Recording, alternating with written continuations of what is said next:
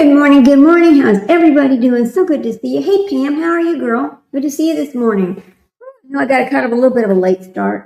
Just trying to get a couple things done before we get started today because I expect tomorrow will be a long day today. I think we're going to have some pretty good testimony today. I'm thinking that doctor's going to testify at some point today. I'm excited about that. Hope everybody had a good evening. And as I always say, please like, share, and subscribe.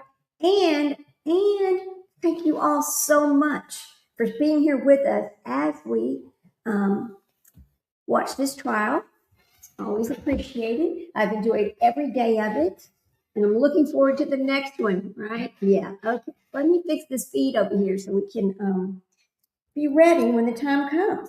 So here we go. Hang on. There we go. Put that little microphone on and let's go.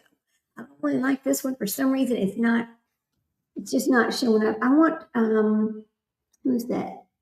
No, I don't know that. I want to go to a news station like CBS or one of those to actually pull in the trial today.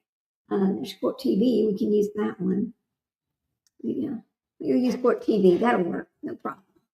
Okay. Let me get this ready. Oops, here we go.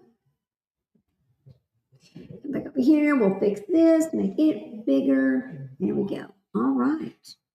Let me kind of do this one this morning. Okay, there we are. We're ready to go. Got my coffee, got my notebook. I am ready to go. Good morning. All right. Now, at lunchtime today, I have to go to the post office for my husband and drop some things off.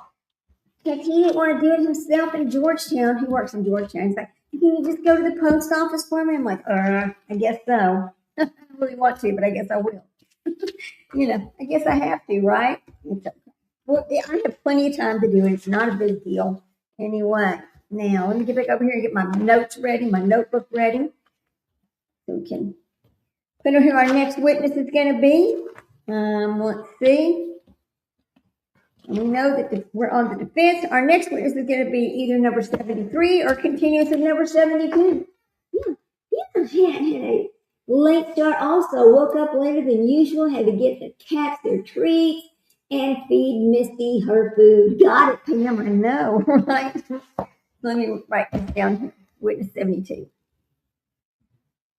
Yeah. All right, now I'm actually ready. Let me get this little thing for that over there.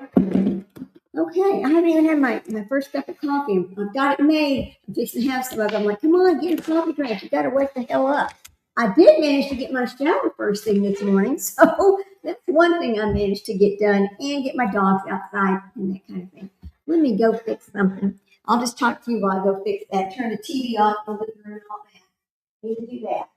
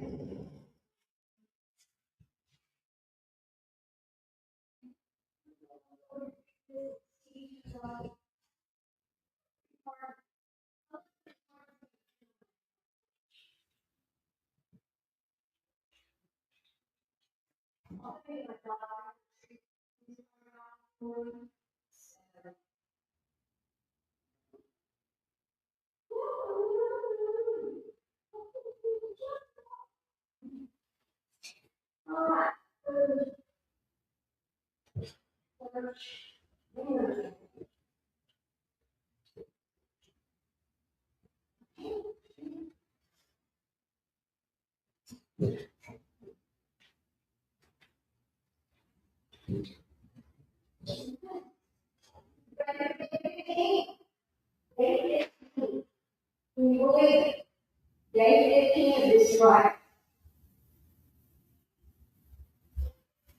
Okay, that is fixed. Oh, let me go grab a dog treat real quick. I forgot to do that. Oh my goodness.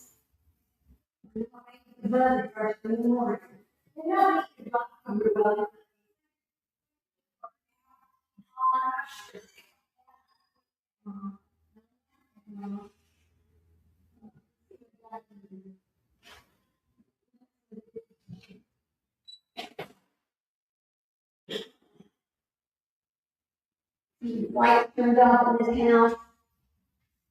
Lord knows our electricity bill is enough. There we go. Okay, now we're ready to go. All right. Let me see if I can. I want to make this different looking. I want to get rid of this over here. Ah, there it is. Now, as we get going, once the feed from channel 10 comes in, I'm going to switch over. But right now, we're just looking at this until we get started. The feed from channel 10 or CBS doesn't have all that written crap all over it, so you can share it a little easier without having to have that somebody else's name in your feed like that. Here you go, girl. Come here. Come here. There you go. You want a treat? There you go. Yeah. Come on, silly boys and girls. All right. My little girl dog, she's so funny. She runs off to eat her treat because she doesn't want her brother bothering her while she's eating her treats because she eats much slower than he does. He's a little piggy poo and she's like all dainty, So strange. He doesn't care. He's just a brute. Yes, Jack is a brute. There we go. All right, there we go. Okay, now what am I doing? Putting my glasses on. That's what I'm doing. Good morning, Leslie. Keeping it real. So good to see you. Hey, Leslie, didn't you enjoy Jay's show yesterday? It was Jack, come here. It was pretty good. I was like, wow, what a weird story she was talking about. Come here. Hey, Jack. Leave her alone. Had to go get that dog. He's over there trying to steal from his sister. There you go. That's exactly why she runs off. She don't want to be stolen from. But here, treat. Come on. And get your treat, baby. There you go. Yeah, I'm gonna get them fed. Yeah, you did. Oh, good. I had such a good time. Such a good time over there. I mean, I had to keep switching back and forth because I was doing a couple other things too. So let me see if the other feed is up yet. I really want the channel 10 feed. I don't really want to use this feed right here, but we'll do whatever we have to do, right? It's okay. Let's see. Let's see if CBS has got one. Let's see. Here we go. Okay. Day 15. It's East Idaho News. It's Boston 25. That's a pretty good one to use too. I don't ever like to use AP. Oh, look, Courtroom Confidential Law and Trials. CBS. That's from yesterday. Let's see. All right, day 15. Duty Ron. Let me see. Yeah, I guess we're going to go back up here and use this other one. Oh, wait a minute. Who's this? Pretty License. Let's see. DD. Hang on, guys. I'm just looking for the better feed.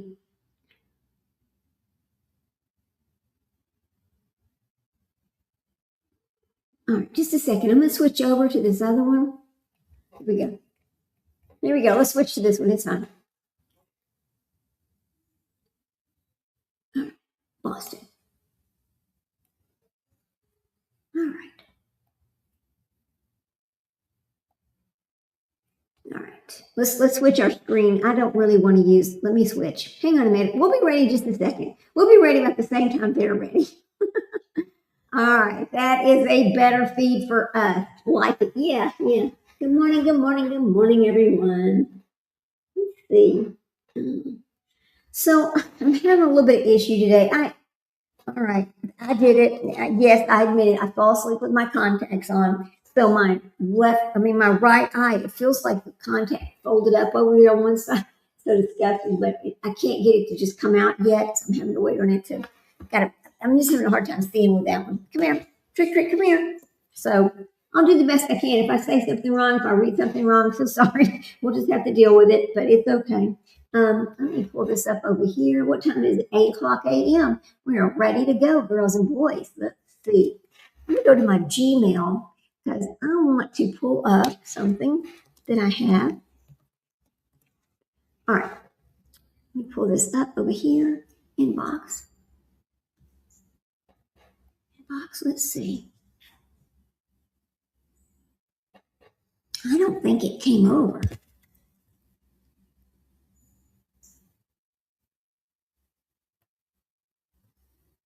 Forums. Let's see.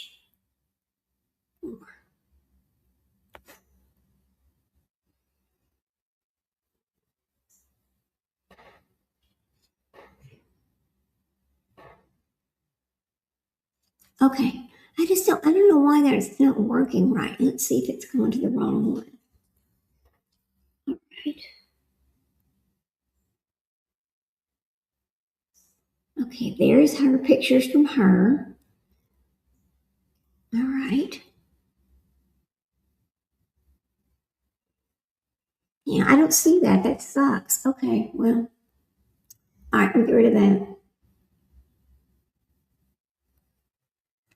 All right, we're ready. I guess we'll just worry about that later. Remember, I was trying to send stuff over so I could show y'all something, but it's like it's not coming over for some reason. It's not letting it come over, so I'll have to show it a different way. It's okay. We'll just put it on our community post, and we'll have a little collage of animals for everybody. Here we go. Come here. Come here. Where's sister? Come here, sister. Here you go. Here you go. Yeah. Are you not hungry this morning? She's barely eating her dinner treat. I wonder what's going on with her. Oh boy, these silly boys and girls. All right. Here we go. Now let me have a drink of my coffee. I haven't even had that. I did manage to do everything else. Let me get this coffee going. So what I do is in the mornings I'll make a little espresso and then I put some honey in it, just natural honey for sweetener because I don't really want to put sugar in it. So good. Sometimes I'll put like some cinnamon in it, but today I was like, nah, I don't really want that cinnamon. I just crave that taste of that honey. I think it's because I crave sugar, which is a huge problem. Hey, did y'all watch? Let me ask you about something. And it's okay. Over here it's a safe space. You can say whatever you feel. You can disagree with me. It doesn't really matter.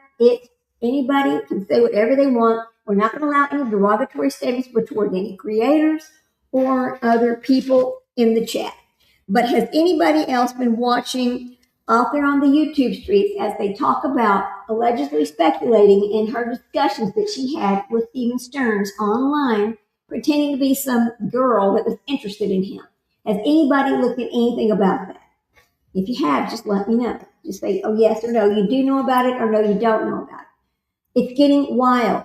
It's getting ridiculous.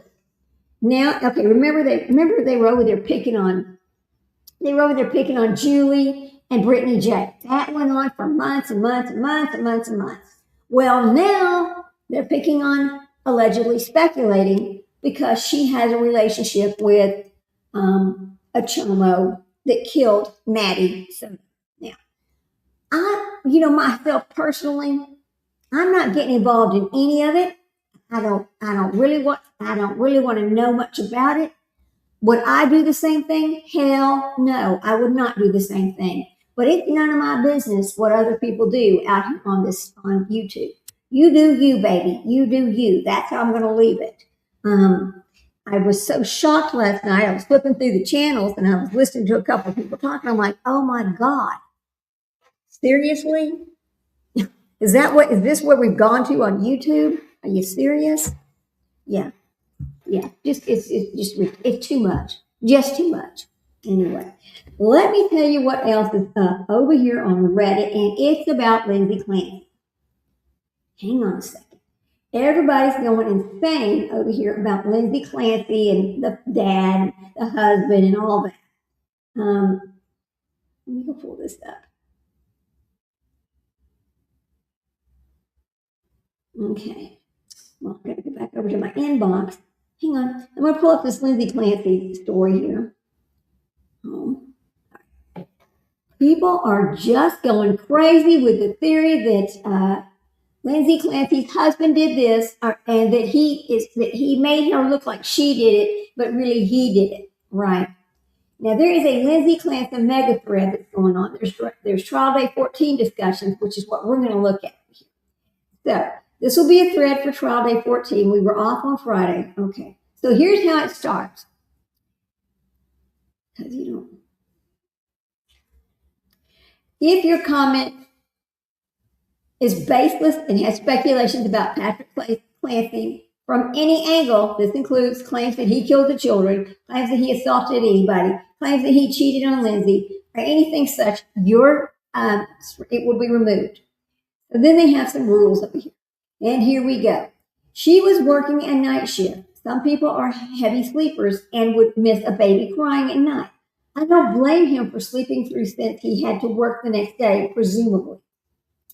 They sleep trained Callan and Dawson. She just had a double standard with Cora, but she was fine letting the other kids cry. So if you're charging Patrick with neglect, charge Lindsay too. All right. And this is straight from day 14. I also find the TikTok narrative interesting that she didn't have enough support and Patrick is also guilty by not helping. In her diary, she never once said Patrick wasn't helping. In fact, we heard she needed to feel connected to him and wanted another child with him. The therapist and the psychiatrist never said she wasn't getting help at home from Patrick. The defense never laid out Patrick wasn't helping her, which led to the psychosis. No one is blaming Patrick except TikTok. Also, it's interesting that she told both Mom and Patrick she had homicidal thoughts, but only Patrick is to blame for them. Do I think her family's reaction to her confessions have been handled better? Absolutely, they could have been handled better. But at the end of the day, she withheld info from the doctors, the psych facilities, and sent him out of the house. No one else can be responsible for her. Here's the next one. Yeah, it seems like it's a projection from true crime wine moms who feel like their own husbands don't help, calling Lindsay a married single mother when she was watching Cora and holding Callan in the security cameras at the museum. Even though Patrick was right there holding Dawson, they were standing in line at an exhibit he wanted and he called him over when it's his turn. Also, imagine Lindsay withheld info from her family and Pat the same way she withheld from her doctors. Like it may be relative or spouses was getting a lot of medical treatments and told me they had intrusive thoughts. I'd assume they were telling the doctors the same things they were telling me. And the experts weren't worried. Would I be worried? That's a good question, right? The next one says, what was he supposed to do? Sit in her sessions? That would be control freak behavior. Get her institutionalized against her will? There's a reason we don't let men lock their wives away for hysteria anymore. I thought that was very funny. It's bad. It's funny, but it's bad. Interesting reading. Although the comments on here, it seems that 90% of the Redditors think she's guilty. Most TikTokers, though, think she is not. I don't think the majority of TikTokers are actually watching the trial, right? Okay. Now, if in Instagram and TikTok have true crime brain rot, they need Lindsay to be set up because it's the most engaging story, not because it's real. Now, I would agree with that too. Here we go. I went over to Lawyer Talk on Reddit, and even there are a lot of people are saying, and the evidence sounds consistent with PPP, while questioning what the prosecution's actual theory is. I think that's why TikTok seems so divided. The prosecution's case feels confusing and all over the place. I'm genuinely surprised we haven't heard from an expert witness specifically explaining PPP yet. But see, I think we have heard from expert witnesses explaining it, don't you? We've heard all kinds of discussions on PPP, psychosis, etc. Here's the next one. Because they are charitably wrong, let me put it to you like this. You are a juror. You've heard the testimony from a whole bunch of professionals who examined or treated Clancy, and they all say no symptoms of psychosis. It is literally not open for you to consider that she might have had a psychosis. Well, I mean, it is in the theoretical sense that you can choose to disbelieve every state witness. No evidence of psychosis has been presented. You have evidence of premeditation or consciousness of guilt. Clancy just hunting down the kids as soon as Patrick closed that door behind him and then heading straight upstairs to do herself as well.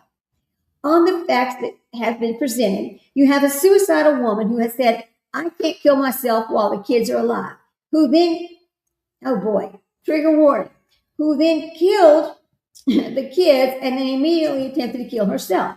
On the facts as presented, it's BRD that she knew that she was doing this, what was wrong, and that she could conform to the law. The state hasn't put up an expert talking about PPP because PPP diagnosis is not in evidence. And I agree with that. That is not the evidence we've heard. We've heard evidence of suspicious bipolar. We've heard that. You are privy to the information the jury is not. There is a reason why there are months and months of trial prep, motion practice, and voir dire. They still have to sit down at the end of the business yesterday because the state argued successfully that whatever evidence he wanted to leave from his expert should not be allowed. Just wait till we get to the jury instructions And all the arguments are over wording. It's all going to be over wording. He's right about that. Now, let me go check over here. What time is it? Okay, they should be getting to the courtroom soon. It's 8:11. Make sure that our feed is caught up. Because, sometimes it's not. All right, here we go. All right. Now, just some interesting reading over there on Reddit as to what people do believe is true or not true. Here we go. Straight logic and reasoning here. The next one says, but if Lindsay Clancy genuinely believed she had to kill her children in order to kill herself, wouldn't that actually support NGRI? Knowing what she was physically doing doesn't necessarily mean she was thinking rationally or understood the reality of what she's doing. But see, that's not the way I understand what she's done. See, I see it a little bit differently. If I believe I need to kill you in order to get my inheritance, would that support NGRI? That's a very good question. I believe I need to kill you to get your stash of rare Pokemon cards. Would that support NGRI? Oh boy, this guy's vicious. If I believe I need to kill you to get work 5 seconds faster, would that support NGRI? Please, genuinely, think through what you're saying. Just because the steps to accomplish a goal are not rational or not fair or not reasonable to you doesn't mean the person who does these things is not criminally responsible. They are removing obstacles to obtain the goal that they desire. That's a good point right there. The goal they desire. All right? They know what they're doing is wrong or illegal, but their desire to do something is greater than their fear of the consequences. Or in a murder-suicide, they're not going to be around to face them. Right? That might be what she thought here. So goal-directed behavior, planning, premeditation, and consciousness of guilt, they make a very good case for a guilty verdict. Yes, they do. This is the next one. Look, I'm not a lawyer, but if I was sitting on the jury, I need a pretty damn clear explanation for why a loving, caring, and involved mother suddenly did something so horrific if severe mental illness wasn't driving it. So far, I just don't think the prosecution has given one. Okay?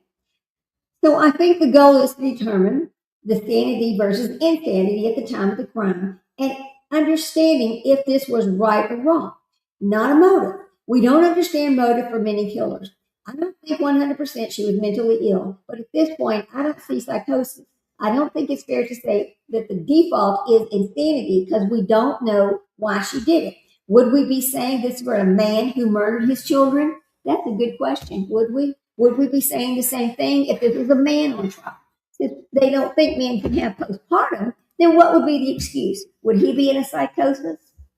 No. See why the argument doesn't make any sense at all? This is what leads me to whether you're a man or a woman, you decide to take the life of your children, you know what you're doing, right? You know what's wrong when you do it. So help me understand how anybody can claim she was in a psychosis because I just don't think she was. That's just how I see it. I can be 100% wrong, and that's okay, right? We'll find out more today. I am just so excited, guys. Let me tell you what happened yesterday.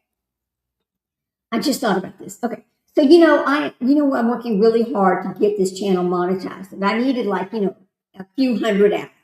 So I'm asking my friends, please watch the trial. Everybody go watch the trial. Watch it in its entirety.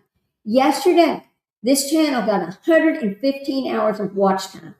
I was so freaking excited. If we could just do that a few more times. Guess what? We can actually get this monetized, and then we can do some days where we're donating to things that we find important to us. People who take care of animals, people who take care of children, people who donate things to schools, that kind of thing. I want to do some charity work with this channel, but you have to be monetized in order to do that. So I'm pretty excited that we got 115 hours yesterday. Yay! Thank you to everybody who helped. Now, let's check our feed, make sure that they're not moving ahead of us. Okay, see how sometimes it just doesn't catch up? Yeah, there we go. All right, yeah. All right. Y'all go get your Cokes, your water, get your coffee, get ready to go because it is 8:15 and I suspect we will hear them coming into the courtroom soon. All right.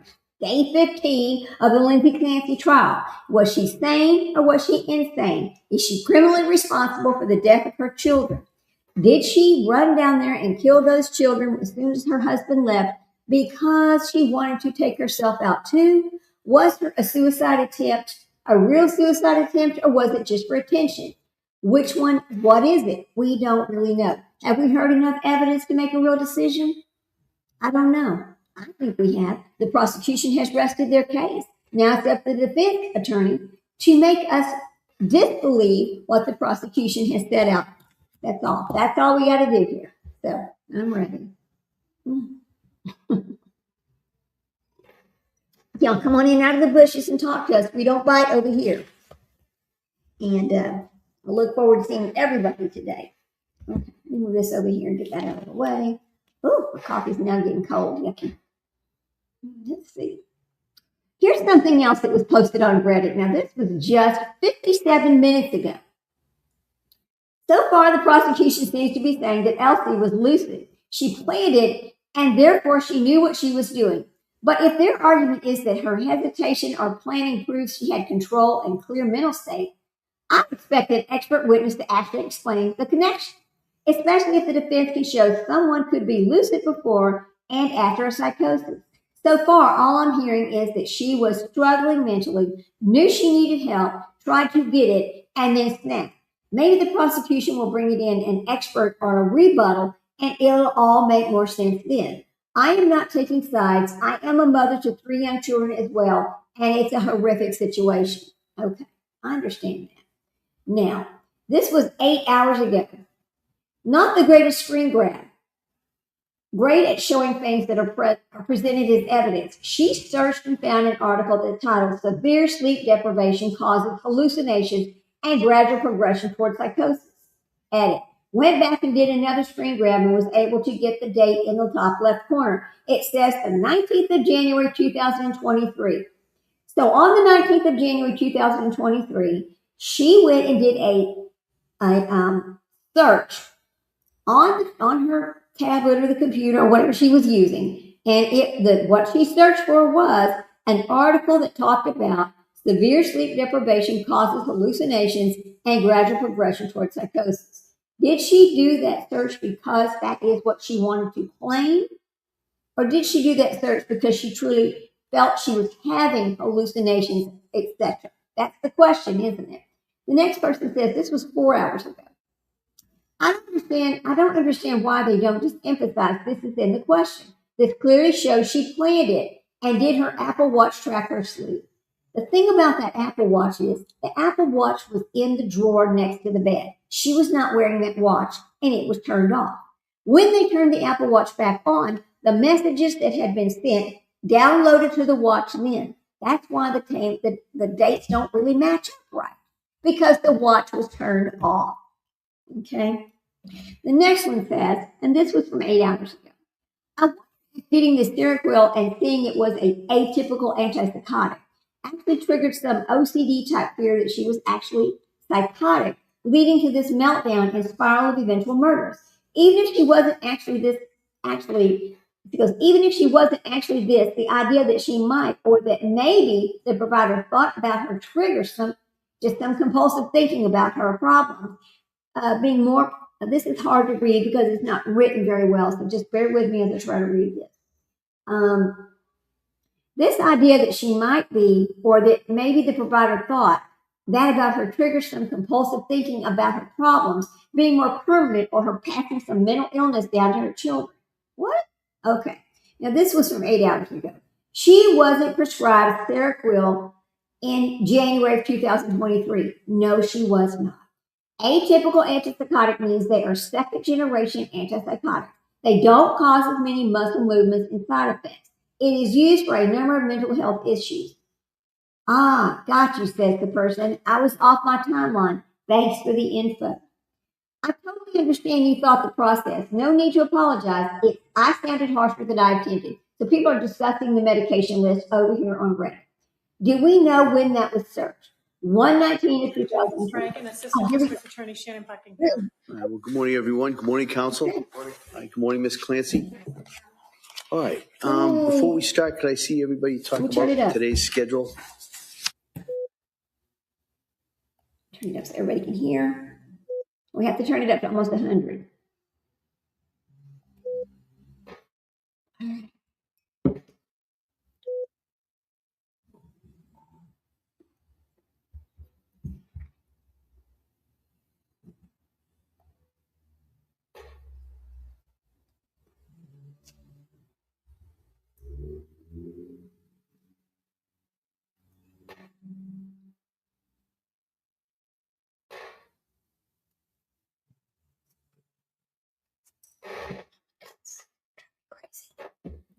Yeah, let's go.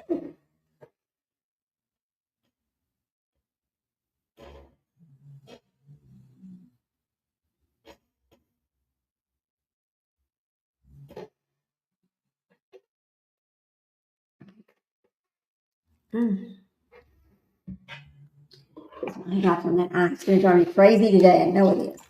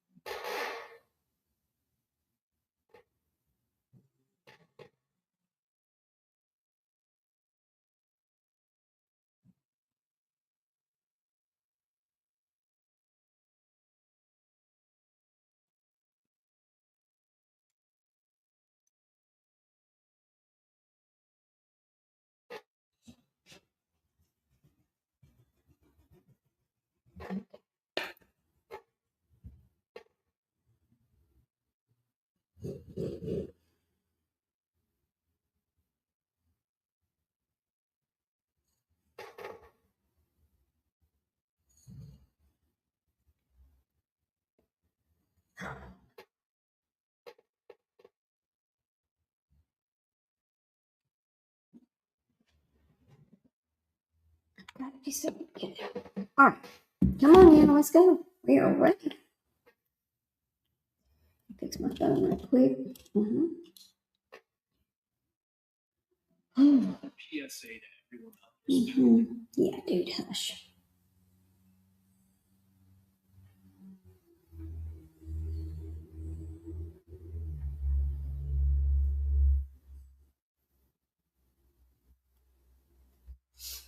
Okay.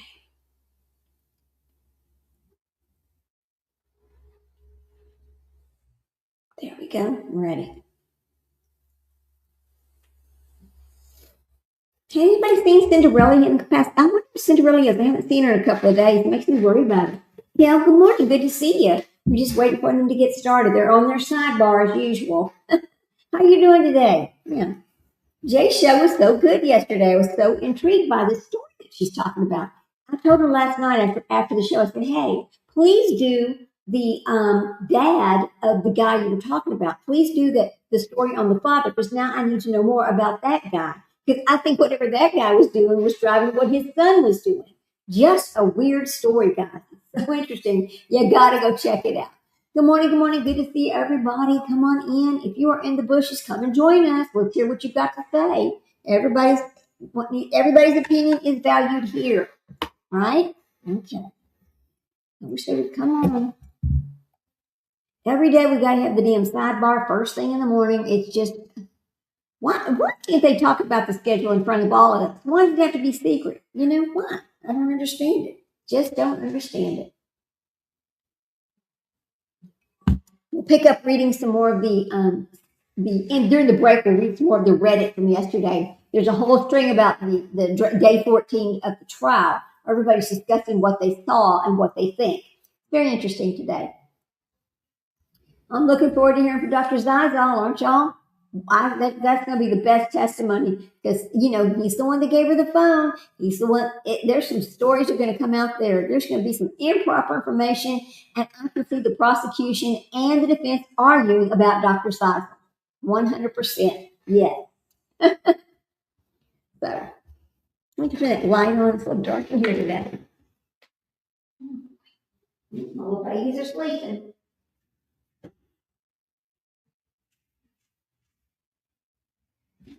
All right. Let me go do that too. Let me check the air conditioner. Hang on. Oh.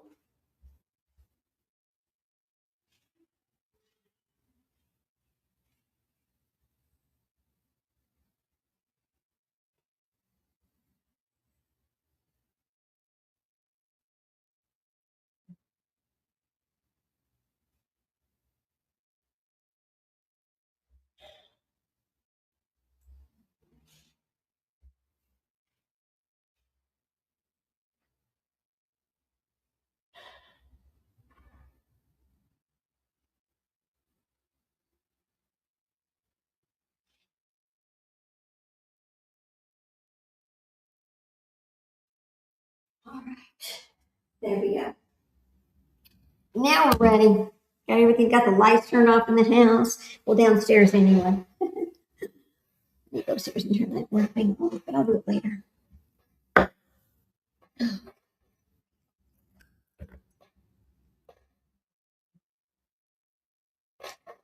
Let me ask y'all a question. How many people think that the defense will rest his case by Friday? Put a 1 for yes, a 2 for no. I think he's going to shock us. I think he's going to do something shocking. I think he's going to rest by Friday. I'm going to say, yeah, he's going to. Because again, it's up to the prosecution to prove their case. He doesn't have to prove anything. All he has to do is bring some character witnesses and talk about whether they think she would do this or not. That's it. That's all he has to bring. Gosh, this is bad. Mm-hmm.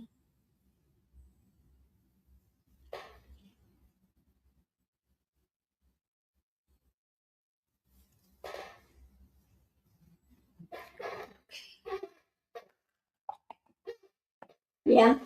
No? Okay, good.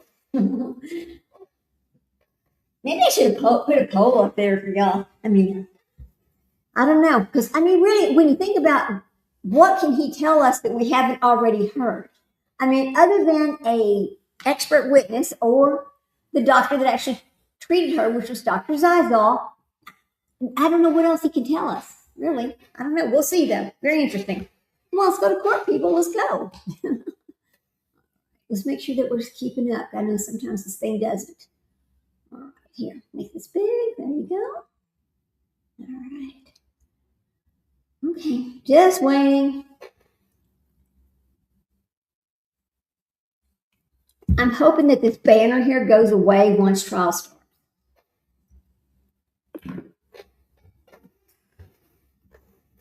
Let me get some water, too. Let me grab my water.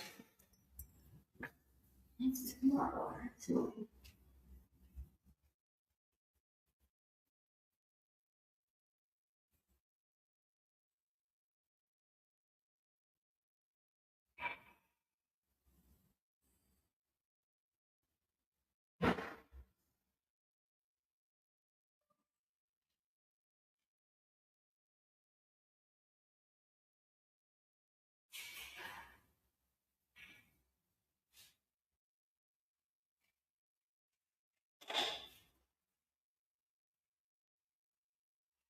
Okay.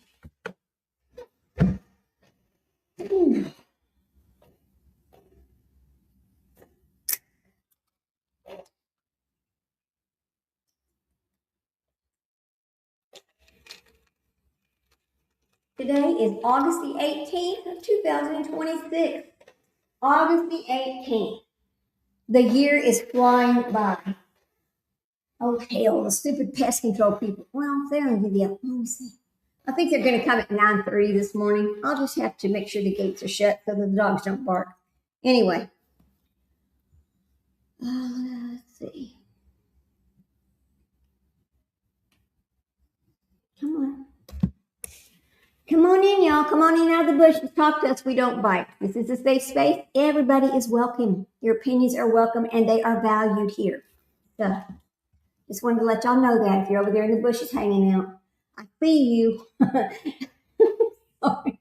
I can see a number, but I just can't see the person. Oh, here they go. Ready for the jury? Yes. Yes.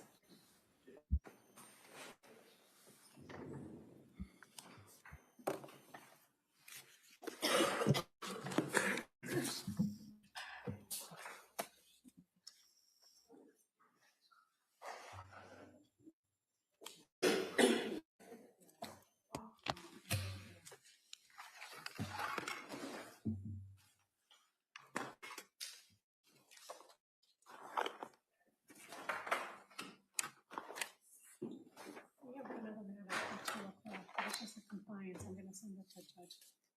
All right, please.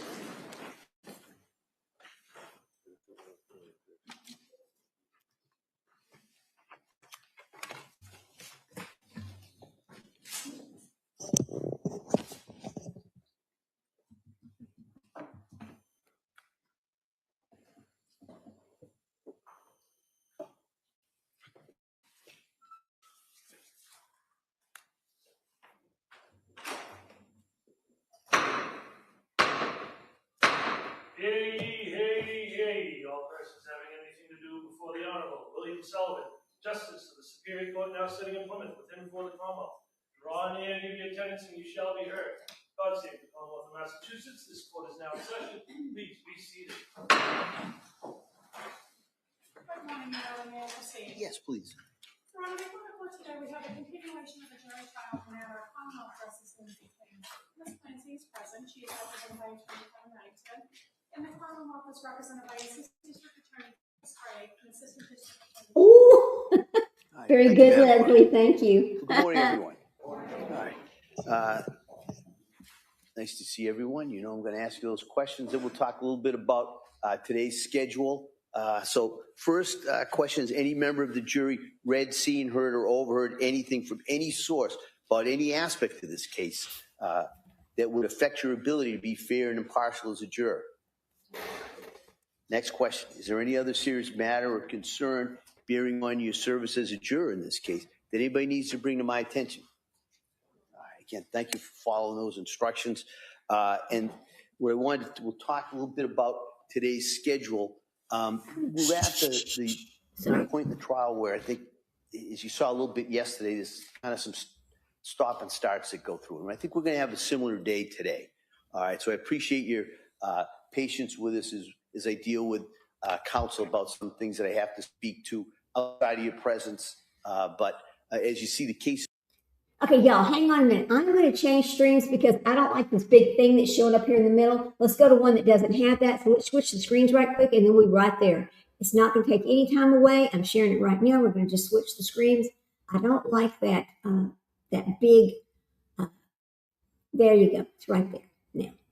Okay, let's go. We're at the point in the trial where I think, all right, as good. you saw a little bit yesterday, there's kind of some stop and starts that go through. And I think we're going to have a similar day today. All right, so I appreciate your patience with us as I deal with counsel about some things that I have to speak to outside of your presence.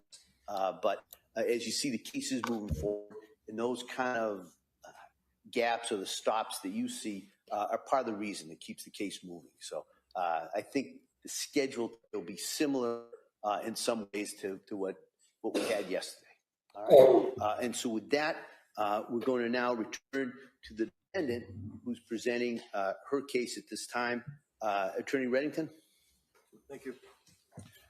Call Sue Clancy, please. Susan Clancy. Okay. Yeah, she should be in the hallway.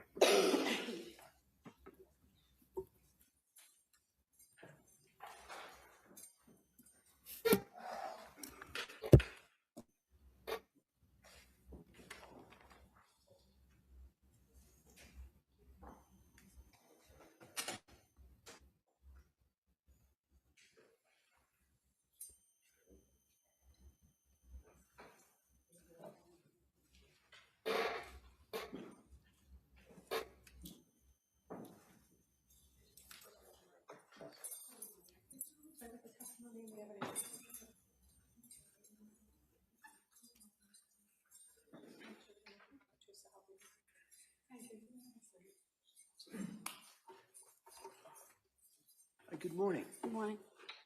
I'm just going to ask you to speak into that microphone, keep your voice up if you could. All right. Counsel. Good morning.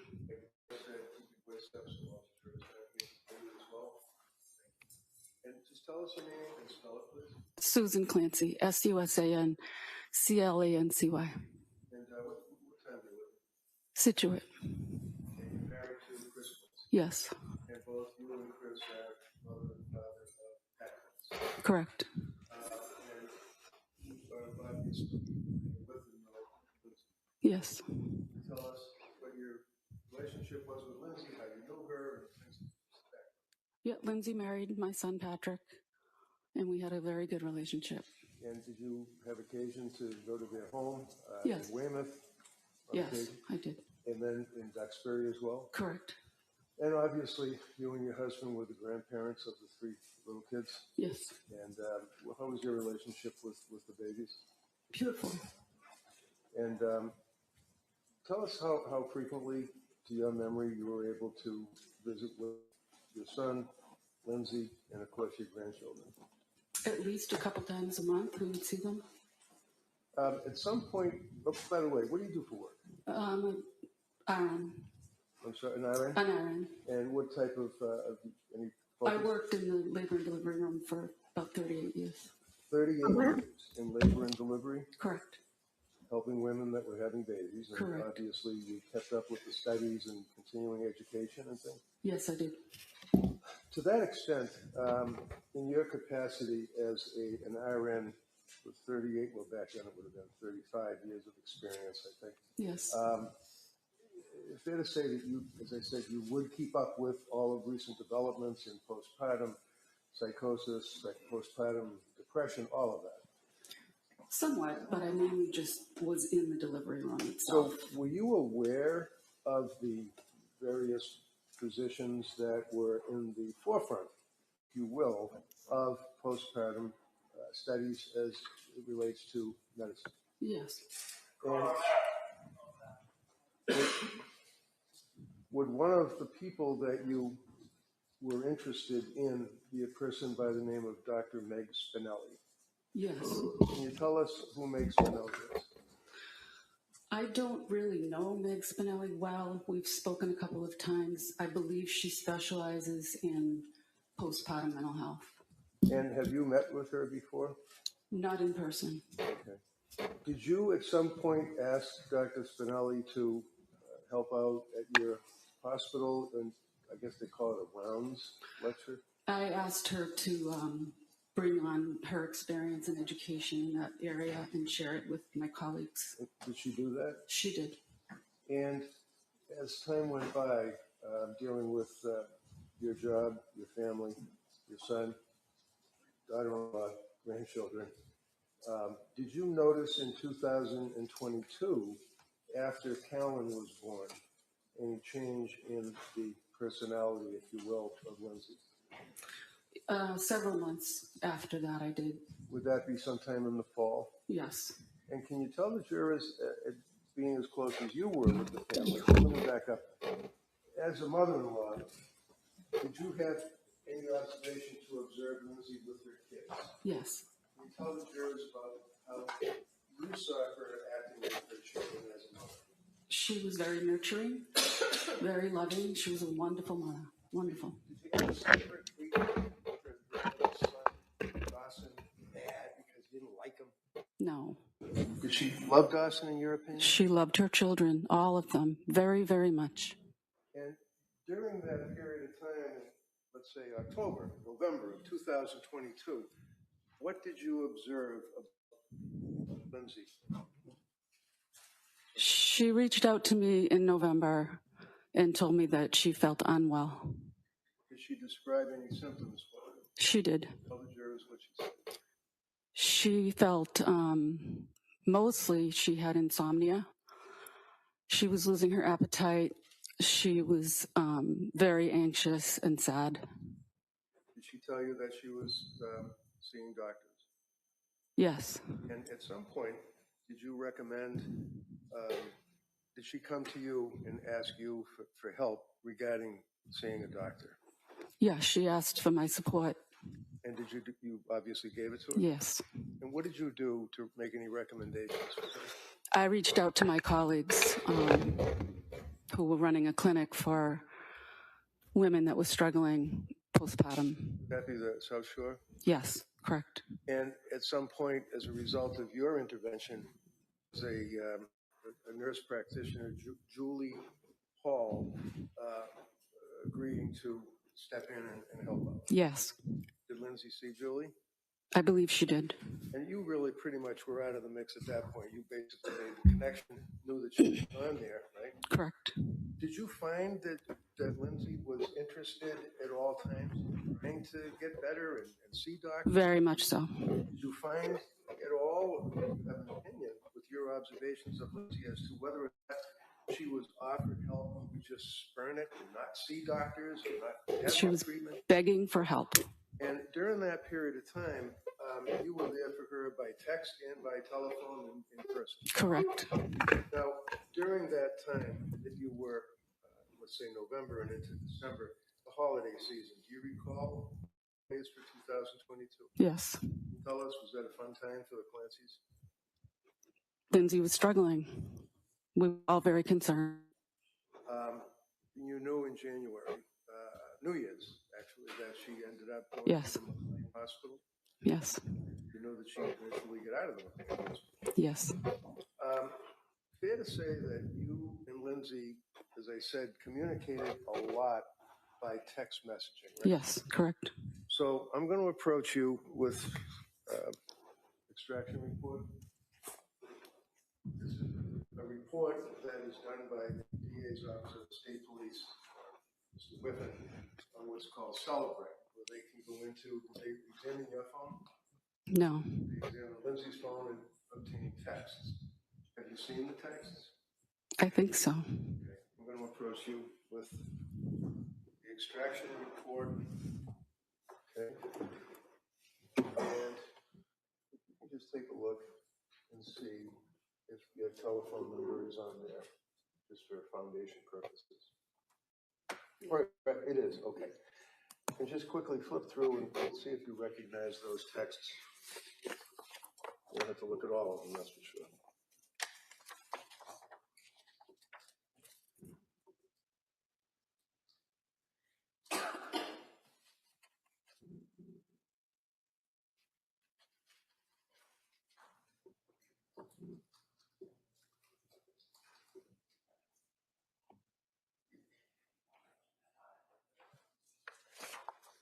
They appear to be texts between you and Lindsay?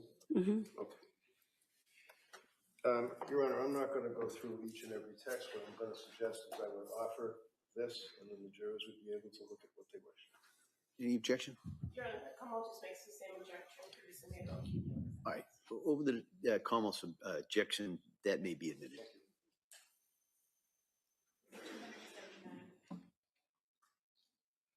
Thank you very much.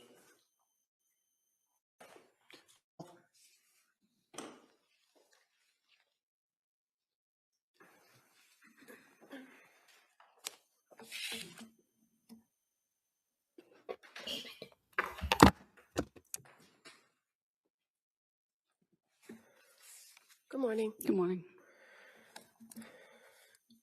So you indicated that you were a labor and delivery nurse for 38 years. Mm-hmm. And what hospital was that? South Shore Hospital. And early on in the defendant's career, did you work with her? Briefly. Okay. And she then went to Mass General, correct? Yeah, she was a student at the time. Okay. And you stated that you are aware of a doctor named Meg Spinelli, correct? Yes. Did you reach out to her in this case? I don't remember exactly how she and I connected. I don't recall. Well, you indicated that you connected with her in a professional capacity to have her come to your hospital, right? Yes. But as far as her role in this case with the defendant, did you reach out to her for that? I don't think I did. I don't recall. Now, you said that you began to notice some issues in, defense counsel said October, November, but fair to say you weren't aware of what was going on until she texted you on November 16th when she was at the emergency room? Yes. And that was at South Shore Hospital? Yes. And you actually met her there at the emergency room? Yes. Was she by herself or with Patrick? She was by herself. Did you know how she got there? She drove. She drove herself to the hospital? Correct. And she was in the emergency room for a while, correct? I don't know how long, probably an hour, maybe 2 hours. Well, you went down when you knew she was there, sat with her for a little bit, went back upstairs to because you were working that day, right? Correct. I wasn't able to go down immediately. I had to wait about an hour and a half, and then I went down. Okay. And then you sat with her for a little bit, went back up to work, right? Yes. And then you came back down at some point before she was discharged. Yes. Counsel, can I see it sidebar just very briefly? Oh my God. What the Sam hell's going on here? Why are you stopping the damn trial? Listen, for me, yes, this is ridiculous testimony. What has this got to do with anything, right? I understand. But, thank you, Calvin. Yeah, you couldn't either. But here's the thing. If she drove herself to the, is prosecution saying she was so bad off, but she could still drive herself to the hospital? Is that what prosecution is saying here? I'm so confused. I guess was no grandparent at her house so that Patrick could bring her? I mean, I don't understand. Who in the right mind drives themselves to the hospital if they're having an emergency mental problem? Right? I mean, oh my God, something is so weird about this. Let's go. Sorry. This is just ridiculous. I'm going to be honest, just ridiculous. What a waste of time. Who thinks that Reddington is just grabbing at straws because he knows he's not winning over here? I'm not sure. It figures, yeah, another damn sidebar. Yeah, we're just going to call this the sidebar trial because that's what we see every 5 minutes. It seems like sidebar, sidebar, sidebar. It's craziness, just craziness. Can you be in a psychosis and drive yourself to a hospital? That's a good question, isn't it? Let's see. Let me look.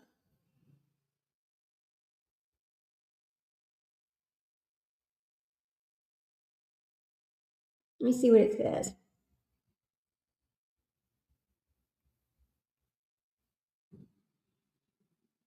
All right, we're going to ask the trusty machine.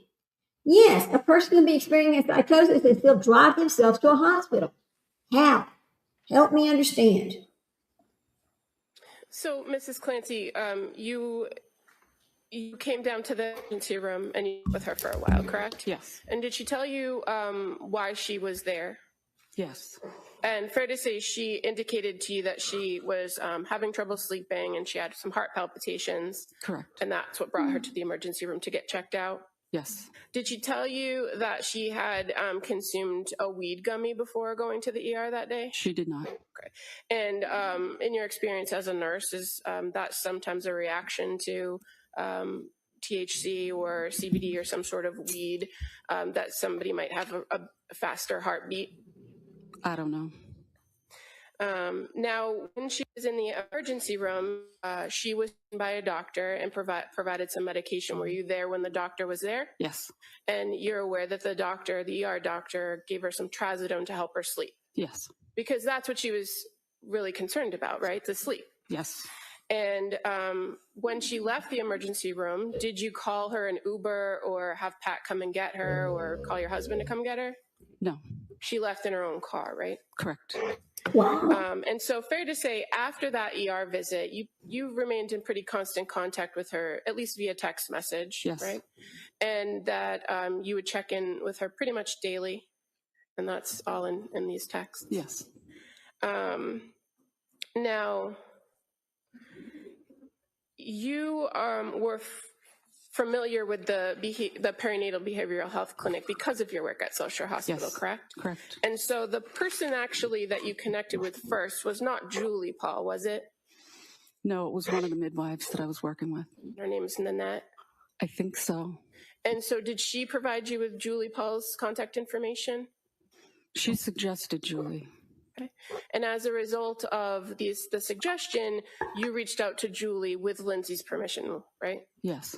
And you said that at that point you made the contact, knew she had spoken to Julie, and you kind of stepped back from the clinic. Mm-hmm. Yes.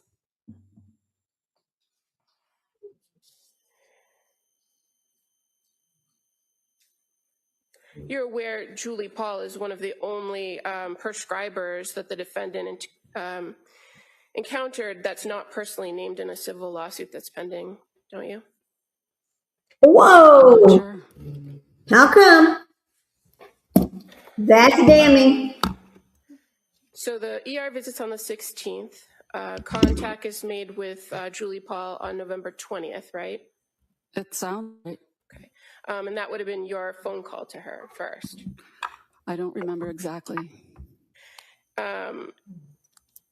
In the time period, well, you know she was going and going to see providers and meeting with Julie and going to the clinic. Did you offer to help out more with the kids? Yes. You were still working full-time at that time, weren't you? Yes. So fair to say it was kind of limited based on your schedule? Correct. Did you have a normal schedule that you worked at that time period? I don't know what you mean. Well, as a nurse, did you work day shifts? Did you work I mids? worked the day shift. So did you offer to watch the kids at nighttime? I don't remember exactly. Did the kids come to stay at your house overnight so that she could get some sleep? No, they didn't. Fair to say you offered and she didn't want the kids to come to your house, right? No, that's not right. Well, were they, did they ever sleep over your house? No, they didn't. And Cora was 5, right? Yes, correct. She turned 5 that December. So at any point, they never stayed over. We decided together it was best for them to be in their own beds at their own house with all their belongings. And Lindsay's parents were very actively involved in staying over and helping out. So it was the best decision that they stay home in their own beds. So prior to the November of 2022, did you and your husband ever come and stay over the night so that Patrick and Lindsay could go off? We never did stay at their house. And as far as kind of watching the kids or taking the kids outside of the house during the daytime, did you often take Cora on kind of day trips out to lunch? Yeah, we used to go to lunch together. How about Dawson? Did you take him one-on-one out to? Not as much, younger. And how about Callan? Did you ever take him out of the house without Lindsay? No. And are you aware that Lindsay told one of the therapists that she wasn't close with you as in-laws? And that she, I didn't know that, no. that she said she doesn't generally allow the in-laws to watch her children? I did watch the kids. Okay, but are you aware that she told the therapist that? No. Are you aware she told the therapist that she didn't have any particular reason why and that they don't bug me about it either? I didn't know any of that. Damn. That's a slam. Now, Lindsay, the defendant, she communicated with you via text about her issues with sleep and the medication she was taking, right? Yes. And as far as the ER visit where the trazodone was prescribed, do you recall having a back and forth conversation with her about that it's okay to increase it if you weren't getting any relief? The doctor told her that, so I repeated that. And so you're aware that she was, in fact, increasing the dose? I did not know that.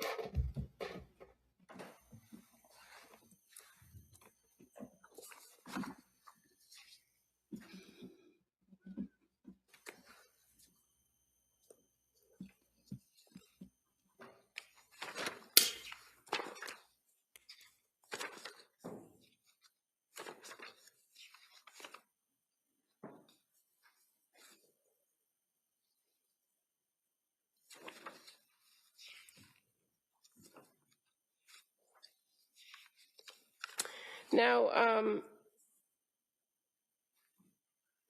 once she was seeing Julie Paul, did you continue to have conversations with her about how she was feeling? Yes. And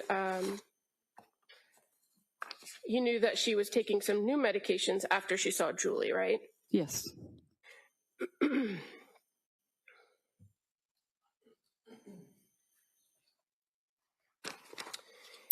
And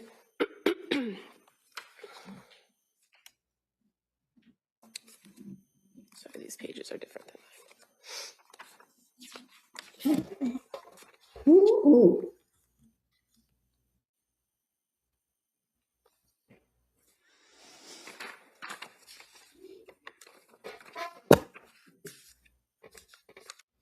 Okay, I'm stopping a minute. Just right. Kel, I don't either.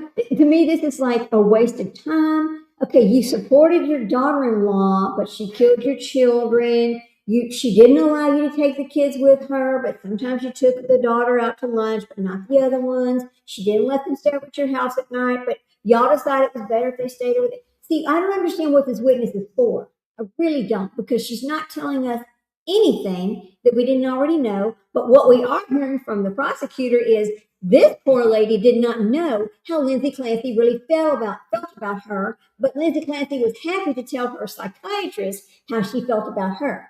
But don't you find it interesting that Julie Paul was not part of the lawsuit? Why not? Because of her friendship with Susan. Why was Lindsay Paul not named? She also gave medication. Here we go. Let's go. At some point, after being prescribed some medication, you recall that Lindsay told you that she thought she developed a benzo dependency, correct? I vaguely remember that. That would be on November 29th, where she says, I just deep down inside of me feel that I've developed a benzo dependence after just 2 weeks of using it, and I feel like no one is hearing that and addressing it, and we keep throwing different meds in the mix that aren't really addressing the real issue. Do you recall that message? It sounds familiar. And she asks you, or you respond, so hard, I don't know what to do, so should you not use it? And she responds, I guess not, but then I don't sleep, right? Do you recall that? I can't say for certain. It sounds right. Okay. I don't remember a lot of specifics.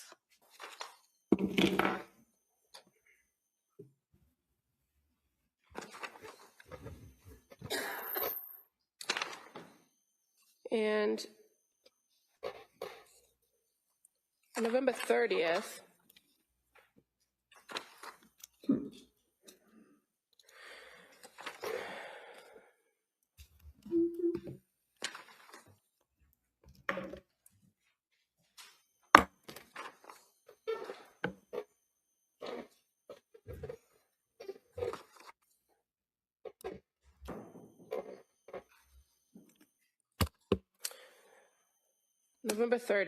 she says,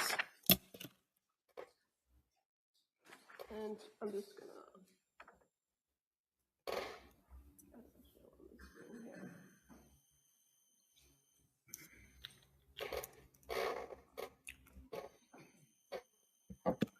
She says, I'm not okay and I'm terrified of taking meds tonight. Do you see that in the green? Yeah. And then your response is, why are you scared? Why happens if you don't take them? What are you afraid of? What about Ambien, right? You're actively trying to help her kind of figure out the medication. Yes, there were a lot of medications. You're aware she wasn't prescribed all the medications at one time, but just a lot of different combinations were kind of thrown around as options, right? It seemed confusing.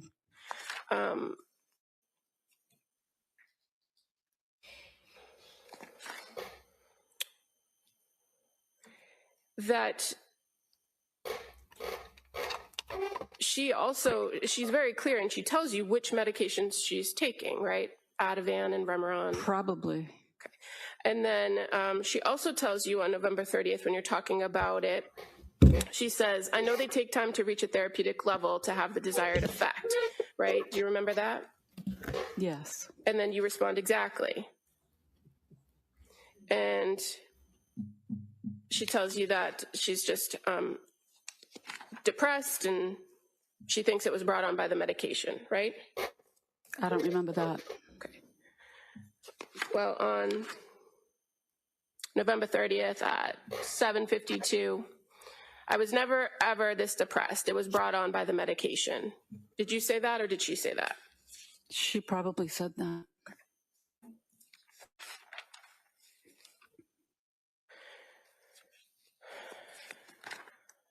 Now, you were asked about the holidays and Thanksgiving. You remember Thanksgiving?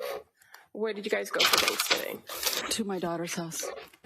And do you remember telling the grand jury that during Thanksgiving things were better? I don't recall.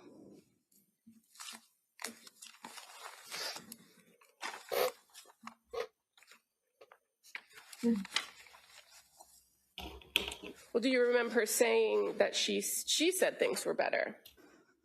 Do you remember that? Vaguely. Okay. You were asked, what was Lindsay like during the big Thanksgiving gathering? What observations did you make? Answer, she smiled. The girls all had Thanksgiving t-shirts on that sort of matched. We took a picture. She mostly focused on the kids and interacting with the cousins and the aunts and uncles. At one point, she went off a little into the distance, and I approached and asked her how she was doing, and she said, I'm trying hard to get better. I'm still working at it. I asked about her sleep. I thought that was important, and also the fact that she lost some weight. She didn't have an appetite, and she said things were getting better. Okay.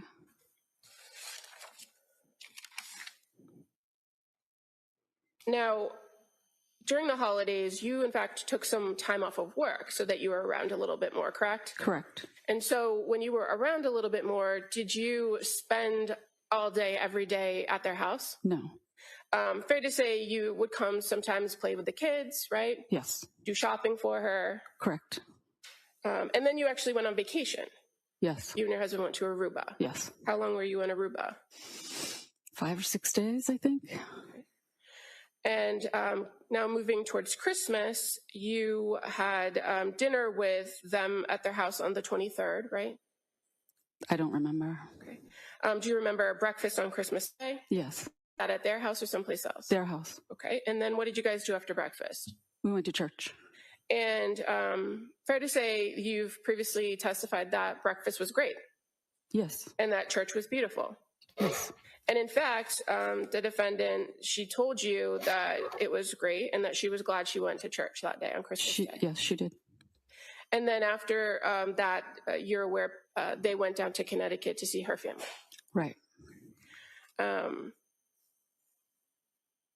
Now, are you an active member in the Catholic Church? Yes. So you're aware that murder is considered a mortal sin? Oh, Councilman, I see you over here. uh-oh. How about that? Why, listen, this is not fair. This judge does not need to be calling out the prosecutor because she's stating the truth. Why is it he's doing that? Why is he protecting the jurors from hearing the prosecution's case? This is ridiculous. Ridiculous. It's not fair. It is considered a sin. It is. I mean, that's the religion. We know that, right? It's ridiculous. And it is, you're right, Cal. Ouch. This is going to be something else here. I wonder what's going to happen. She should be allowed to continue her case, ask and answer the questions, and if you're a devout Catholic, you know exactly what the Bible or what the church thinks about murder, especially your own children. Come on. All right. Ridiculousness. Damn sidebar again. Huh.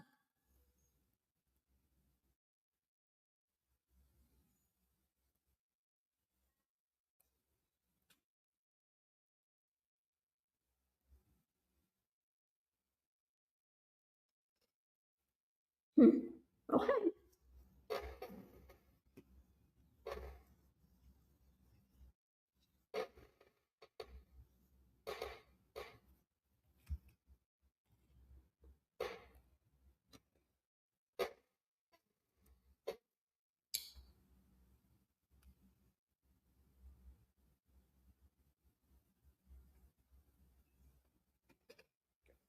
Right? And what that means is you are not to consider it for any reason or any purpose. Okay? All right, counsel. Bitch. So you were aware, Mrs. Clancy, about the stay at McLean Hospital from January 1st to January 5th, correct? Yes. And did you come to the house to help with the kids during that time period? Yes. And fair to say, when she came home on the 5th, there was a party for Cora on the 7th. Yes. Did you go to the birthday party? No. Were you at the house much between January 7th and January 24th? I don't remember. Uh-oh. Do you recall previously reporting that you hadn't been at the house? I don't remember.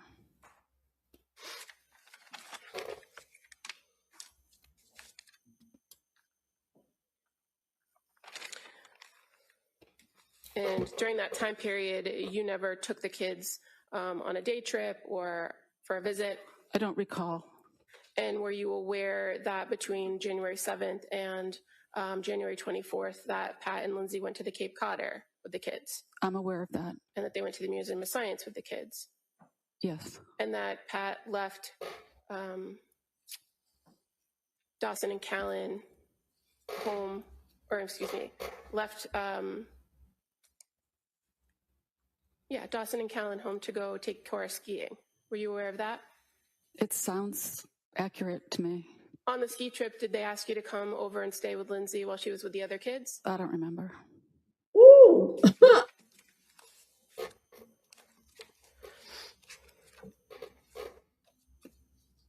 And you were asked on direct examination about Lindsay going to see providers, and you said, I think she was begging for help, right? She was. Did you attend any of those meetings with her, therapists or doctors? No. So you don't know what she told the providers, right? I don't know. And you don't know what kind of help she asked for other than medication, do you? No. And do you know whether there was any other options offered to her other than McLean, like a partial hospitalization program or intensive outpatient? Were you aware of those options? Yeah. And do you know if she went? She went to Women and Infants. So that's the one day where Pat dropped her off and went skiing and then came back, right? I believe so. Nothing further. Okay. Cross? What can you possibly ask? So she asked you about options that were available to Lindsay, correct? Yes. You mentioned one of them was that she could go to the Women and Infants program in Rhode Island that specializes in perinatal and postpartum, right? Yes. You know that she went there, right? Correct. You know she was turned away because she was over-medicated, right? Yes. You also know that they gave her numbers to call suicide hotlines, right? Yes. She called twice, not once, but twice, and again was turned away. Isn't that right? Yes. Thank you, ma'am. Come on. Hang on. On that. I have a question when she gets through asking. You're aware she was turned away because she told you she was turned away, right? I don't remember the details of that visit or that day. You didn't review the records, did you? No. So you're not aware that they actually deferred to Pat and Lindsay reporting over medication?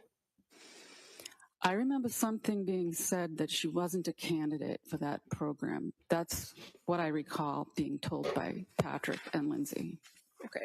And that's because everything she described was reported connected to medication and occurred well after what's considered the postpartum period, right? I don't know. Uh-oh. Well, you're a labor and delivery nurse. You know the postpartum period could be up to a year, right? I've heard it could be longer.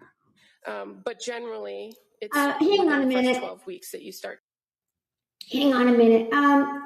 Hello, Dolly producer. I don't know why you're over here saying these things, but we are watching a trial that is important to us. If you do not want to come in here and participate nicely, then we will have to ask you to leave. I don't really usually like to do that to people because I think everybody's opinions are welcome. However, what do you mean this is not a true crime channel and you've already covered this? You need to go, if you don't want to watch our coverage of day 15 of this trial, then go watch somebody else. This is what I'm going to say. Okay? That's it. Thank you very much. You're not going anywhere? Well, I can take care of that. How about that? Here you go. We can take care of that. Here you go. All right. I don't even know why you're here doing this. This is so freaking rude, isn't it? Yes, it is rude. So you can just go away. All right. Here we go. All done. All right, there we go. Now, y'all know I don't like to time people out and things like that, but I'm not going to have people come in here and make ugly statements, etc., when we are trying to watch a trial that's being shown. So you're trying to put... No, I'm not policing what other people post. It's my channel, and we're trying to watch a live trial. You can come in here and watch the trial with us, or you can go watch it someplace else. That's all I got to say about it, okay? Thank you very much. Let's go, guys. To see some symptoms. I don't know. You're aware that she was sent from Women and Infants with actually several options, where it included inpatient treatment for medication. Yes, it was rude for somebody to come here and make those statements like that, Dolly. Please don't. I mean, we don't need that here. We're trying to watch a trial that's important to us, okay? So thank you very much. So you don't have... We do have open chat, Dolly. What we don't have is people over here making rude comments when we're trying to watch a trial. How about that? And that's all I'm going to say about it, guys. Here we go. We're just going to watch the trial and that's it. No, I'm not talking about Dolly producer. Well, sweets again, whatever. Thank you very much for coming in. You can either be nice or be quiet. That's it. We're going to just watch the trial. There we go. Mods, you have the right to quiet people if you want to. It's up to you. Here we go. Patient management, a partial hospitalization program focused on general mental health, or continued outpatient management. That's what she was sent away with. Okay.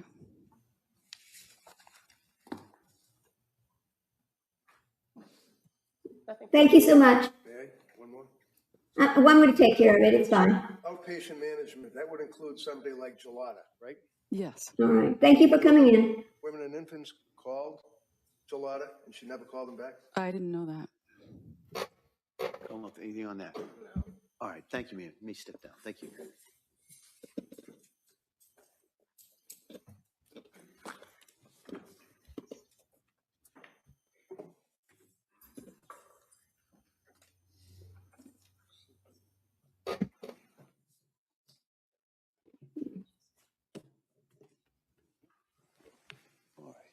All right, well, members of the jury, this is one of those stops I told you about. We're going to have kind of throughout today. So I'm going to ask you to go back to the Hey, Roger Rabbit. Good to see you. Thank you for coming in. and we'll bring you right back in, and we'll continue with the evidence. Okay.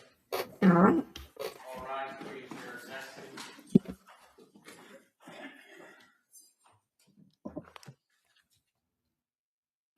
Listen, yes, everybody's welcome here. It is a safe space. But don't come in here and think that you're going to start saying negative things about the channel. We're not going to have derogatory statements about the channel. We are streaming a live trial. It is day 15 of the Lindsay Clancy trial, and we just want to watch the trial in peace. We just want to enjoy it. We want to conversate about it. We want to say what we have to say about the trial, not about the creators and not about the people in our chat. That's what I'm going to say here. Now, anything else to say? What I will say is thank you for coming in. We always enjoy seeing new faces. We appreciate you. There we go. What was that, PJ Dollars? Roger, I have no idea who that is, and I don't even know why they're coming here, really. I don't go into their channel and say anything at all, and I'm not going to allow people to come in here and say negative things here. We just want to watch the trial. We just want to enjoy each other's company, and we just want to hear what you think about the trial and whether you think she was sane or insane at the time that she killed the children. That's all. That's what we're doing here. That's it. Yeah, that's it. Anyway, yeah, thank you so much. Yeah, welcome, Roger Rabbit, for coming in. We appreciate seeing you. And yeah, thank you, Sweets, again. Thank you so much. Appreciate you. And Roger Rabbit, hi. Yeah. Hey, Leslie, good to see you. Anyway, yes, thank you, guys. I don't even know why people do that. What is the point? I am in no way competition to any of those people. If they want to live stream the trial, go ahead and live stream the trial. That's up to you. We all watch different channels. We all go to different channels, but we don't go into other people's channels and say negative or derogatory things. That's all. Okay. Yeah. Okay. Well, that was interesting testimony. What do y'all think? Very interesting. Yeah. PJ just likes drama. Thank you so much, Roger Rabbit. I appreciate that. Thank you so much. What do y'all think? That was some damning testimony, actually.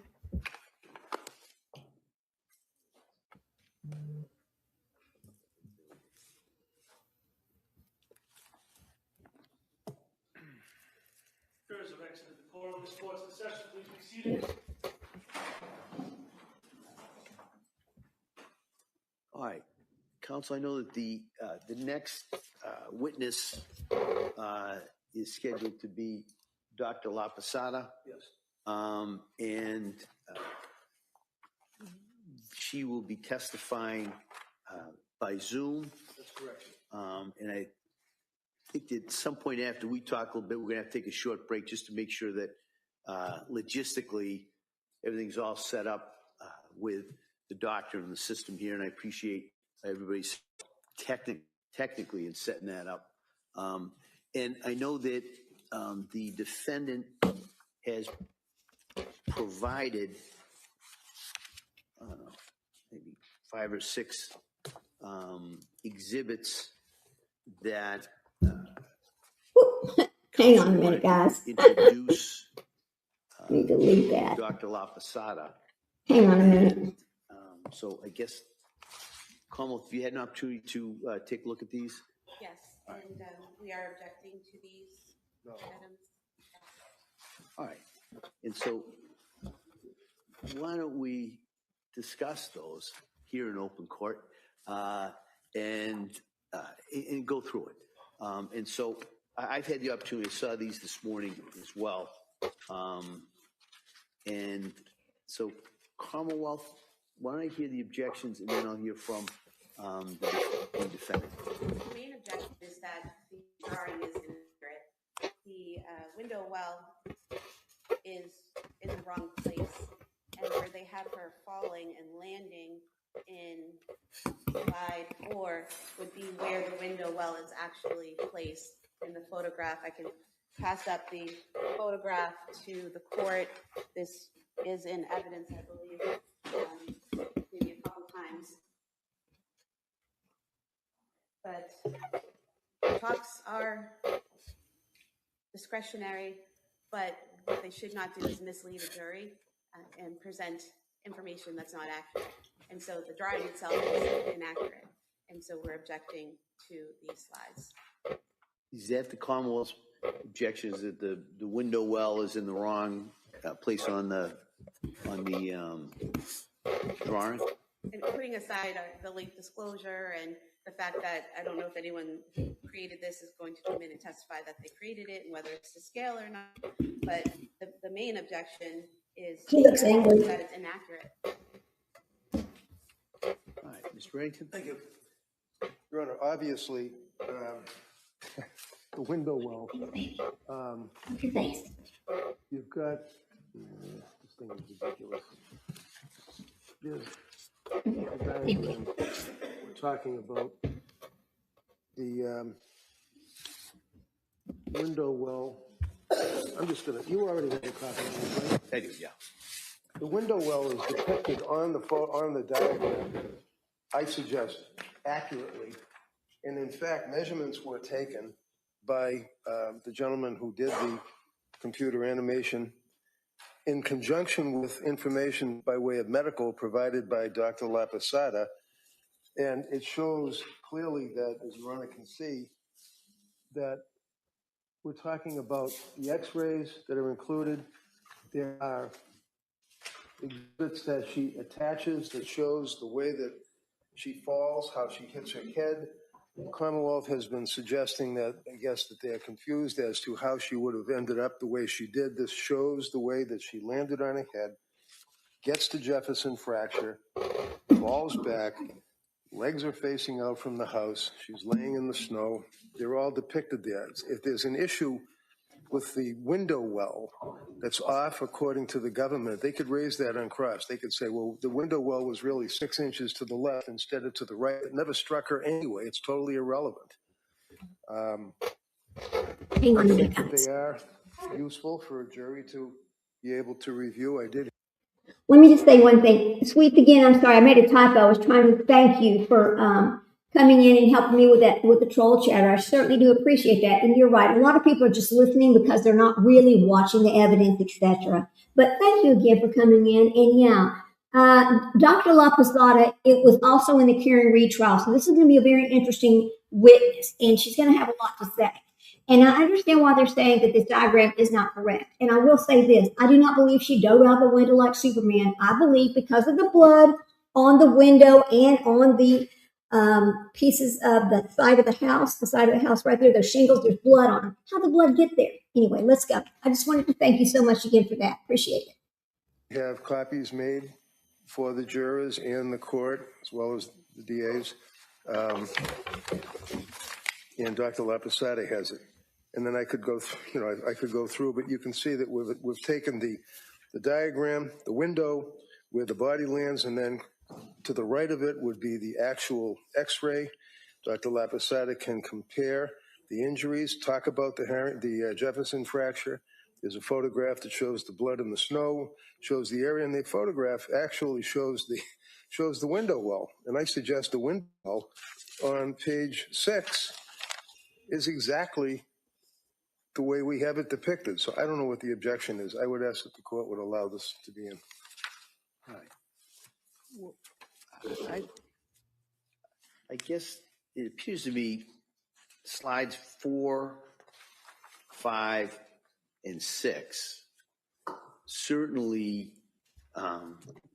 go towards the doctor's opinion as to, we said, the mechanism of the injury that shows the head striking of the ground. And then on the other part of the slide has the x-rays, and there's also a slide regarding the Jefferson fracture diagram. And then 5 is a diagram showing how the thoracic spine injury could have occurred. And there's a diagram regarding the thoracic spine, specifically T6. And then slide 6 shows and I think there has been testimony as that is where the defendant was found. And also then there's a thoracic spine, I think it's either an x-ray or some type of scan, as well as some of the additional medical devices that were found in that area. I'm not quite sure about 1, 2, and 3. That's fine. I can remove 1. I can remove 2, and we'll just focus, if you want, on 3 through 6. I think that goes more towards the doctor's background and kind of what had been offered in regards to her opinion. Your Honor, I think you said you wanted your 1, 2, and 3. Yeah. And defense said he could go with 3, 4, and 6. 3, 4, 5, and 6. So 3 was an issue, was it not? What's wrong with 3? Well, I think, again, I think 4 kind of would cover what's dealing with that. All right. So I would allow in slide 4, slide 5, and slide 6. Okay, thank you. Okay. Not our question. And so what we'll do is, objection noted. And then what we'll do is take a changes to the jury book that was going to be presented. So the only slides that will be in that book will be, like I said, just so we know. 4, 5, and 6. Yeah, just so we know which ones we're talking about. Okay. There's a book? Well, no, it's not a book. It's just Laura stapled together all of the exhibits. All right. So just so we know, right? 4 and 5 is the thoracic spine. Yes, and like I say, I've got enough for the jurors plus you and the DAs. Right. Okay. And then 6, I just kind of want to make sure that we're all talking the same. 6. Okay. Perfect. Thank you. All right. So why don't we do that? We'll take a short break so that those changes can be made and we can set up for the Zoom, and then we'll come back out and we'll proceed with Dr. Lapasada. Thank you. Okay? All right. Thank you. All right. All rise.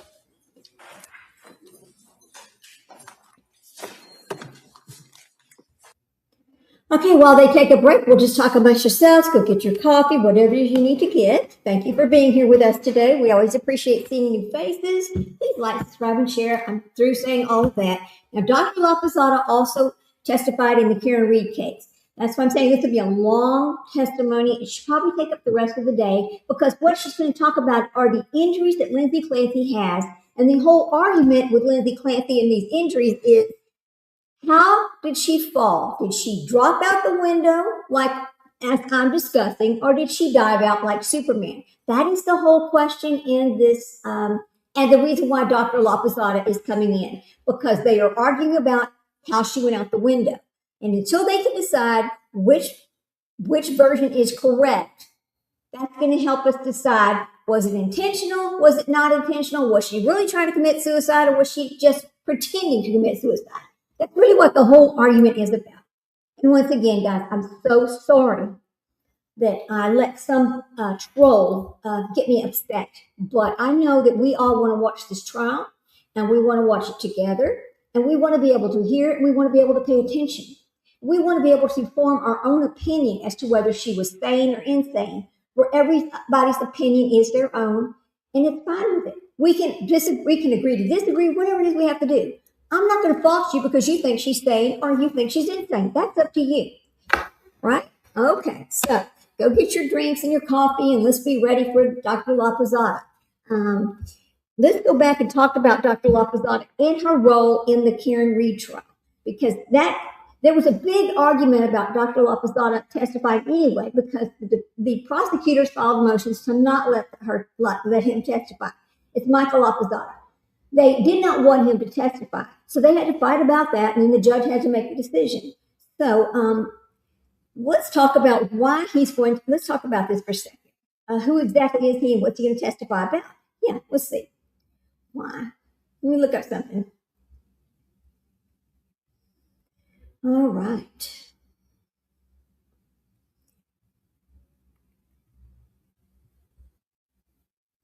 Okay, let's see what it has to say over here.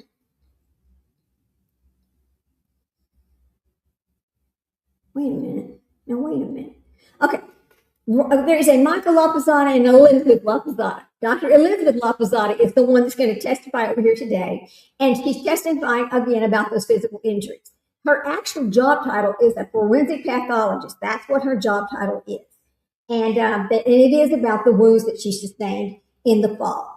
This is potentially important because the prosecution has argued that Lindsay's actions, including the window incident, were part of a planned or staged suicide attempt. The defense appears to be trying to establish that the physical evidence is not necessarily consistent with the prosecution's interpretation of what happened at that window.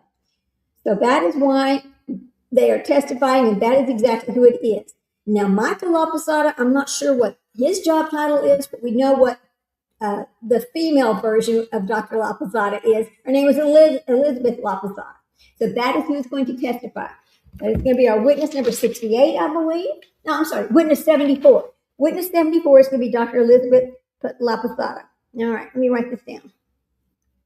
And it is on the defensive side. Okay. Okay, let me get this wrote down over here. Okay, let me look up Karen Reed and Dr. Lopezada. Okay, Lopesota. Okay. Let's see what she did in Karen Reed's trial. Okay. We'll talk about that for a second while you get your drinks. So Dr. Elizabeth Lopezada was a defense expert in the Karen Reed case, not primarily in the Lindsay, right. She is we know that she's a forensic pathologist and the former Rhode Island chief medical examiner. In Karen Reed's second trial, she testified for the defense about John O'Keefe's injuries and his cause of death. She believed O'Keefe's fatal head injury was not consistent with being struck by Karen Reed's Lexus. She testified that this head injury would have rendered him immediately incapacitated. She concluded that the hypothermia did not cause or contribute to his death, different from the medical examiner's conclusion. She testified that the pattern of the injuries on his arm was consistent with animal bites or claw marks, although the judge restricted how specifically she could characterize that evidence. And that is the reason why we're asking is how is the Karen Reed trial testimony going to line up? I mean, why is she going to talk about in the Lindsay Clancy case? That's why we're discussing this. So anyway, yeah, this is going to be good. And because it's already 9:30, which means it's 10:30 there, this will probably take up most of the day because they're going to get really technical into each one of her broken vertebrae and every part of her back and her sternum and her every part of her injuries is going to be discussed over here. So we'll also need to put a trigger warning up because it's going to become graphic. Just to let you know that, guys, ahead of time. So anyway, I'm going to go and grab, what am I going to grab? I need to get another pen. My little pen is running out of ink because I've been taking notes the whole trial as far as what witness and what they testified about. So that when we have a panel discussion later, after the trial is over, we'll have all the notes that we need to have the panel discussion with instead of having to go back and show parts of the trial. So just to let y'all know, let me go get another pen. This one's running out of ink. Anyway, speak amongst yourselves.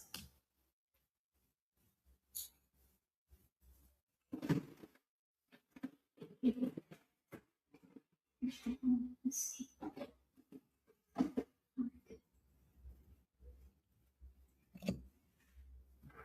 There we go.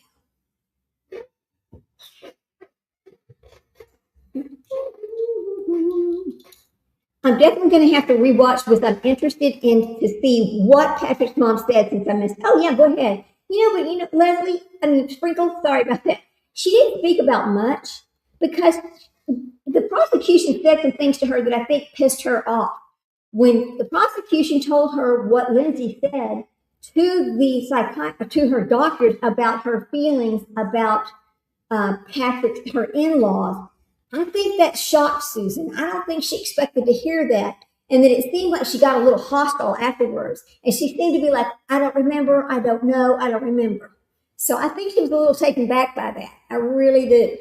Because I was like, uh-oh, that's a little trigger right there. Right there. Anyway, let's see if I can pull any of that up. Susan Clancy. Testimony. Hang on a minute. Let me see if I can pull anything up about her testimony. Okay.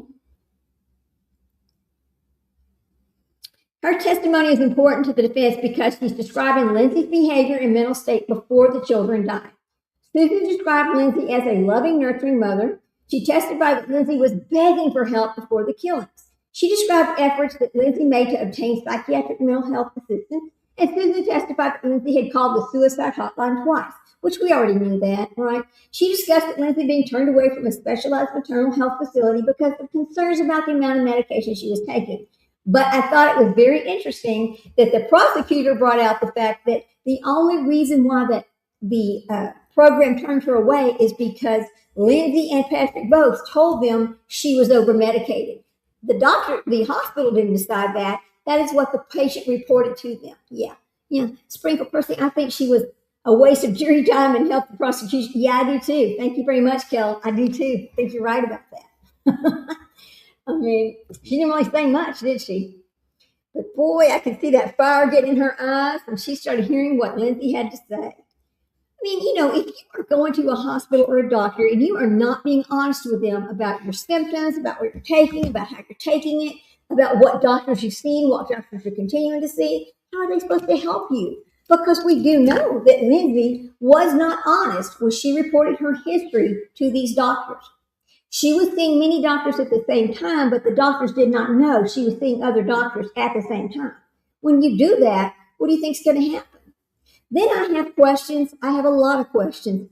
When they told her to stop taking medication, did she stop taking it or did she continue to take it? Because they were talking about how much Seroquel was in her toxicology report. Well, she had been told to stop taking the Seroquel, so why was it in there? That's the question that I have. Did she take the Seroquel thinking remember she crushed up pills before she went out the window. Did she think she took benzos or did she take the Seroquel and go out the window? That's what I don't understand. We'll have to figure out what they have to say about that. Very interesting testimony today. Yes. So let me write this down over here. Okay, come over here. Yeah. Not so good for Stompy then. No, Stompy is not happy again today. You can tell. He's very upset that they are questioning his diagrams of the window. I could see that. Yeah. I know what's by this one. Oh yeah. Well, Sprinkle, I'll talk to you later about that. Okay. Well, I'll just call you later and we'll talk about that. It's cool. Anyway, let me get this written down over here. So it's going to be witness number 74, and it's going to be Elizabeth La Posada. Let me get this down.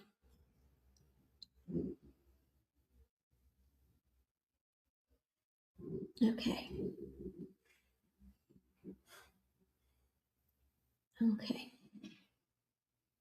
Make sure I spell that right. Loposata. I think that's it. Let's see. All right. They should be coming back soon.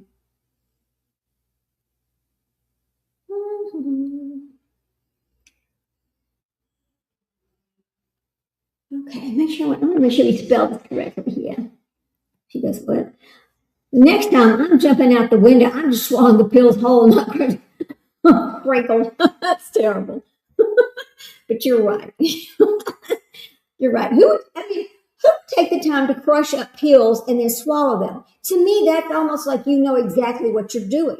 So how are you in a psychosis if you know you're going to crush these pills up so you can swallow them? Did she mix them up in a drink and drink them? Or did she give them time to work? When did she crush the pills up? Was it before she killed the children? Was it after she killed the children? See, something about that timeline is kind of weird, right? It just doesn't make a whole lot of sense. But anyway, let me get this over here for you guys. So I can put her name up here about who our next witness is. Okay, copy. Then you have to ask yourself, well, do you think these two Dr. Laposadas are married to each other? Because a lot of times that's what happens. Let me put this over here. There you go.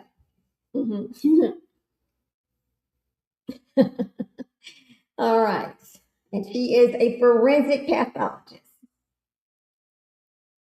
Okay.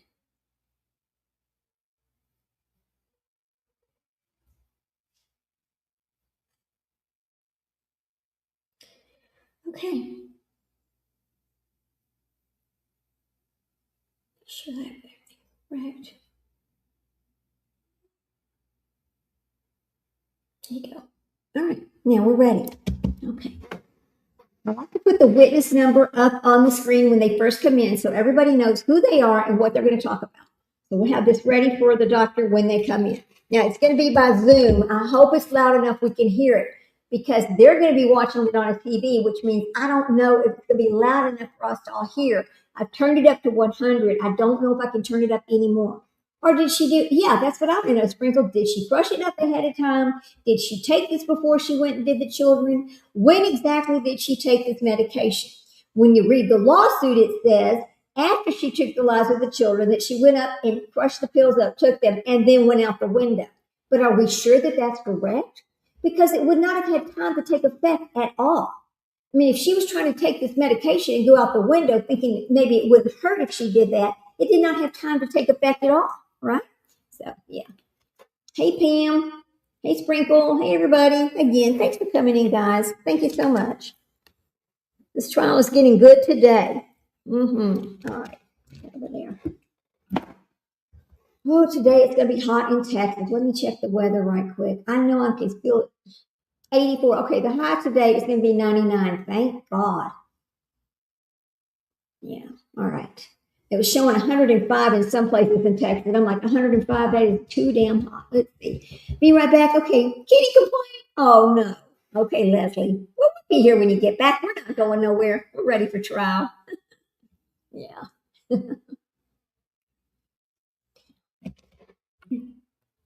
Complaining. Yes, the kitty's complaining. Yeah. I know Jack is over here trying to crawl back in my lap. So last night I told my husband, I said, listen, we got to do something about that chair. These dogs want to crawl up in my lap and sit there with me while I'm on my, doing my live stream. They're just trying to sit in my lap while I'm doing it. Well, the chair's not big enough for 3 people, 3 dogs, not even 2 people, not even 1 person and a dog. So I found on Amazon this chair where the arms kind of fold down and your pets can sit on the arms. My husband goes, I don't think that's meant for no 25-pound damn dog. There was a little cat and a little chihuahua-looking dog sitting on it. I was like, I've got to find a chair big enough, I've got to. Were the crushed pills for the kids? Actually, no, she crushed them up for herself. The kids had nothing. Their toxicology report showed nothing. I thought to myself, okay, let's talk about this for a second. Now I'm going to give you a trigger warning before I say this. When you are choking the life out of somebody, it is painful. Their head is filling up. The pressure in their head is filling up because the blood cannot flow back and forward like normal. So it is very painful. They are suffocating. They cannot breathe. They're grasping for air. They had injuries on their head and arms because I believe she was sitting on their arms, choking the life out of them. That's what I believe. That's not exactly what they said, but the children were not given anything beforehand. She just did it. But then it supposedly she went upstairs afterwards, crushed up pills and took them herself before she went out the window. Now, we know that her husband was gone not more than 20 minutes total. It was 3 minutes down to the CVS store to pick up the medication that she wanted, and another couple of minutes over to the restaurant to pick up the food they ordered, and then back to the house. Now, sometime in the middle of all this, he had tried to call her, but she did not answer. I believe it was stated, Sprinkle, if I'm wrong, let me know for sure. I believe it was stated that he sent a text message in the middle of all this as well. But in all of this time, she did all of these things in the time that he was gone. That means as soon as he left the house, She had to go to wherever the kids were and choke them each out, then come back upstairs from the basement because all the kids were in the basement. Then come back from the basement upstairs, crush the medication, swallow it, go upstairs again to the other room, to her bedroom, which was upstairs, push the bed out of the way. Oh, and she also slid her wrist and her neck in the middle of all of this, pushed the bed out of the way, and went out the window. In 20 minutes, 25 minutes at tops, how does this make sense? It doesn't make any sense, right? Crushing pills takes some time. It's not a quick task. No, it's not. I mean, I crush up the pills for my dogs and put it in peanut butter because they will spit them right back at me. And my dogs were given trazodone to travel with because they get really upset and, hyper and everything else. So, and trazodone is not a small pill. I mean, you got to crush it up pretty good. So yes, it takes more than just a minute to crush these pills up and put them in something to swallow them. You can't just crush them up and throw them in your mouth and swallow them. You still got to drink something to swallow it with. Something about this timeline is just very odd, in my opinion. Not that my opinion counts for much. I'm just a mom watching a trial. That's it. But yeah, I don't know, Sprinkle. That's a good one. How long could she? And we know that it took at least 3 minutes. And this is based on, I think, the testimony we heard. That it was about 3 minutes to choke out a person. It takes about 3 minutes completely to choke a person out. She choked out 3 kids. So what is that, 9 minutes of the time? So up to 9 to 10 minutes of the time was choking the kids out. It was the other 10 minutes her running upstairs, crushing up the pills, cutting her arms in her neck, running upstairs, moving the bed out of the way, and jump. That takes more than 10 minutes. It just does. So which part of this timeline is not correct? That's the answer. I don't really know, but something about that timeline is just not correct, in my opinion. Anyway, that's all. All right. Let's see. Oh, Lord. Okay, over here. Let me put this over here, sweet. I think a lot of people are listening to so sometimes, let me explain something to y'all too. And thank you so much for being patient. I really appreciate that. Sometimes if you are on the vertical version of the live stream versus the horizontal version, sometimes, and if you're on Kick, sometimes those messages don't jive together exactly right. So if I fail to say hello to you, please let me know, because I don't like doing that to people. I want to make sure I acknowledge everybody that comes into chat. My Kick stream seems okay. So, all right, thank you. All right. I just hope we'll be able to hear Dr. LaPosada. I hope she goes, this is why I think she pre-planned it. Leslie, I agree. It seems to me like if the timeline is not working right for her doing all of this in 10 minutes or 12 minutes, something about it just doesn't seem right. And to me, well, let me ask you this question, and this might help us. If you did not pre-plan this up to 7 minutes, okay. If you did not pre-plan this, how did you know to go downstairs and grab an exercise band to choke your children out? Did she plan what to use to choke out the children? You can't just choke them out with your hands. That's not going to work. What did she use? I think she probably knew her hands weren't strong enough. She had to plan some piece of something to use on their necks. Did she run down there and look around? Oh, that'll work? No. She had to know that there was something down there she could use to choke them out with. That is the question that I have. When you start asking questions like that, you got to think to yourself, well, it had to be premeditated.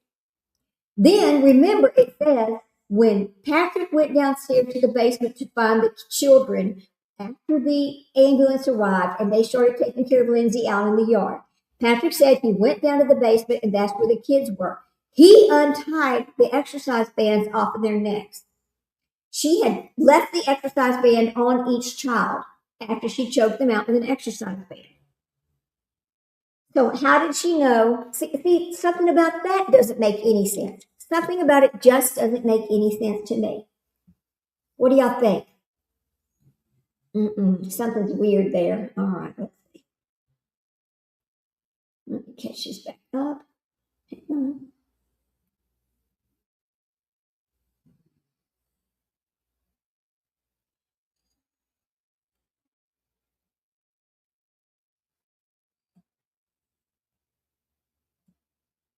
Okay, let's see. I think they're still out yet. I know our stream was just a couple of minutes behind because I had to stop and address things that I don't like to address. So here we go. Let's see. Okay. No, they're not back yet. Okay, good. All right. Just want to make sure that we're all caught up. Yeah. Yeah, I don't know. If I had to go to our workout room and find something to choke somebody out with, you know how long it would take? Because I don't know of any, I don't even know what's up there. So how would I know? Right? How would I know what to even use? You can lie about the evidence, but the evidence doesn't lie. Thank you, Sprinkled Donut. You're right about that. The evidence doesn't lie. Yeah, you're right about that. So true. I mean, I guess for us, it is so hard to imagine how anybody could do such a thing. Psychosis or not, right? I don't know. Let's see. Exactly. Thank you, Leslie. Exactly. So, I mean, the evidence to me is showing that she was not in psychosis. Now, I'm not a mental health professional. I don't know much about mental health. I've not been in her shoes where I needed mental health help. So it's hard for me. It's not that I'm judging her. I'm just saying that the evidence being presented to me is showing that she was not in psychosis. I wish they would come back. Let's see. I want to look and see how many times Dr. Lapazada has testified and that it came back as innocent or that the trial was just a mistrial. Let me see.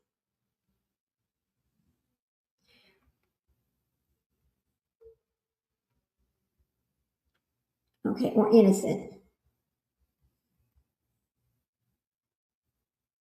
Okay, let's see what it says.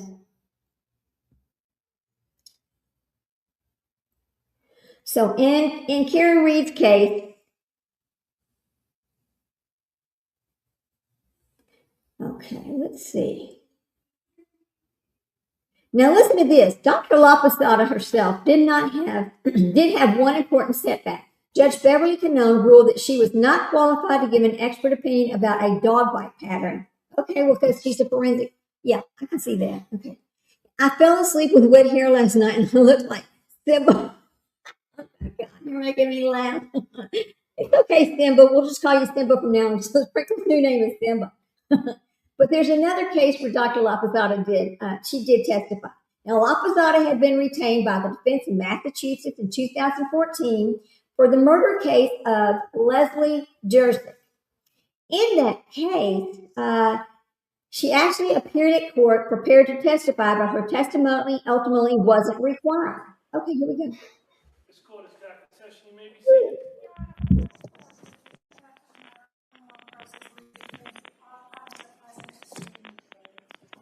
All right. Are we ready for the jury? Yes, we have some kind of background noise. I don't know if there's anything that can be done with it. Yeah. I know, I'm not sure. I'm probably the wrong person to ask in regards to that. I'm right behind you. I hear that crackling myself. Oh, that's annoying. Hello. Wait a minute, hold on. Ooh, that's Have a bad. nice day. Is anyone there?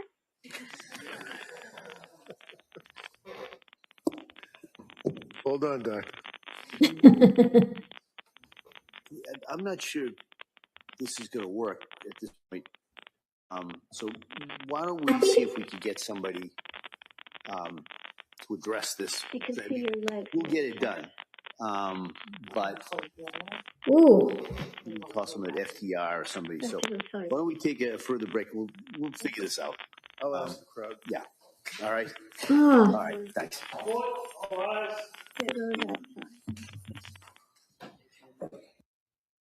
You notice when they turned that stream off that crackling stopped happening. So it had to be something in that stream. I think if they would have just turned it off and turned it back on, it would have probably been okay. Right? But of course they didn't try that first. We'll see. Okay, well I guess we'll just sit around and talk for a minute. I don't know. Let's see what else is going on out in the world of YouTube. Why don't we do that for just a second, guys? Let's see. YouTube. All right, let's let's go look and see what other case are there. Oh, I know we can talk about Tupac. Let's talk about Tupac. We started watching the opening of Tupac yesterday, and it was pretty good. I want to say it was good. Okay, hang on. So what I'm going to do is I'm going to leave this up over here while we wait, but I'm also going to open up Tupac so we can watch a little bit of it. Okay, so hang on a minute, guys. All right, start the screen. All right, here we go. Hang on a minute. Let's go back. We were watching the opening statements yesterday. Let's see. What are they doing? Oh, they're not streaming yet. Let's see. Okay, that was not streaming yet. Hang on. Let's go find out the opening statements for Tupac. Hang on.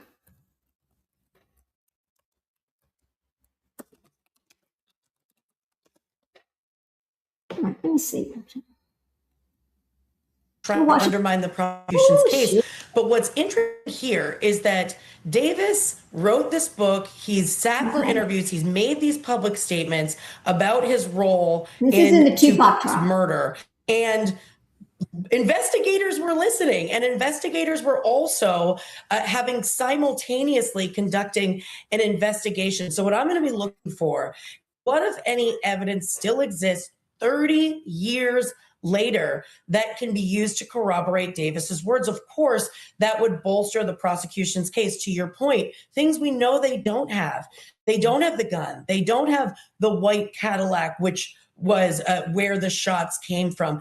Does forensic evidence that was collected at the time still even exist at this point in time? We know there's a lot of experts on the prosecution's witness list, and maybe they'll opine as to whether or not what Davis wrote really matches up to what was found at the scene. But this is going to be a lot of putting together the pieces for prosecutors using Davis's words as their primary argument, but they've got to do a little more than that in order to get a conviction. They need to prove the case beyond a reasonable doubt. Let's bring in NBC News correspondent Dana Griffin. Dana, as we watch this, the jury is being led into the control room or into the courtroom. Who is going to sit in judgment of Duane Davis? So there are 16 people total. 4 are going to be alternates. This includes 6 men, 10 women. They don't know yet who's going to be an alternate. So that's why everyone has to pay attention to every piece of evidence, because they could end up in that room making the final jury deliberation. I'm looking at some notes from our team inside the court. We are told that there was an exclusionary order that was given, and essentially asking the judge to tell the witnesses they are not allowed to watch testimony because this trial is being broadcast. So that could be what the judge is telling the jurors right now. We know they've walked in, they've sat down, and the judge, when asked by the defense to make sure that that is very clear, the judge says that's a great point. Yes, we'll do. And you can see it here on your screen, a jury of 6 men, 10 women. This case expected to last a month. And prosecutors could call 35 to 45 witnesses to testify. And just like Misty said moments ago, legal experts say the crux of this case really lies in Davis's own words, including statements that he gave to Los Angeles police back in 2008 when they were investigating Biggie Smalls'.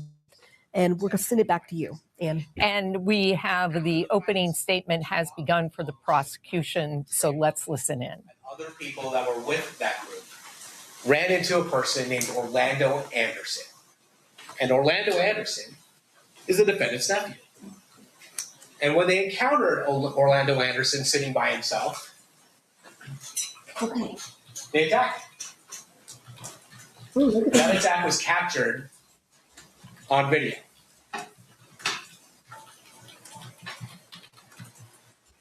Damn. Then, a few hours later, Tupac Shakur and Suge Knight drive down Flamingo Road to Club 662, where Tupac is scheduled to perform a concert.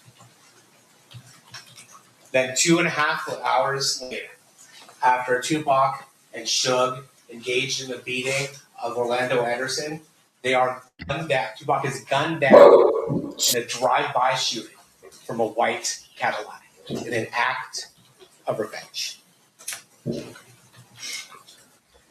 During those 2.5 hours, you will learn that the defendant was escalating and planning the retribution for the beating of his beloved nephew.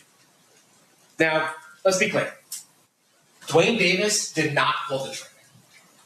But what he did do was plan the retaliation for the beating of his nephew. You will learn that Dwayne Davis got the gun. You will learn that he got into a white Cadillac.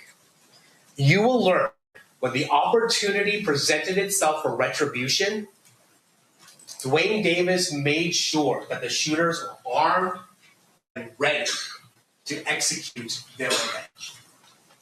And remarkably, you will learn that from Dwayne Davis himself. To understand what happened on September 1996 on the streets of Las Vegas, we need to go about 275 miles west to the city of Compton, California. What you'll learn is that Compton is about 10 square miles. But in the mid-1990s, those 10 square miles were occupied by over 30 gangs claiming its territory. And important to this case, there are two gangs, Mob Piru and the Southside Compton groups. Let's talk a little bit about the Mob Piru. The Mob Piru is a group that associated with the color red. And you'll hear that Suge Knight, the person who was driving Tupac Shakur that night, grew up in the neighborhood of Mob Piru. But by the mid-1990s, he had become a very successful CEO of the record label Death Row Records. But despite, or maybe because where he came from, you'll hear that Suge Knight continued to employ Mob Piru gang members as part of Death Row. They would act as unofficial security, and other times they would engage in, let's call them other acts, on behalf of Suge Knight. But Death Row in the mid-1990s was one of the most successful record labels around. They had artists such as Snoop Dogg, Dr. Dre, and of course, Tupac Shakur.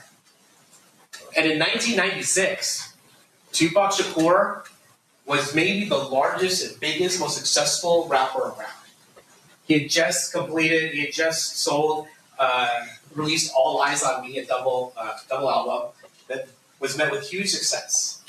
Additionally, Tupac Shakur was a movie star, having appeared in a number of movies in critically acclaimed roles. He has at times been referred to as an icon.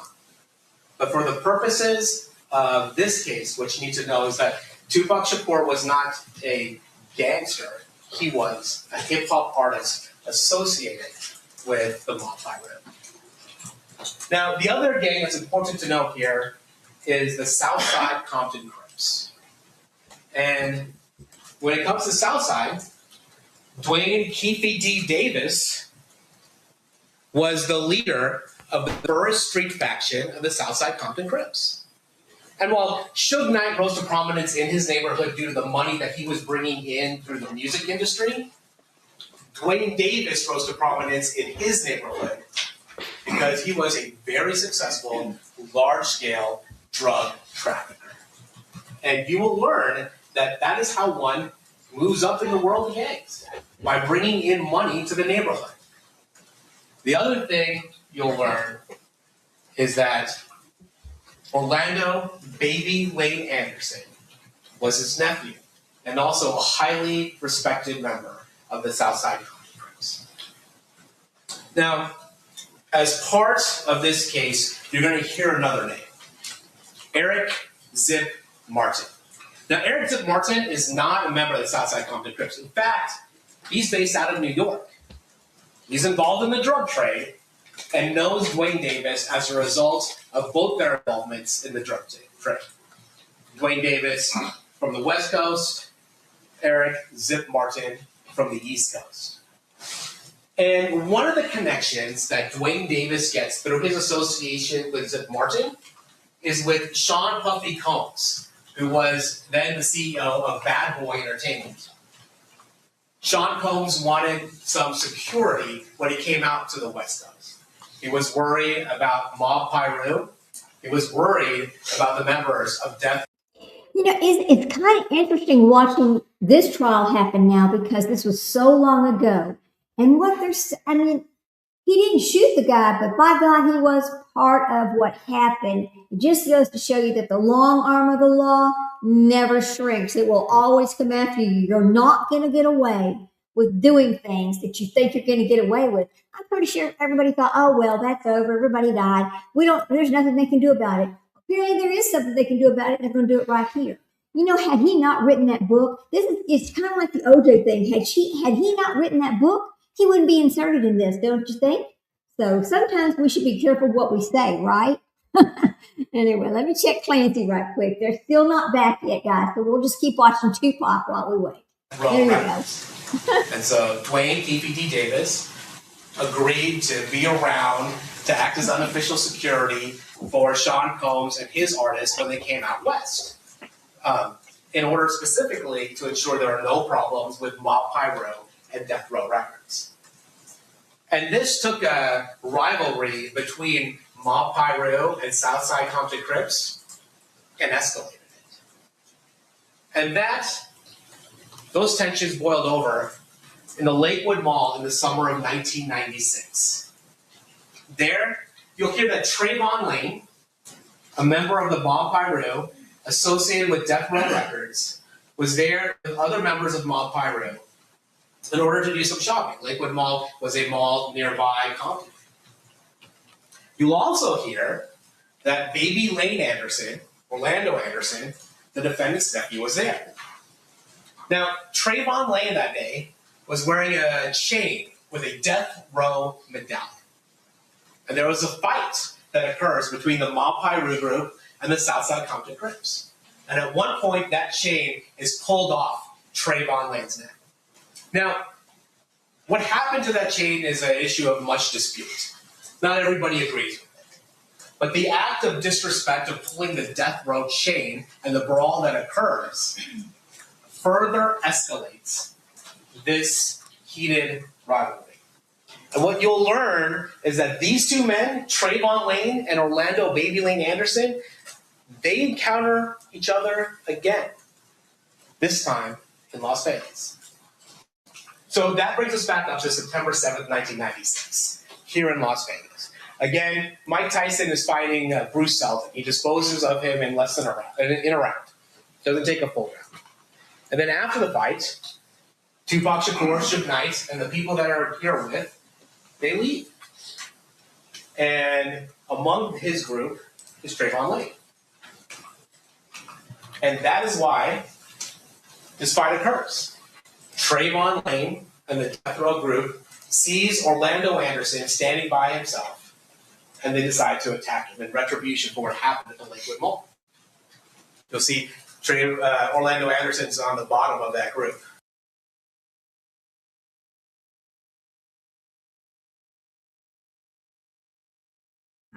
They have fixed the other feed. Let's get back on our... All right, here we go. All right, now, they're coming back. And then we can go forward. You know, the defense turn it next up? witness would be, is it Dr. Clancy?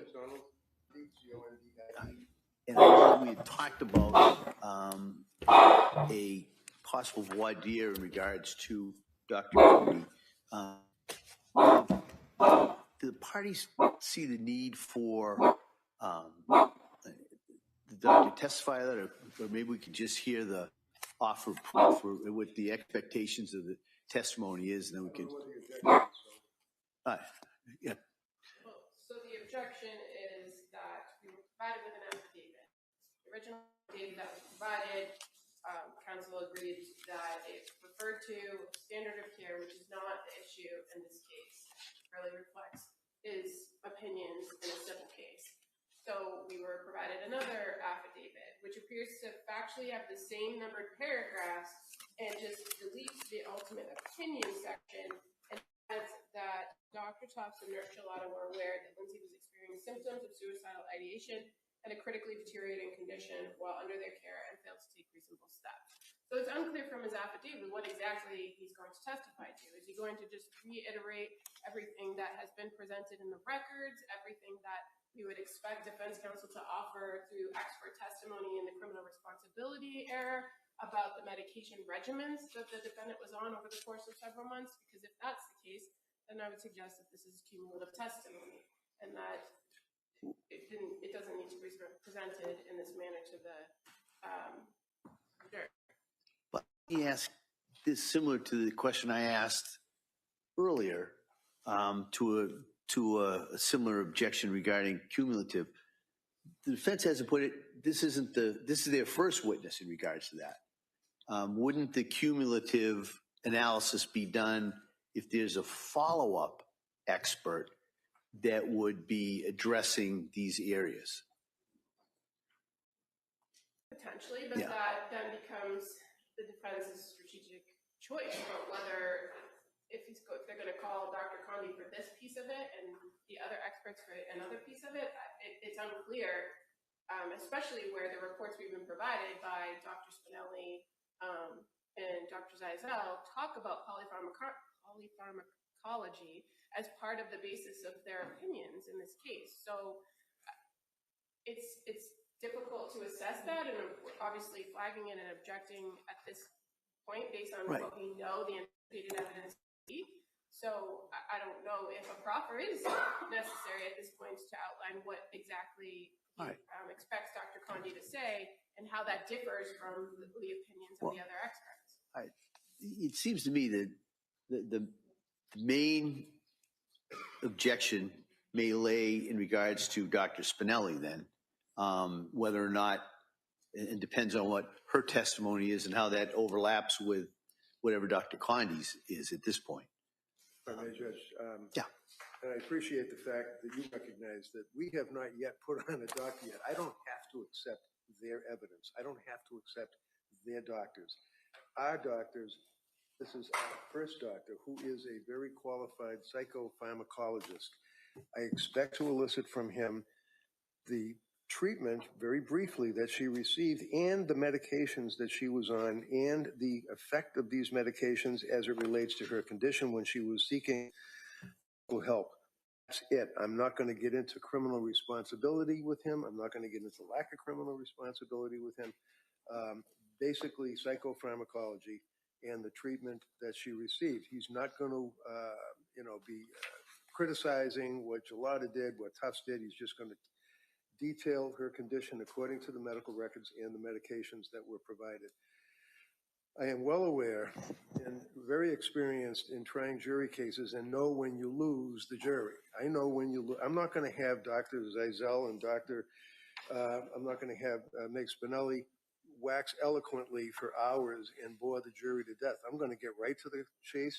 Dr. Spinelli is a well-qualified doctor on the issues of postpartum psychosis and postpartum depression and treating a pregnant woman and or a postpartum perinatal client or patient.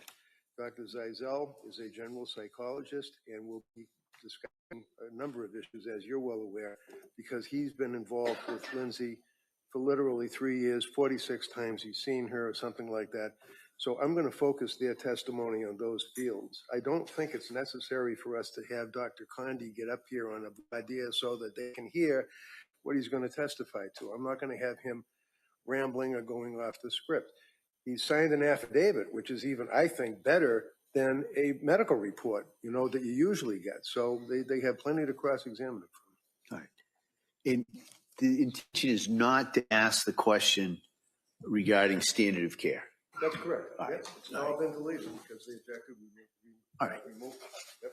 All right. So over the Commonwealth's objection, I'm going to allow at this point Dr. Condi's testimony in line with the affidavit, basically in line with that affidavit, with the holding he's not to test to the standard of care opinion as he had the original statement.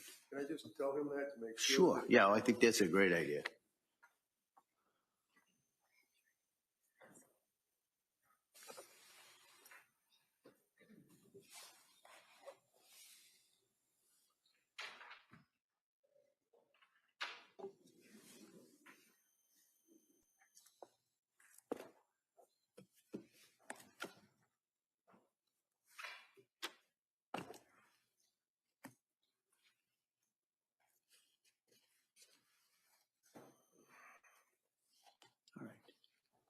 So with that, counsel, we ready for the jury? Yes, we are. Okay.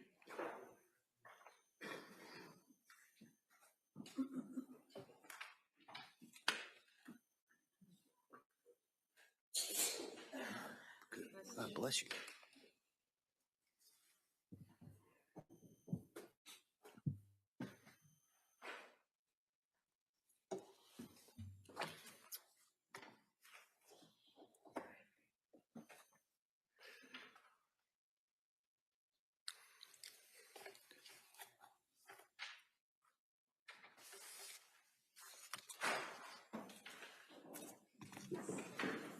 All right, please, you're entering.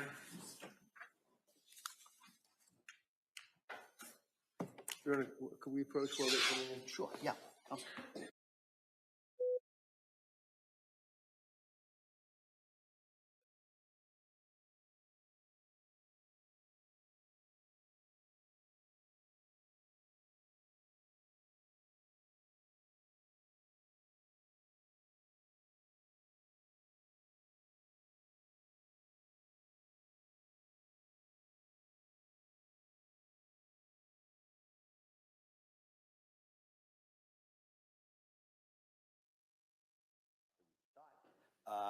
And basically, the real problem is a technological issue. It was going to be a Zoom call. There's been some problems. We're going to try and work on that.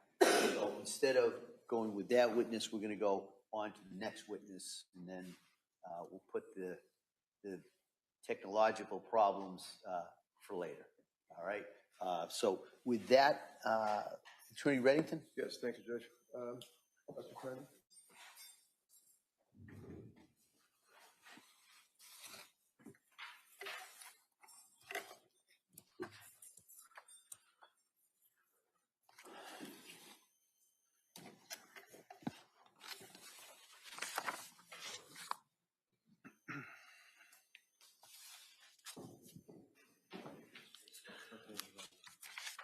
Good morning. Do you solemnly swear that the testimony in the evidence you shall give not having between the Commonwealth and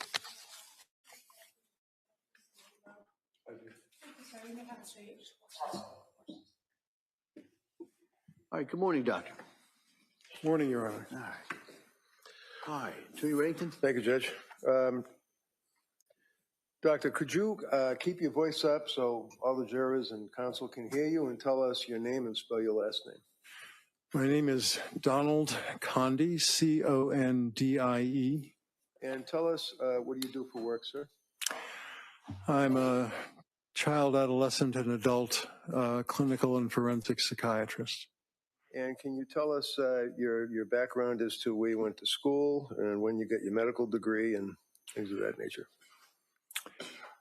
I graduated from Tulane University, then spent some time in graduate school at the University of New Orleans, then went to medical school at Louisiana State University in New Orleans.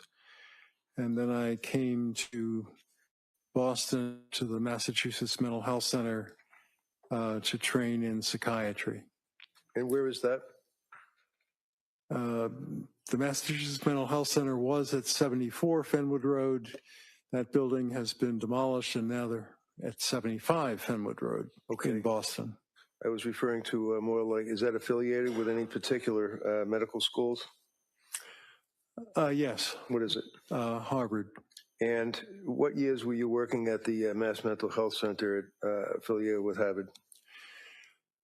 I started there after medical school. I graduated in 1982 from medical school, was an intern in 1982 to 83.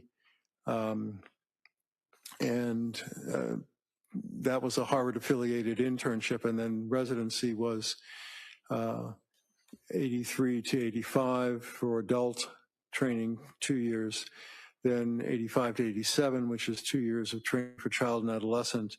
Then I did a forensic fellowship, also at the Mass Mental Health Center. And during that year, I spent some time at Harvard Law School as a visiting fellow.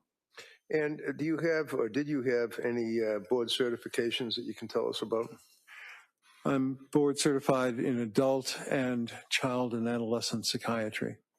Do you have a particular focus also on medications that are utilized in the course of psychiatry? Yes, I've spent a great deal of my career treating people in the state system with psychotic disorders and mood disorders. Tell us a little bit about that. Was there one particular period of time that you worked with literally more than 100 people that had serious psychotic disorders? Well, the Massachusetts Mental Health Center was a state inpatient facility. So we had many people with either no insurance or mass health insurance.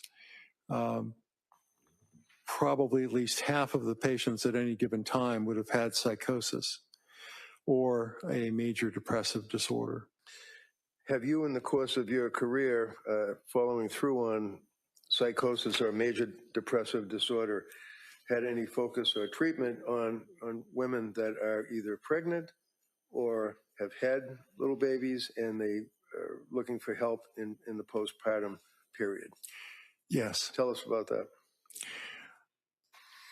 Well, starting in my residency, so in 1983, we had several patients at the Massachusetts Mental Health Center who were pregnant and were also sometimes afflicted with psychosis. We also had people who had delivered a child but were then hospitalized, sometimes with a psychotic depression or sometimes with simply suicidal ideation.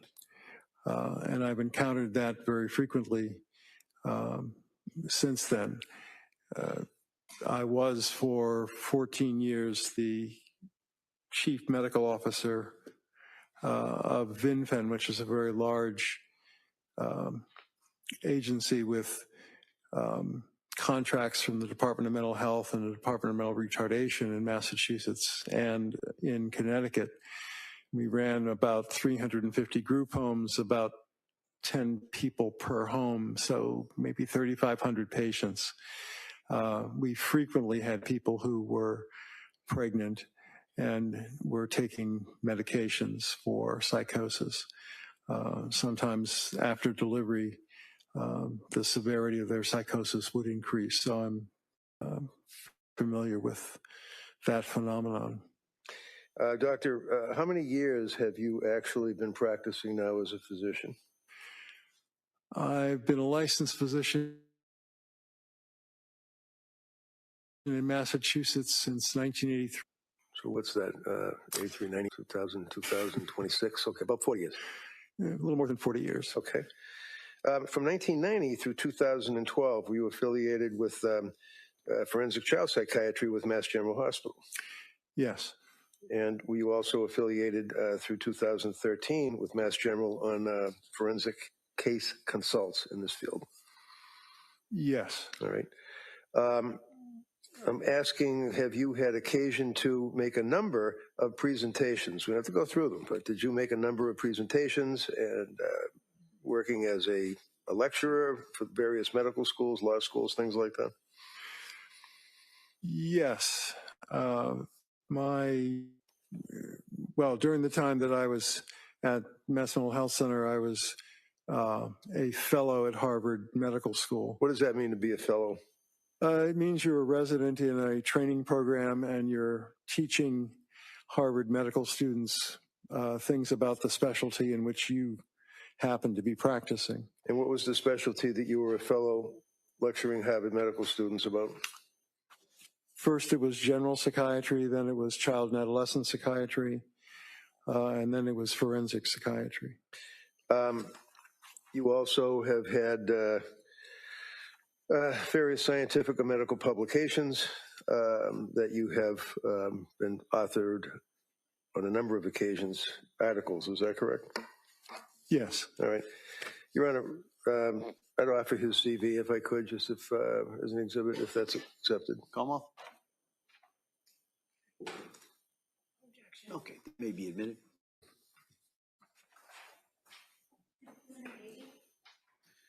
Now, doctor, if you can tell me, do you know not necessarily personally, but do you know of Lindsay Clancy? I know about the case in general, but I don't know anyone personally. Now, you have never met her, is that correct? That's correct. You've never talked to her, right? Never have. You've never evaluated her for what's called criminal responsibility, is that correct? That's correct. I have not. I consulted with you for purposes of psychopharmacology and issues like that in this case, is that right? Yes. Fair to say that we've had a number of conversations in the evening, off hours, about various medications administered to women that are pregnant or postpartum. Is that right? Yes. Excuse me. Can you tell the jury, in a summary, what documentation, medical records, police reports, things of that nature on this case that you've had a chance to review? Well, I've reviewed the records of Rebecca Gelada, the nurse practitioner, Dr. Jennifer Tufts, the psychiatrist that saw Ms. Clancy. I've reviewed the Brigham and Women's Hospital records and the women and infants records. I've reviewed the McLean records. And I might be leaving something out. You know about her background as far as her employment as a labor and delivery nurse and her family, her 3 children and her husband, that she was married, right? Yes, I'm familiar with that. Okay. So if I could, Doctor, direct your attention to, let's say, the fall of 2022, end of September. Can you tell us what Lindsay's status was as far as maternity leave with work and any complaints that she had at that time regarding her mental state? From my, excuse me. Could I get some water? We've got some on the way. Thank you. Thank you. Appreciate it. Sorry, my allergies are kicking up.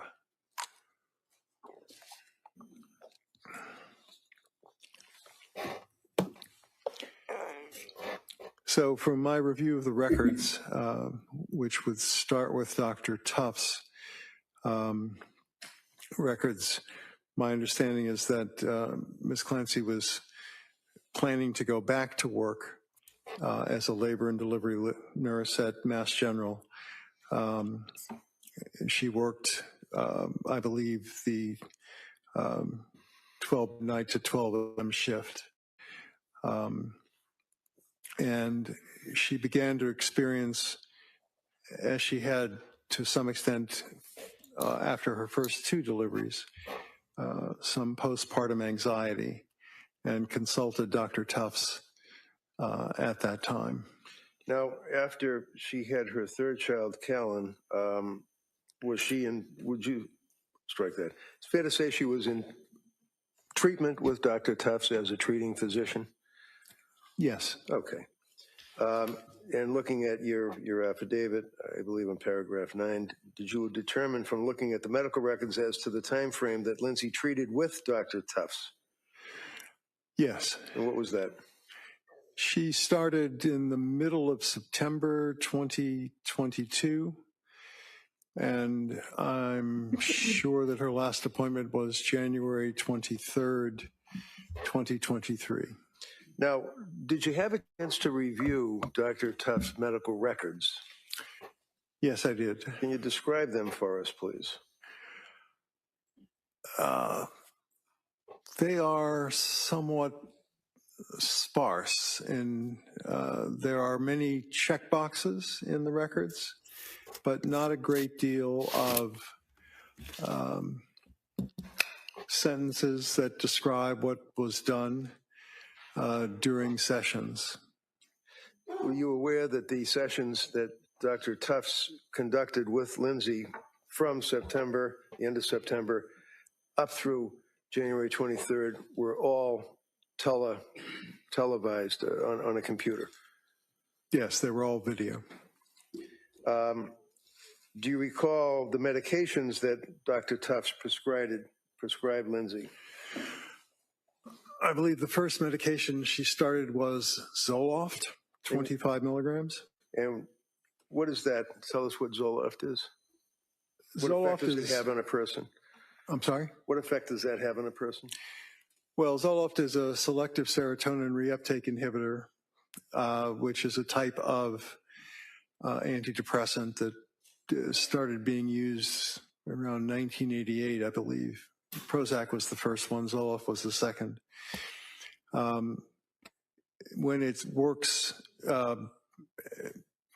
to be helpful, it combats both anxiety and depressive symptoms that people might have. It also has, in some people, an effect of causing a feeling of jitteriness and increasing anxiety. So it's something that does have some potential side effects as well as beneficial effects. And when she was prescribed original 20 milligrams of Zoloft, did she in fact take that, or did she defer on taking that?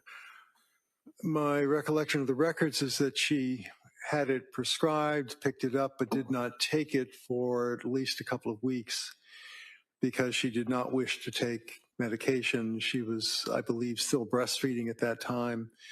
There are medications, and Zoloft would be one that would likely appear to some extent in the breast milk. Okay, so because she was worried about that, she held off on that, but ultimately did take the prescription from Dr. Tufts. Is that right? The records indicate that she did eventually start taking the 25 milligrams. Sorry. Does it indicate when she started taking them after that little hiatus? To be exact, I'd have to look at the records, but I believe it was at the end of September. And was that dosage increased at some point? It increased from 20 milligrams to 50 milligrams. And what happened when Lindsay took the 50 milligrams of Zoloft prescribed by Dr. Tufts? The records indicate that she had a rather rapid series of difficulties, that she had insomnia for, I believe the records say 48 hours, couldn't sleep. It's something that would be called activation that these medications can cause in some people who are more susceptible. Now, by mid-October, after she began taking the Zoloft, would you agree that the records indicate a week after starting the medication and increasing the dose, she reported in October to Dr. Tufts what you're relating is that she felt, how did she describe it to Dr. Tufts? If you could, I don't want to put words in your mouth. Well, she felt that she talked about being numb. She talked about not being herself. She talked about feeling worse, not better. Antidepressants usually take at least 2 to 3 and frequently 4 to 6 weeks to have useful effects, but sometimes side effects can happen very quickly. Did she also indicate, looking at your affidavit, that she was crying all day, she was experiencing mental fog, terrified to start something new, anxiety had gotten much worse? Did she tell that to Dr. Tufts at that time at the end of October? Yes, I do recall those things being in the record. All right, and following through again on your affidavit, was there further explanation from Lindsay's recitation of symptomology to Dr. Tufts? Did she further state about racing thoughts, paranoia? What did she say? Look at your report, look at your affidavit, if that helps you refresh your memory. I actually don't have the affidavit with me at the moment. I do have some of the records, but... well, let me just approach you then and hand you your affidavit, paragraph 13, and see if that refreshes your memory. Thank you. Okay.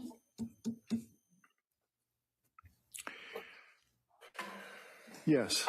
What did she say to Dr. Tufts? She reported, Dr. Tufts reported that Lindsay's psychiatric condition was generally deteriorating. That's a checkbox on one of the forms that her records. What did Lindsay say her symptoms were at that point? that she was having that's amazing. the racing thoughts, and that she was also feeling, as I said, not like herself. Her depression was worse than it had been.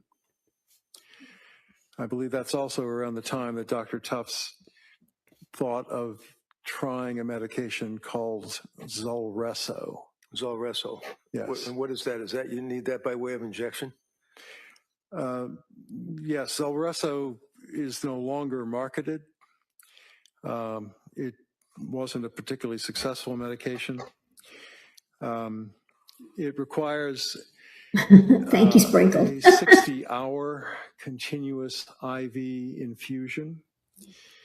In a hospital setting or in a medical setting? You have to be medically monitored. It doesn't necessarily need to be a hospital, but those are not necessarily things that can be done outside of a hospital. So she didn't do the Zulresso though, right? She did not. It also costs $34,000 just for the medication, not for the monitoring. Okay. What's the next thing that happened with Dr. Tufts and Lindsay Clancy, sir? Well, if I look at my affidavit, when she stopped taking the medication, the Zoloft, she now felt better, as she had felt before she took the Zoloft, but she was less anxious. What was the next medication? She was put on Benadryl and had some difficulty sleeping, but also was worried that night because her son was coughing, and she worried a great deal about the children's health. And that would be something that would also intrude on her sleep, worrying about her children? Yes. Okay.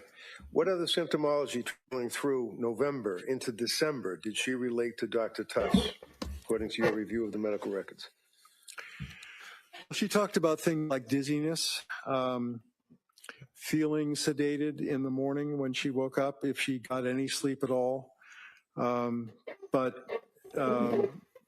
I think she used the term brain fog at times. These are sometimes symptoms that people who are experiencing postpartum depression frequently complain about. She continued to complain about anxiety. Well, it's not what they're complaining about, it's what they're living, right? It is a very unpleasant experience, yes. And continuing on through November, at some point did she leave or stop with Tufts and go to another healthcare provider by way of either emergency room initially and then another healthcare provider? Yes. Who was that? She started treatment with Rebecca Gelada, a nurse practitioner at South Shore perinatal program. Now, one of the things that was apparent that we, if you recall, I believe, that she also had initially been referred there by a friend of the family. Is that right? To that perinatal clinic?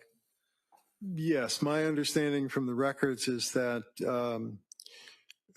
Miss Clancy's mother-in-law was friendly with a nurse practitioner who practiced in the perinatal program, and I believe it actually started the perinatal program. Yes, and ultimately, or in the beginning, she was treated by a Julie Paul. Is that correct? Yes. Do you remember looking at the medical records and that on November 27th of 2022, nurse practitioner Julie Paul reported that Lindsay stated that she was disassociated, that she was not in touch with reality. Do you remember that? Yeah. And what is that a symptomology? Is that a symptom of psychosis, to be disassociated and not in touch with reality? It certainly can be.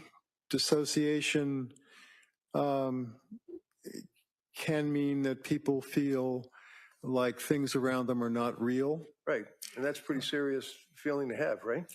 It is. And that's pretty common, unfortunately, with women that have postpartum psychosis, right? It certainly can be, yes. And what are the other symptomologies of postpartum psychosis, sir? Well, psychosis in general just means a lack of understanding of what's real as opposed to what is not. So a person with psychosis can have delusions, which are fixed false beliefs. They could believe that, for example, they have been told by God to do something. They can also have hallucinations at times. What kind of hallucinations? Most people have auditory hallucinations, not visual hallucinations. Hearing. Is that correct? Auditory is hearing, right? Yes. Okay, as opposed to what? As opposed to visual hallucinations. Visual. And in the course of reviewing the medical records, did you see that, in fact, that Lindsay had auditory, no visual hallucinations, but auditory voices? At times, she reported that she had heard a voice, yes. Okay. Do you recall that as the time went by that she, in December, do you remember seeing in the medical records that she was relating that she was heavy, that she couldn't get out of bed, that she couldn't bathe, that she couldn't react, she couldn't love, she couldn't feel? Do you remember any of that from looking at the medical records? Yes, those are all phrases that I recall from the medical records. They were all coming from her, right? Yes. To the doctors. Yes. Dr. Tufts and then Dr. Gelada. Is that right? Nurse Gelada. Sorry, nurse practitioner Gelada. Do you recall, sir, that nurse practitioner Gelada prescribed additional medications to Lindsay during that period of time from November through December? Yes. Can you tell us what they were? I'd have to look to be sure, but I believe she continued the Benadryl at times. And there was some talk about the use of Buspar, but I believe that was Dr. Tufts. About the what? I'm sorry? I said it. I'm sorry? What was the word you just used? Oh, sorry. Buspar, which is the brand name for Buspirone, which is an anti-anxiety medication. Right. How about Remeron? Was there ever a prescription for Remeron? Remeron is a different kind of antidepressant, which helps people sleep a little bit and also sometimes helps their appetite. Yes, that was another. The answer is yes, she was prescribed Remeron? Yes, she was. That's an antidepressant? It is. Is that mocking or similar to, but not exactly the same as the selective serotonin reuptake inhibitor, Zoloft, Prozac, things of that nature, right? It's similar in the sense that it has an antidepressant effect. It has some effect on serotonin. It has some effect on the adrenal, adrenergic system as well. What? The adrenergic system. Adrenaline is a neurotransmitter. It's also a hormone that circulates if you are suddenly scared or something like that. You get a surge of adrenaline. So if you were in a near-miss car accident, you might find yourself shaking because adrenaline will flood into your system from the adrenal glands. But it's also a neurotransmitter, and mirtazapine has some effect on that. You said mirtazapine. Is that the same as Remeron? Yes, okay. Sorry. So it's two different names, generic and not generic. Mirtazapine is the generic name, and I was taught to use generic names, but okay. Yes, Remeron is. Around this time, Lindsay has been prescribed the Prozac, she had been prescribed the Remeron, she had been prescribed the Benadryl, she had been prescribed other medications very similar to the SSRIs. Is that correct? Yes. All right, and does the selective serotonin reuptake inhibitor, that's fancy word, what does it mean? Isn't that serotonin in your brain? Doesn't it block or in some fashion affect your brain? It's a little complicated to explain, but Let's serotonin. Explain it. Tell the jury what serotonin means and what happens when you take an SSRI, please. Okay, serotonin in this sense is a neurotransmitter. The brain is a relatively complicated place. It has about 86 billion nerve cells. They've got thousands of connections to each other, but they're not like the wires in your house where you put two pieces of wire together, twist the copper, and then put a nut on that. Nerves don't touch. They go close to each other, but there's a space between them, and that's called the synaptic cleft. One nerve secretes a neurotransmitter into the synaptic cleft, and it moves over to the next nerve in line where there's a receptor. Serotonin does that in the synaptic cleft, but it's also taken back up by the nerve that secreted it so it's reuptaked. So a selective serotonin reuptake inhibitor slows down the reuptake of serotonin, prolonging its activity in the synaptic cleft, which causes the next nerve in line to be activated. I'm sorry that it's so complicated. So that's what serotonin is doing, and that's what a reuptake When a woman inhibitor is does. pregnant or has had a baby, can you tell me what effect, for example, hormones have when a person has a baby? I know we're two guys, but I mean, do you know what happens when a woman has a baby? I've been at quite a few deliveries, yes. Okay. The fact is that many hormones increase. Progesterone hormone that many people have heard of. It's a component of birth control pills because it promotes gestation. So progesterone in a birth control pill fools the body into thinking it's pregnant, which means it doesn't, the woman doesn't produce eggs that could be fertilized. And that's the way the birth control pill works, or some of them do. Progesterone goes down very quickly after birth, as do many other hormones that are going up and then down after birth. So if the hormones go up, and if there's an overload, if you will, might be the wrong word, of hormones, what effect does that have on the human body? What effect does that have on a woman who's just had a baby? Well, it's quite complicated. Just tell us basically what your feeling is. That they want to get into it, they can ask. But what effect does it have on a woman that has a baby? Well, one of the other hormones that goes up is prolactin. So after the woman gives birth, prolactin promotes lactation, and it's a hormone that increases so that the mother can then breastfeed. These hormones are also seen in mammals that feed their young through producing milk. So it's a very common mammalian thing to do. But other kinds of things can happen to... Did you say males or mammals? Mammals. Okay, because mammals don't breastfeed, right?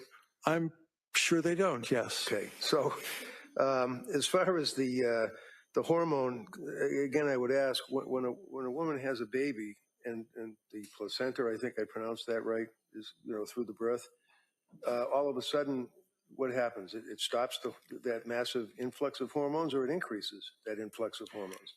Well, some hormones go up, like prolactin, and some hormones go down very quickly. What effect does that have in your experience and your education and your research on women that have a baby? What effect does that have on them? Well, many women experience postpartum blues. What is postpartum blues? It's a feeling of... Thing. I'm sorry? Sounds like a 50s thing. What's postpartum blues? It's a feeling of low energy and being sad, not as serious or usually as long as postpartum depression. What is postpartum depression? Is that the next level? It's a more serious condition where the woman may feel that she can't connect to the baby, that she feels isolated, she has no energy, she may also have insomnia.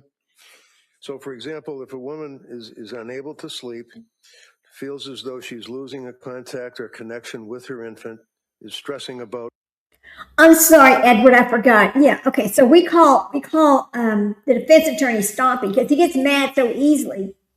He starts, stomping around and turning red and getting upset. It's been so wild to watch him get upset in court. I'm sorry, here we go. Thank you. Not having that contact with her infant, feels that she's unable to emote or feel love or any emotions and can't relate to people, and also is out of reality. Are those, or disassociative state, are those, in your opinion, symptoms of postpartum depression and or leading to postpartum psychosis? Yes, they are. And Lindsay had those symptoms, didn't she? She reported all those symptoms, yes. Doctor, when a doctor like Tufts is meeting with a person and checking the boxes, can that doctor give a blood test to the patient? Certainly. Is that important in your opinion, that a doctor give a patient, especially a woman who's coming to them for help with these symptoms, give them a blood test? Yes. And again, we all know what blood tests are, but just tell me, I mean, is that a simple test? Is it a complicated test? It's very simple to have on, and there are many tests that are relevant, particularly after a woman has given birth. Why? Well, some women become anemic. Depends on how much blood loss might have occurred during birth, but there's usually some blood loss. So checking hemoglobin levels is important. The thyroid can be affected by delivery of the baby, and some women in the postpartum period develop inflammation of the thyroid. The thyroid is a very important gland that regulates many parts of the body. Is that why many times when a competent psychiatrist is treating a patient that is postpartum after having a baby, that they might run, and I may be wrong saying it, but a thyroid test? They would do most commonly two different kinds of thyroid tests. They would test for thyroid stimulating hormone, which goes up when the thyroid hormones that also can be tested for actually go down. So thyroid stimulating hormone is telling the body, make more thyroid hormone because it's not enough in the circulation. Did Tufts ever use a blood test at all in her treatment? No, she did not. Did Tufts ever check the thyroid levels of Lindsay Clancy at all during her treatment? No, she did not. About Gelada, did they test any of those things? No, Nurse Jill did not do blood testing either. Now, you've made reference, sir, to postpartum depression, postpartum psychosis. You're familiar with the DSM, or what is referred to as DSM? 5TR. Diagnostic Statistical Manual on Mental Disorders. 5, you said there, that would be right there, meaning sex revision? Correct. All right. And I'm approaching you with this and asking,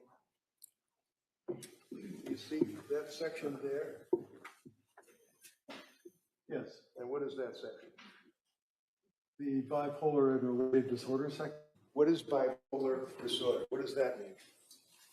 Bipolar is the newer name for what used to be called manic depressive illness. It describes an illness where people's moods go up, which is the manic phase, and then go down, which is the depressed phase. There are different categories of bipolar disorder. Bipolar 1 is the most serious. Bipolar 2 disorder also has similar fluctuations of mood, but in both cases of bipolar disorder, people spend more time being depressed than they do being manic. Now, just tell me, what does manic mean? What does that actually mean? They feel usually euphoric, that they don't have... They're up? You're really up. Okay. You're extremely optimistic. You might spend a lot of money foolishly, but you wouldn't worry about that because certainly you're going to win the lottery. You can just feel it. So there can be psychotic thoughts along with bipolar mania, unreasonable expectations. Like I said, that you are destined to win the lottery, or in serious cases, you can believe that God is speaking to you and has appointed you to do some special thing in life. How about excessive cleaning and, let's say, divesting oneself of personal property, cleaning garages? What does that mean? There was talk in the records of an episode where Miss Clancy and her husband cleaned out the garage, but it was difficult to tell from the records whether or not that represented what we would call a hypomanic How about episode. exercise? Was there a lot of references to exercise? There were a lot of references to exercise, and exercise can be a very useful thing. Sure, that's one of the things that a woman postpartum may very well be prescribed to do by a doctor or a nurse practitioner like Gillotta, right? I believe that nurse practitioner Julie Paul recommended a long run at one point. So there's nothing wrong with a woman going to, let's say, Kingsbury or whatever it is, or taking her kids to the local gym with a swimming pool and trying to get some exercise in the postpartum stage. That's something you would hold against her, right? No. Okay. Now, how about, are you aware that within a very short period of time after she had baby Callan, that she actually ran a road race?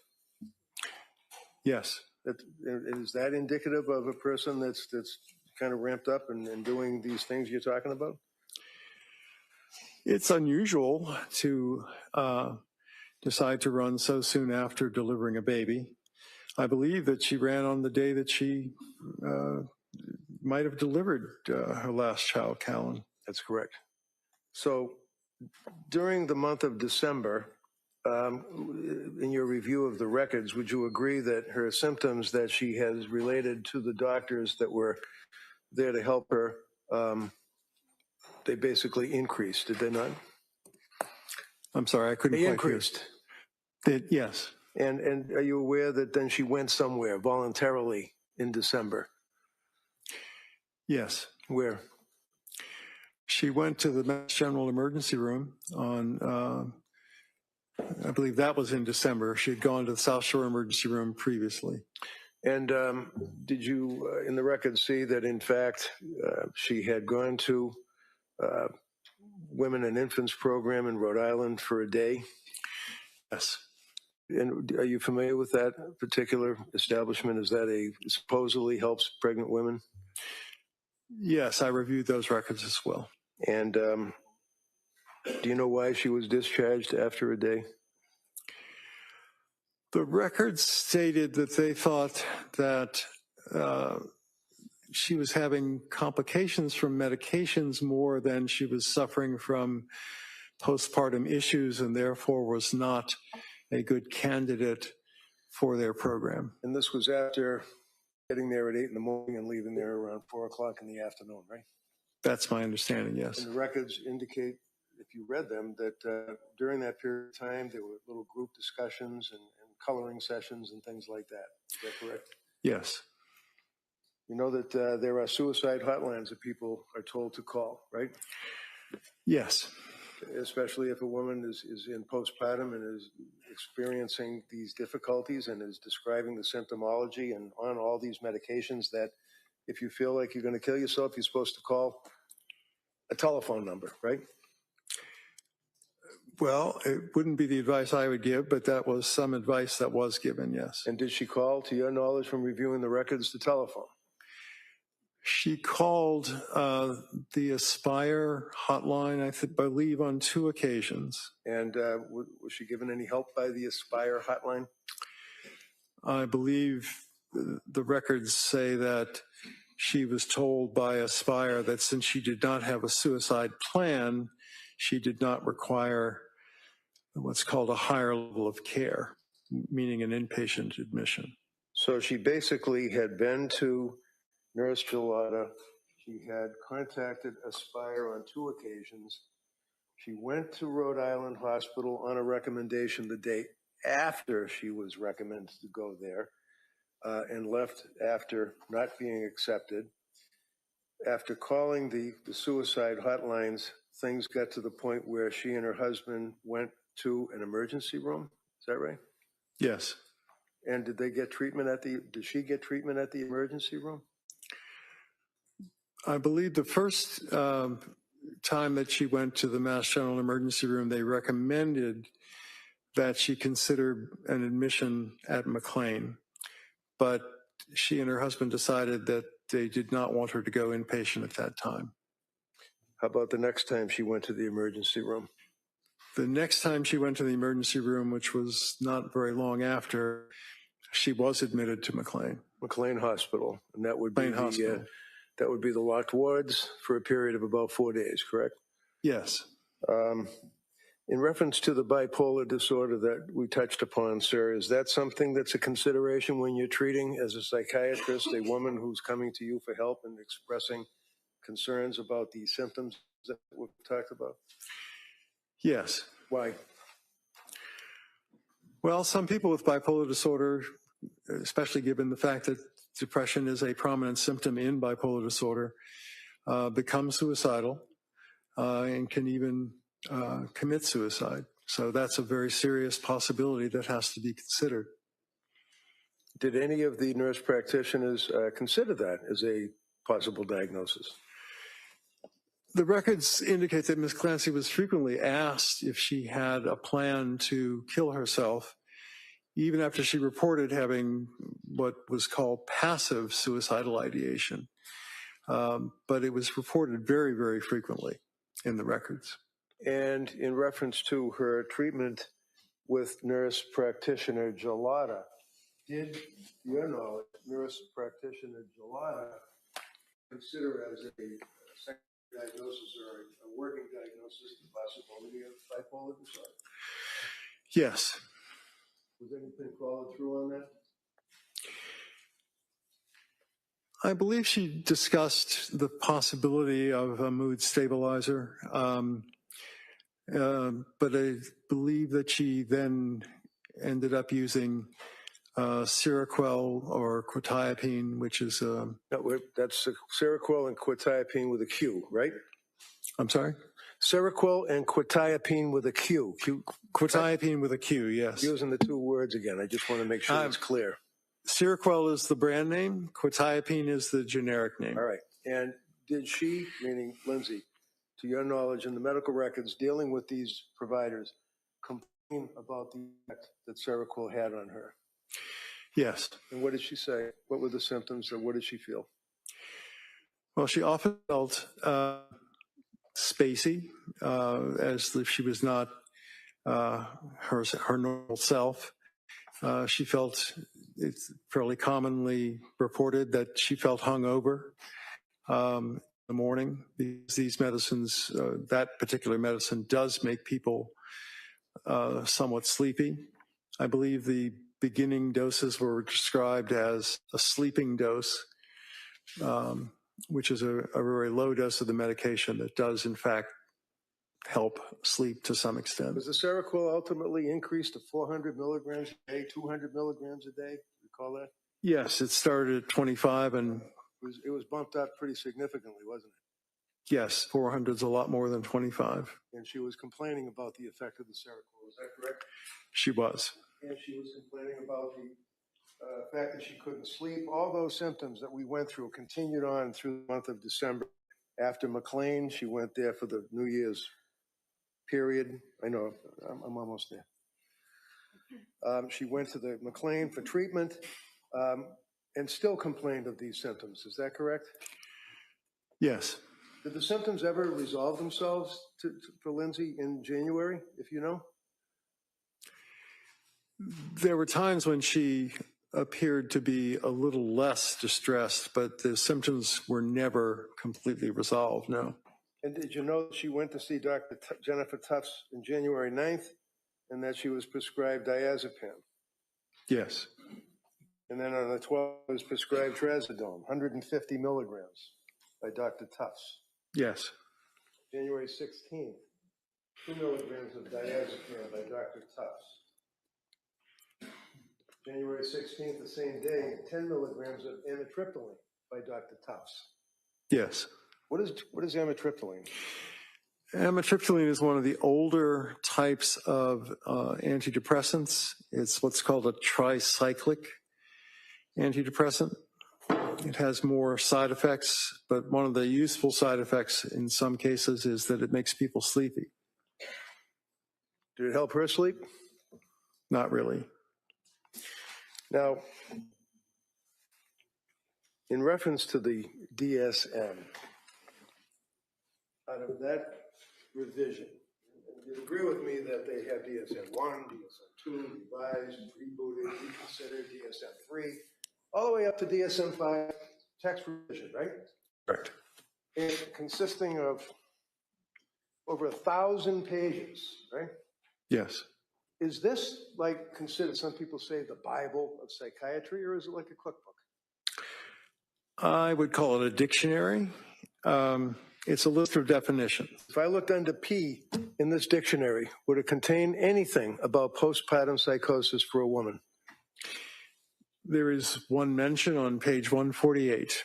That's it. That's it. The rest of the world, they don't care about the DSM. They have some other information, right? What is that called? The World Health Organization publishes something called the International Classification of Disease, which is now in its 11th edition. It lists postpartum psychosis as a separate entity.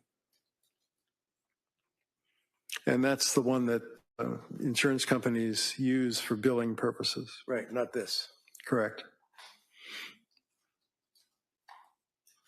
Are you familiar, sir, with the way other countries treat pregnant women in postpartum condition when they see, let me finish, when they see a doctor for medical treatment? Yes or no? Objection. All right, just allow that question, then we'll. Yes. And how does that differ from the United States of America? Objection. Sustained. Go ahead.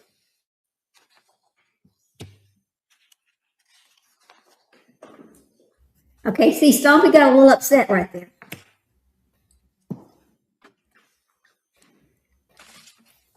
Good afternoon. Afternoon.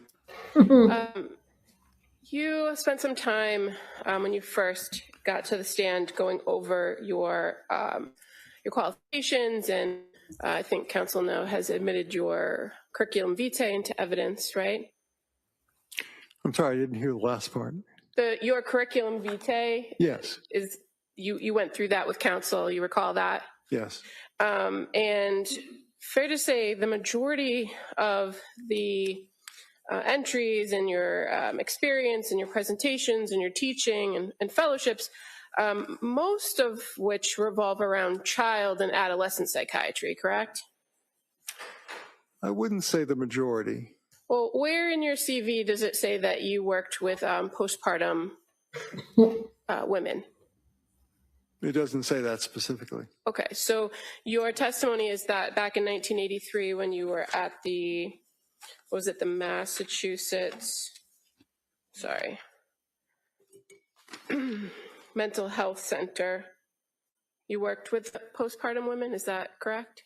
There were patients who either were pregnant while they were there or delivered and were hospitalized after that, yes. Okay.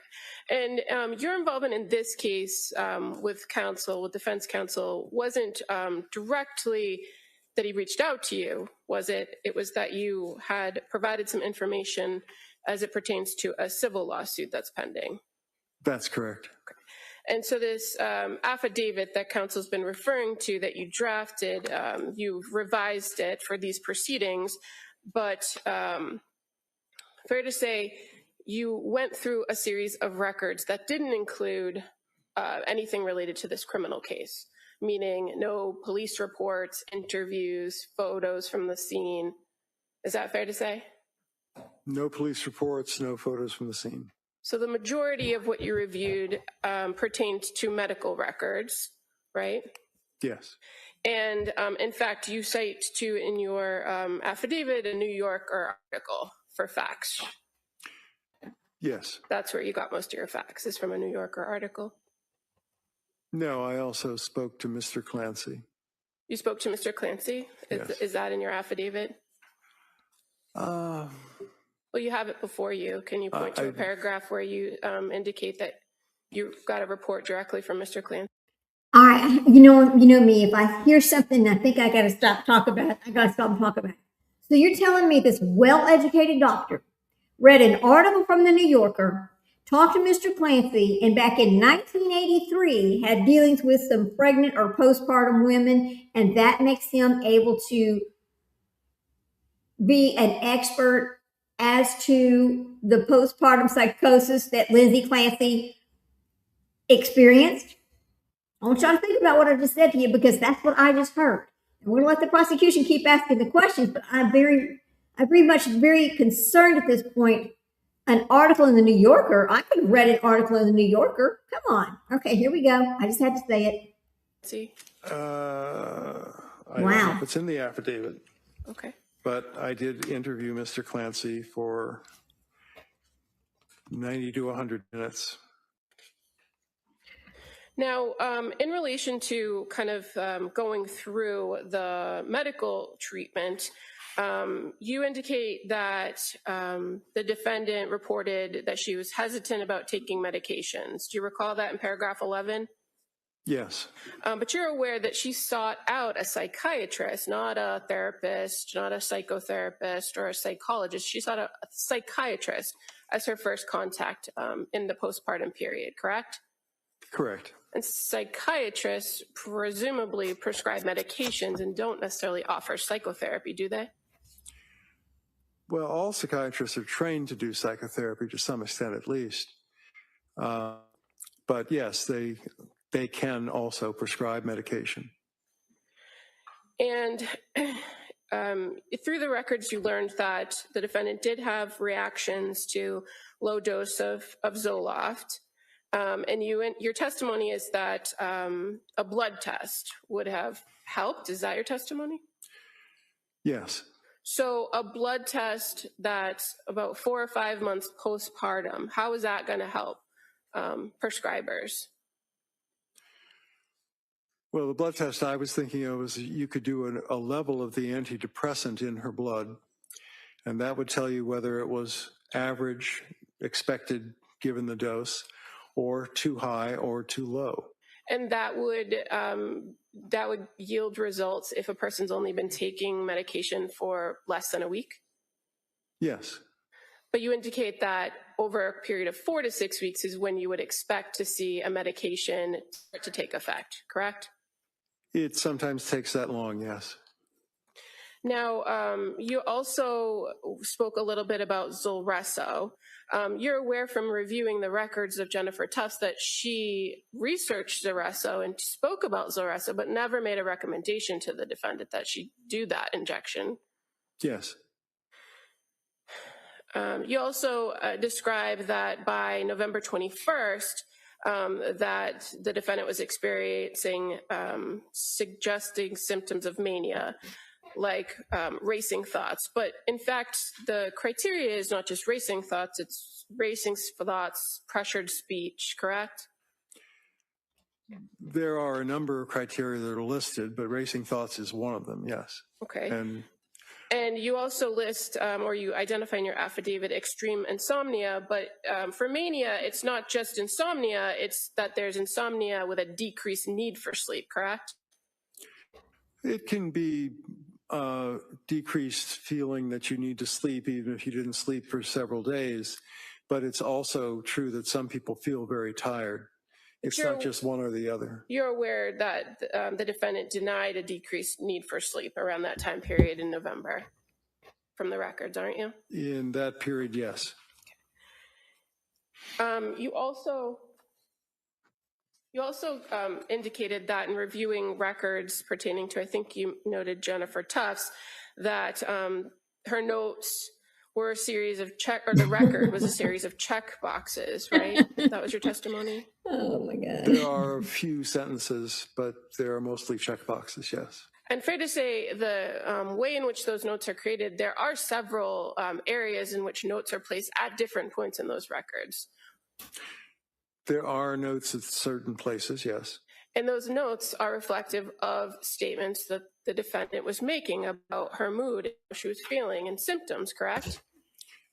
Yes. Those are all important things for a treating psychiatrist to consider when they're considering a patient's overall presentation. Is that fair to say? Yes, fair to say.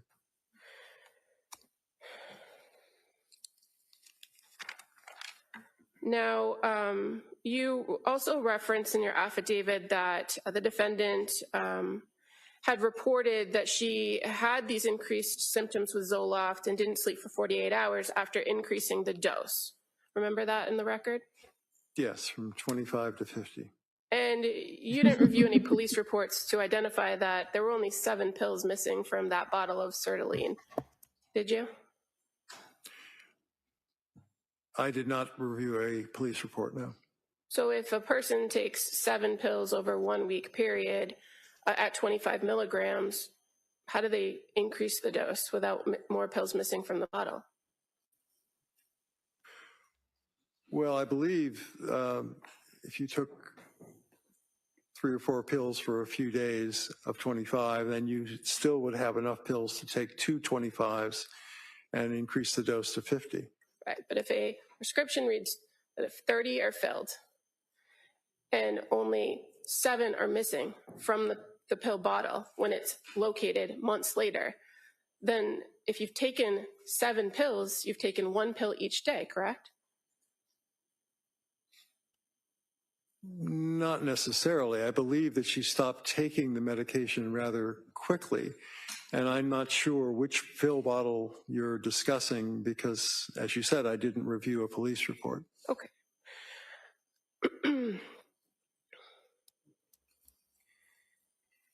Now, you're aware that on December 15th, that the defendant and her husband reported that she was having persistent intrusive thoughts that day, correct? Yes. And that's the day she first presented to Mass General Hospital. Yes. And you're aware that Mass General Hospital is directly affiliated with McLean Hospital, right? They are affiliated, yes. And that she was advised to go to the inpatient program, and she chose not to go. Yes. From reviewing the records, did you see how Letitia Dukes, a social worker, or a mental health worker, from the South Shore Perinatal Behavioral Health Clinic, had previously had discussions with the defendant about going to women and infants before her presentation to the Mass General ER on December 15th? Yes. And she didn't, in fact, go to that program until December 20th. Is that fair to say? Yes.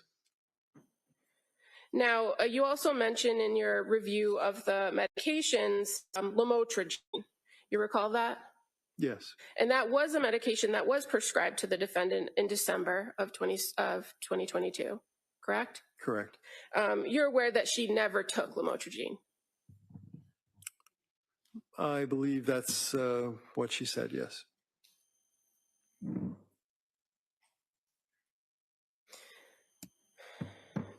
Now, you also were asked, or you spoke about Seroquel.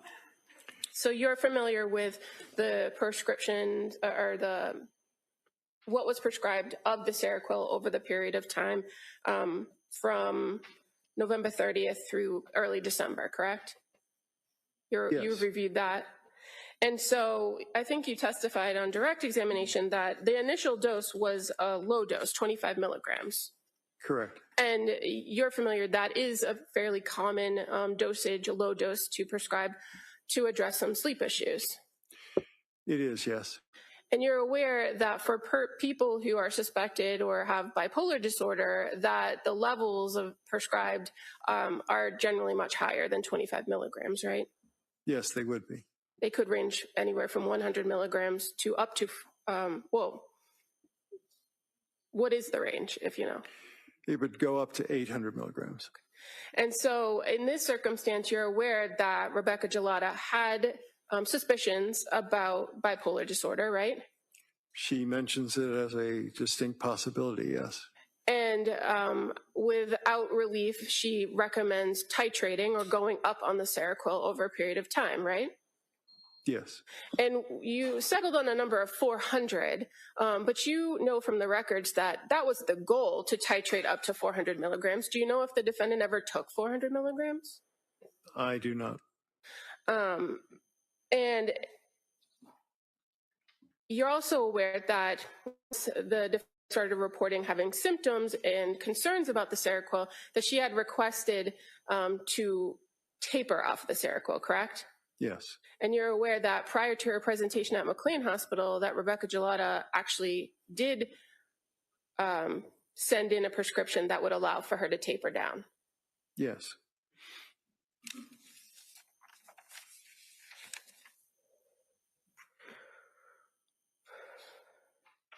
And when the defendant was admitted to McLean Hospital on January 1st, she was already on a taper plan, meaning she had gone back down to approximately 100 milligrams per night. I believe she was, yes. And that at McLean, they further immediately started to reduce the dosage with each night. I believe that was the plan at McLean, yes. So the first night she was there, she went down to 75 milligrams, correct? I believe that's correct, yes. And then by the time she was discharged, she was at 0. Yes, and they were talking about the amitriptyline. Well, did she leave McLean Hospital with a prescription for amitriptyline? I don't know if she left with a prescription, but it was discussed in the records that they recommended that. And as of January 12th of 2023, you're aware that the only active prescriptions for the defendant were for amitriptyline, right? Yes. And Valium as needed and trazodone. That sounds correct, yes.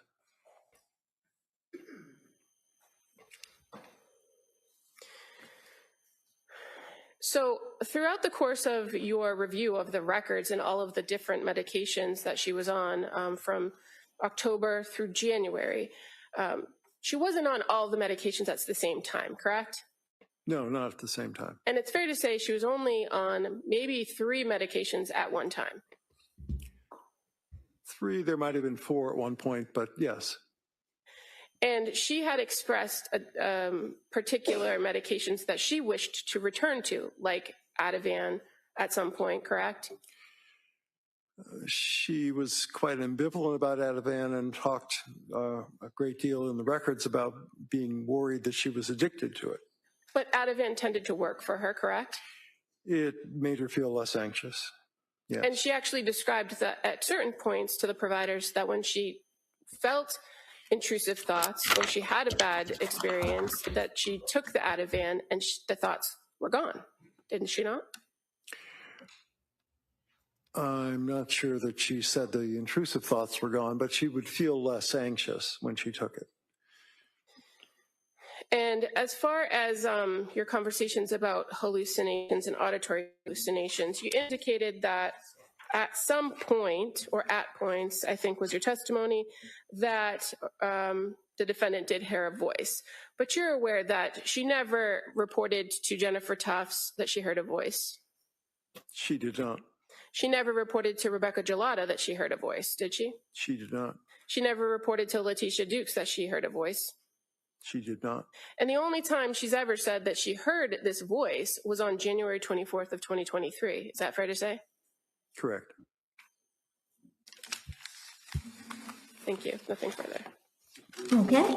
So when the district attorney asks you whether or not Lindsay, after all the symptoms we've already gone through, told Rebecca Gelada that she heard a voice, told Dr. Tufts that she heard a voice, and denied that she heard a voice, would you agree that there are reasons that a woman would not tell the doctor or minimize their symptoms out of fear? Yes. What kind of fear? Fear of what? Well, in the records, it's stated that Ms. Clancy reported she was worried that her children would be taken away from her, perhaps by the Department of Children and Families, if she reported very severe symptoms. The other thing is, as a health care professional, boards of registration sometimes take a dim view of people who have been in treatment for certain psychiatric illnesses. And so she might have been concerned about her nursing license, but that's speculation. So there are other reasons why a person may be concerned about telling healthcare providers, mandated reporters, that they're hearing voices, correct? Yes. Would you agree with me that you don't have to see the proverbial unicorn in the corner to your health provider to be suffering from psychosis? Yes, that's true. And can you tell us, Council was asking about the symptomology. Psychosis, is that something that just grinds on for day after week after month, or is that something that comes on out of nowhere very quickly? No, overall. It can be episodic. What does that mean? It means that an episode can start and stop, and then an interval of time goes by. It could be days, weeks, or months, and then another episode occurs. Council asked you about bipolar disorder, the suspicions of bipolar disorder from Dr. Gelada, and then talked about the prescriptions that were prescribed. Is it, in your opinion, appropriate to prescribe a selective serotonin reuptake inhibitor to a person that is bipolar? No, overall. It would be considered something to be done cautiously and usually with a mood stabilizer begun at the same time to prevent the possibility of making manic symptoms worse. Thank you, sir. Just a second. So just briefly, you didn't interview the defendant, did you? I did not. You don't know what she was concerned about. You're speculating. Yes. And Okay. for a person who's begging for help, wouldn't it be important to be honest with the providers about what you're feeling, seeing, and hearing? It should be, but that's not always what doctors find. Right. Anything Okay. further? All right, thank you, doctor. Let me sit down. Thank you.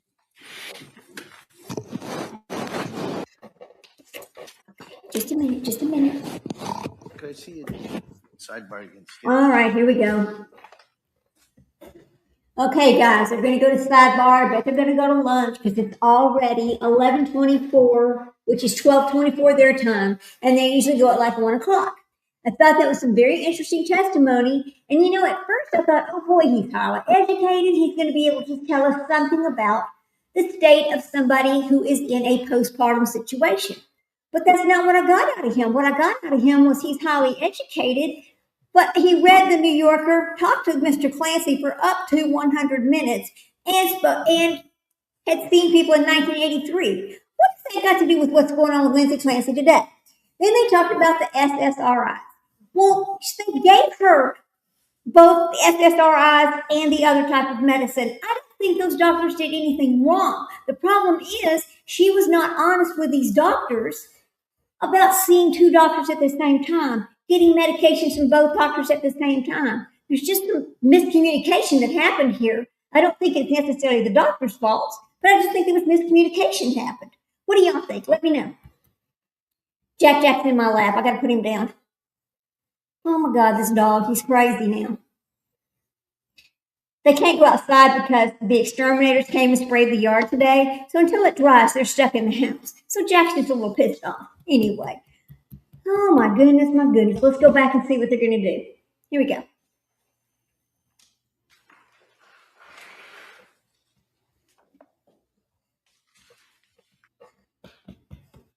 No, Lindsay, that was not a win for you, baby. I'm sorry, it was not.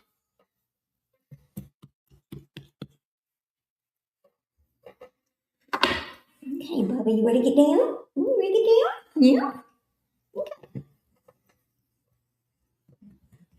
Oh, no, Daddy's got to get us a chair big enough for both of us. Okay, quit now. Okay, quit. That's okay. Here, come on. There you go. There you go. Okay, come on. All right, then, boys and girls. Come on. Come on. Come here. Come on, trick your turn. Jackie. Oh, my goodness, my goodness. All right, guys. Lordy. All right, Jack. Okay. All right. Look. Here. Let me go look. Here, I can look up. I can look up. There you go. You can look down. Here you go. There you go. All right, there you go. All right. Okay.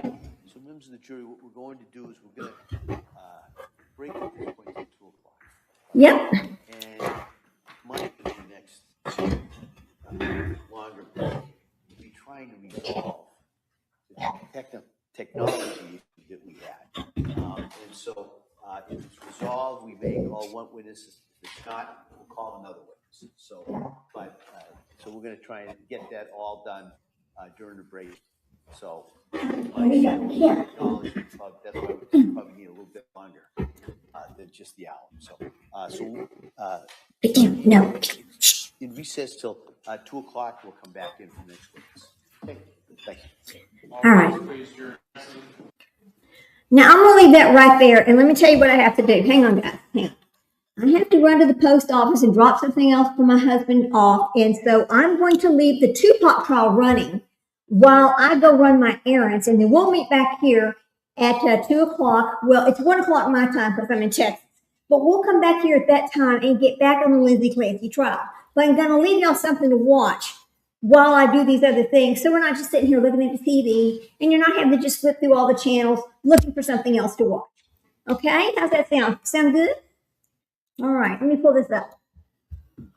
Oh, boy. All right. My goodness, my goodness. Yeah. I also need to run by that pharmacy. Listen, I'm hearing about medications. I'm thinking, I need to run by that pharmacy too. Okay, Tupac trial. Here we go.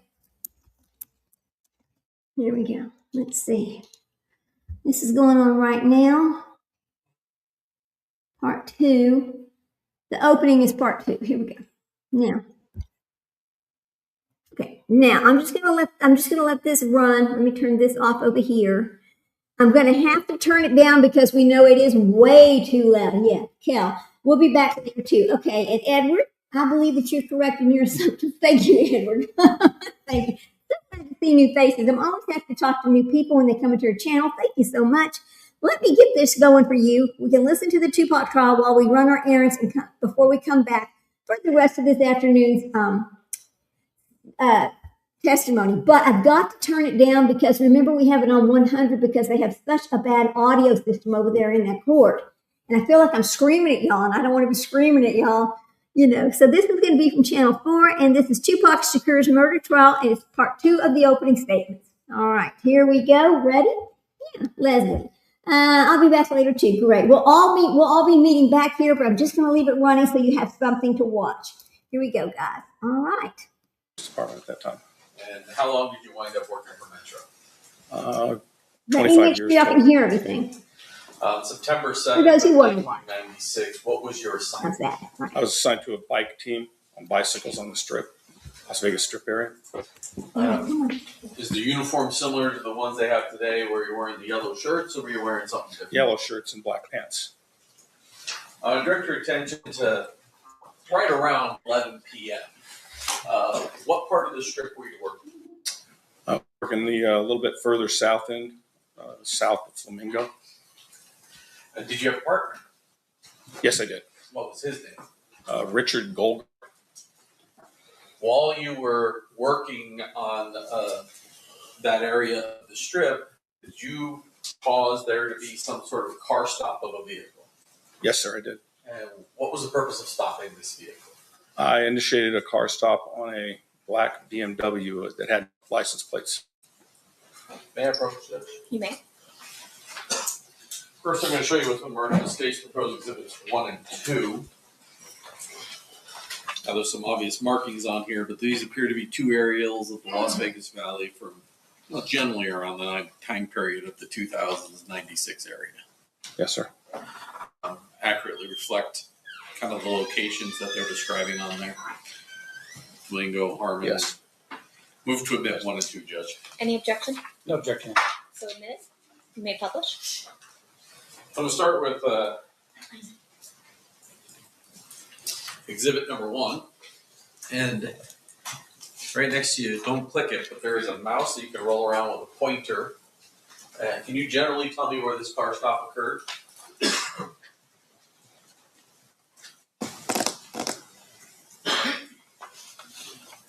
It won't work because you're doing it off of your computer. I have it plugged in. It works. There it goes. It will work.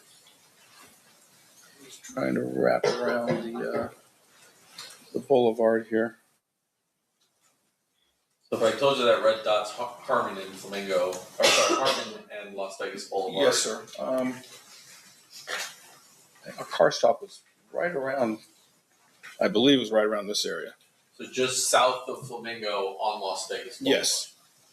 When you approached the vehicle, did you recognize the occupants?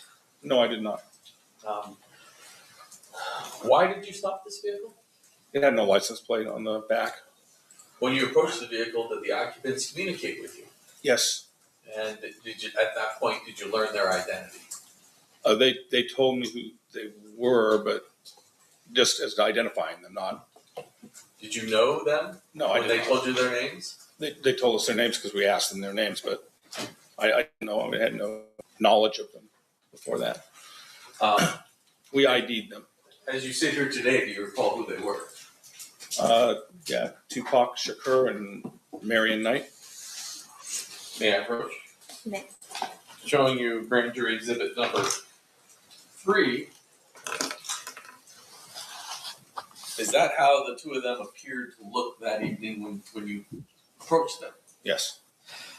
In particular, Mr. Shakur is wearing or has on a very large gold necklace. Yes. Did you talk to him about that necklace? Yeah, we talked to him for a few minutes out there, and I was just remarked to him, "Wow, man, that's a huge piece of gold or something like that he had around his neck." Would you describe your interaction with them as congenial? Yes. Okay. Did you ask them about the license plate, why their vehicle had no license plate? Yes. And what was the response? They stated that they were filming a video, so they had taken the license plate off because they were filming a video going up and down the strip. Move to admit 3, Judge. Any objection?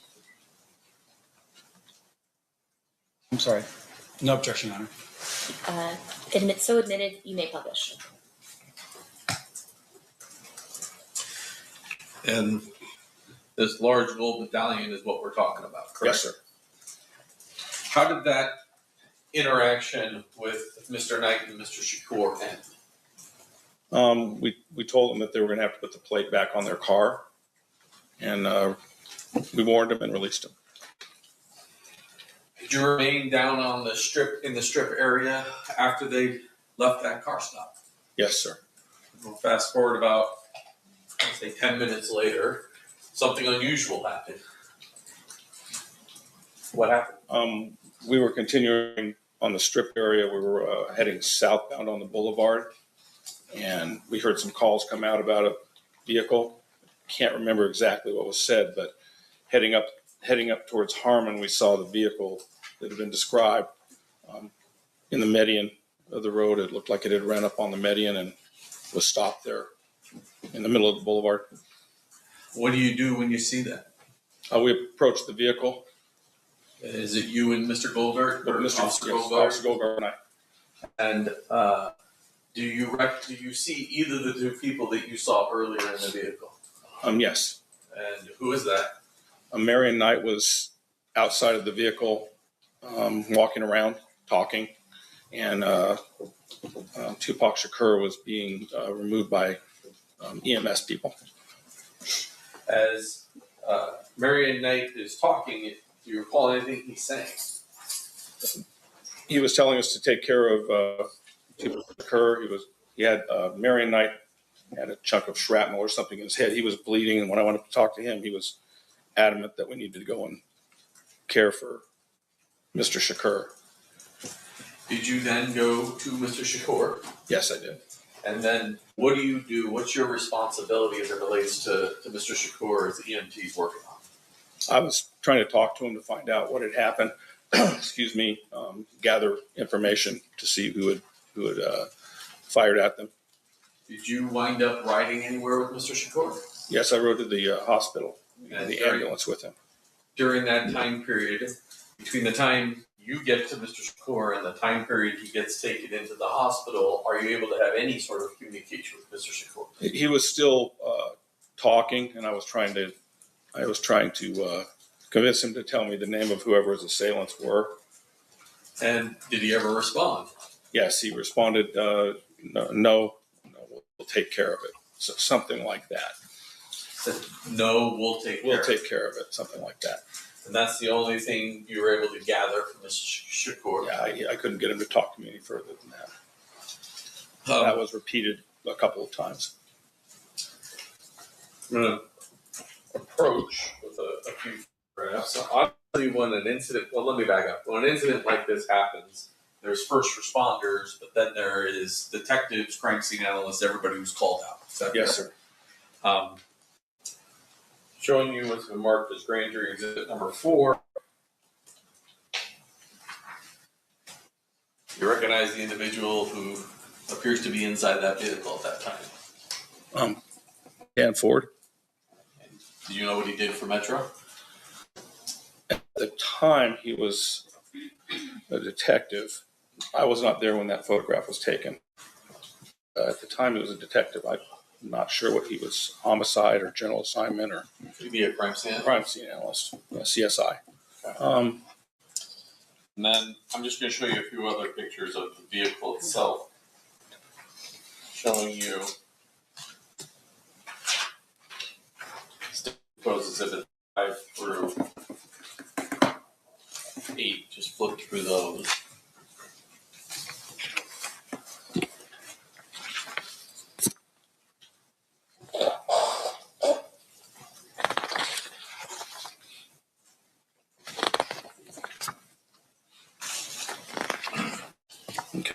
Is that how the vehicle appeared to you when you first arrived on scene? Obviously, without people in it. Right, on the scene of the where it stopped in the middle of Harmon Boulevard. Move to admit 5 through 8. Any objection, Mr. Stamp? No objection, Your Honor. So admitted, you may publish.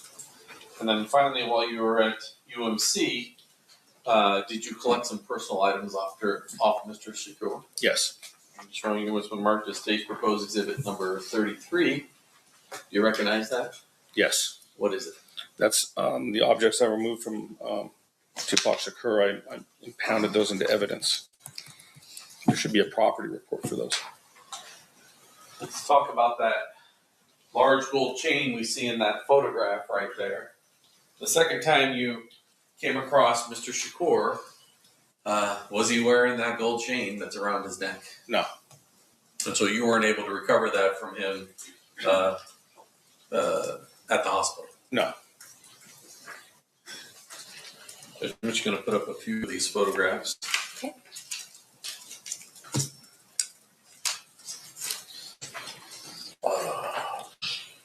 Just letting you know that 4 was not admitted. Move to admit 4. Any objection, Mr. Stamp? No objection, Your Honor. So admitted. Showing you 4. That's Mr. Ford appearing like he's inside that vehicle. Okay. 5.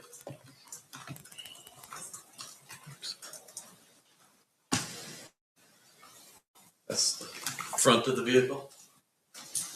Yes. Yes. Sorry, she's typing down everything, so you got to answer yes or no. Apologies.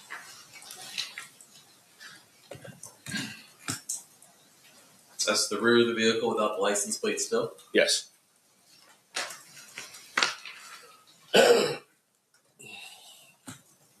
Number 8 is the driver's side of the vehicle. Yes. And oops. Mr. DeJacmo, Right, no, I 33 put the also wrong not one up, admitted. Judge. Okay. Withdrawn. There you go. 7.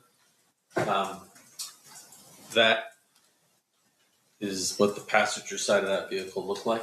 Yes.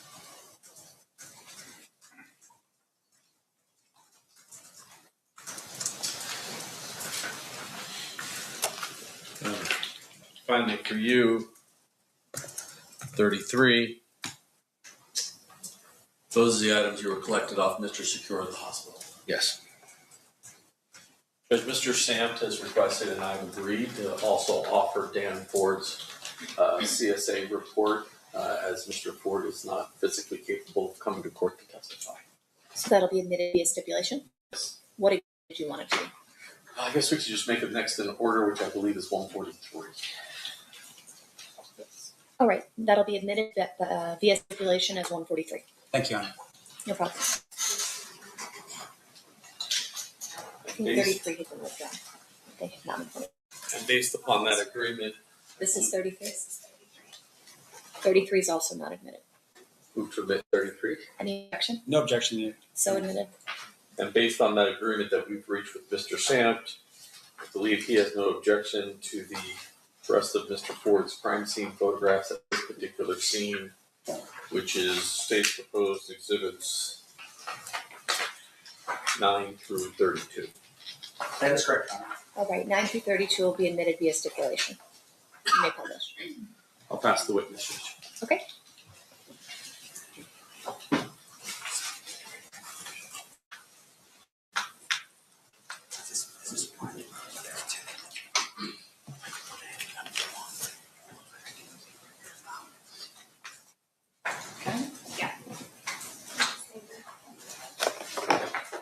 Old school.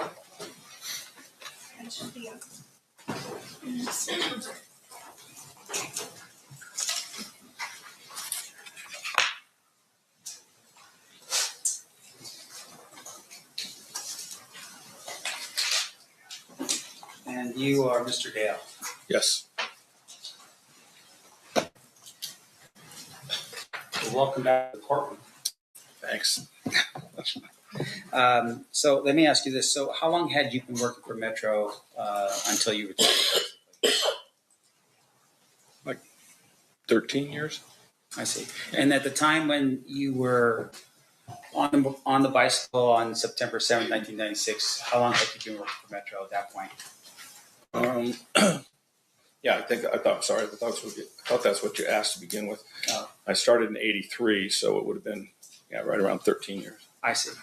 And obviously, when you are first a police officer, you go through an academy before you become an actual police officer. Yes, sir.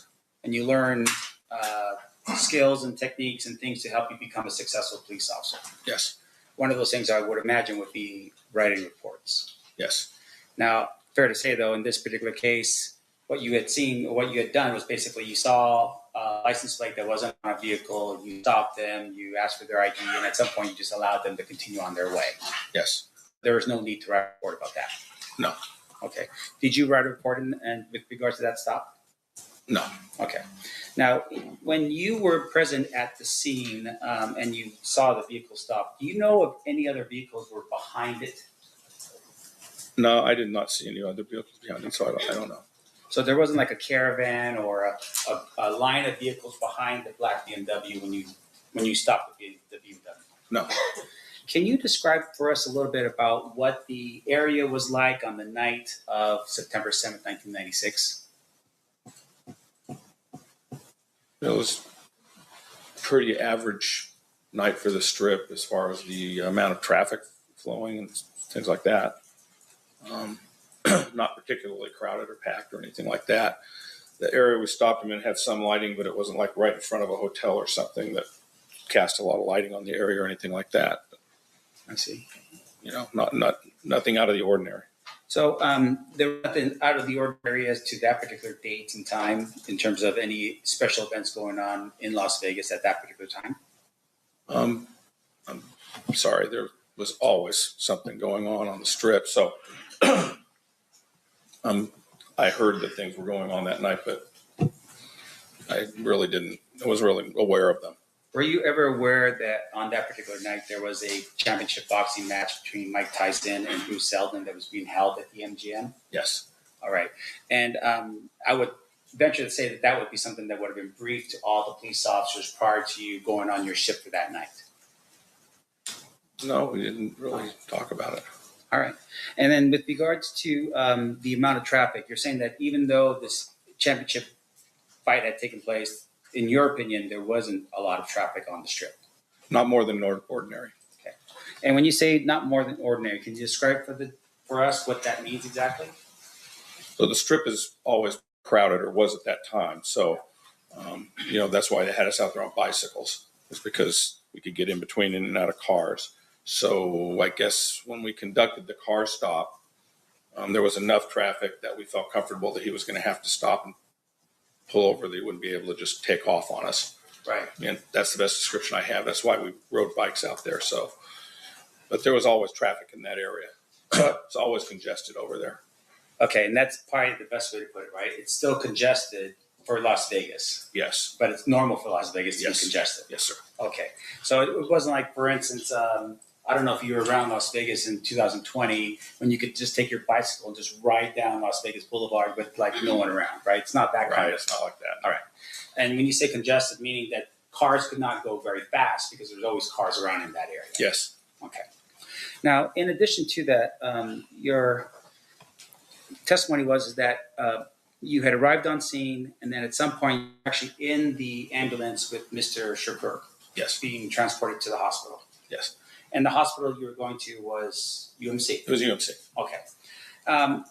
Now, when a police officer first arrives on scene, is that police officer considered to be the primary officer until such time as they are relieved of that duty? Ordinarily, yes. Were you the primary officer at that particular scene? Were you the first officer on arrival? I don't really remember. There were so many of us that showed up like at right around the same time. There's just a lot of officers showed up there pretty quickly. Right. Now, I mean, you have a pretty clear memory of this.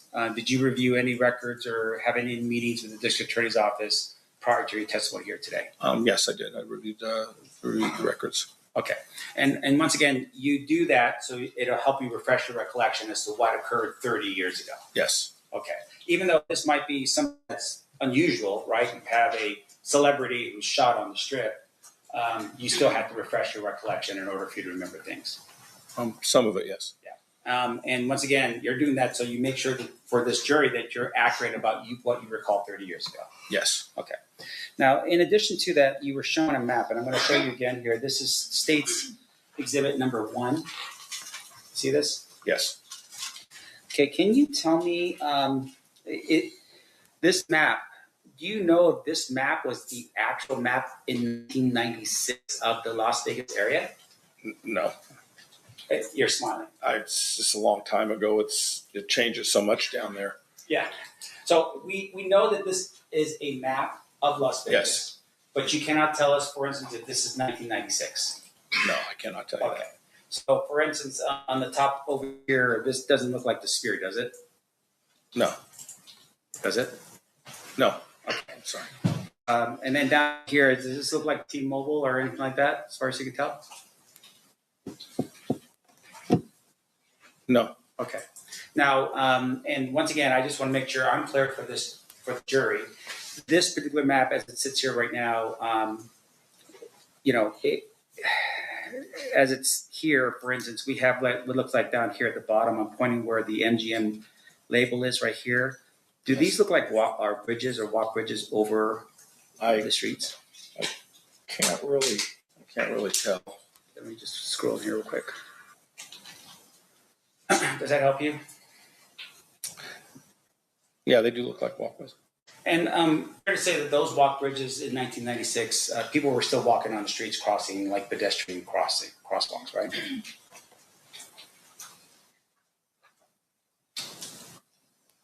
I'm trying to recall. I couldn't honestly recall.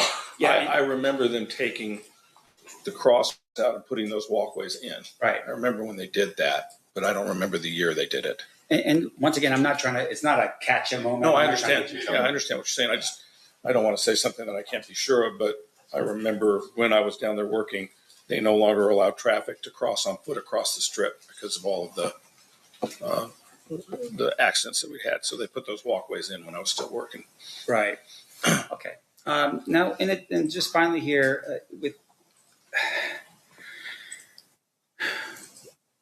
with regards to the when you're riding on the strip and you're riding with your with the other person that's with you, you said at some point you were made aware that there was a shooting that had occurred, and the radio traffic indicated that the vehicle you had stopped was potentially the vehicle that was being involved. Remember that line of questioning? Yes.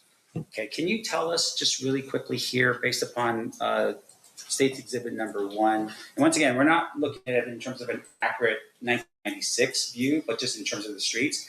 Can you tell us where you were at when you took off to wherever the vehicle was? And I'll just pull that here real quick so you can.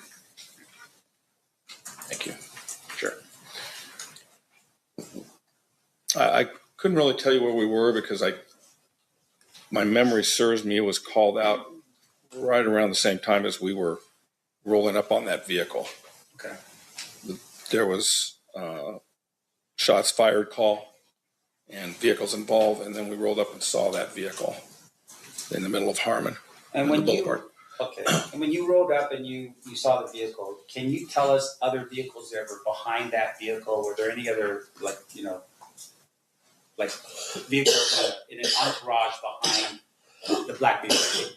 There were several vehicles stopped all over the strip. It was cluttered with cars, so I couldn't tell you if they were with it or not. Sure. Did other police officers aid in terms of securing the scene and making sure that anything of evidentiary value was going to be kept in that area? Yes. Because I would imagine it wasn't just you by yourself. Your partner, other officers arriving on scene would have started to help as a team. Yes, sir. Okay. I have no further questions. Thank you. Any redirect examination, Mr. DiGiacomo? No, Your Honor. Ladies and gentlemen of the jury, do you have any questions for this witness? If you do, please raise your hand and I'll walk you through the process. Seeing no hands, thank you so much for being with us, Mr. Dale. You are excused. Thank you. State may call their next witness.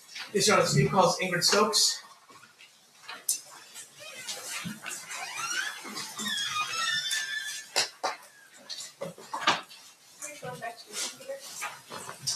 Yes.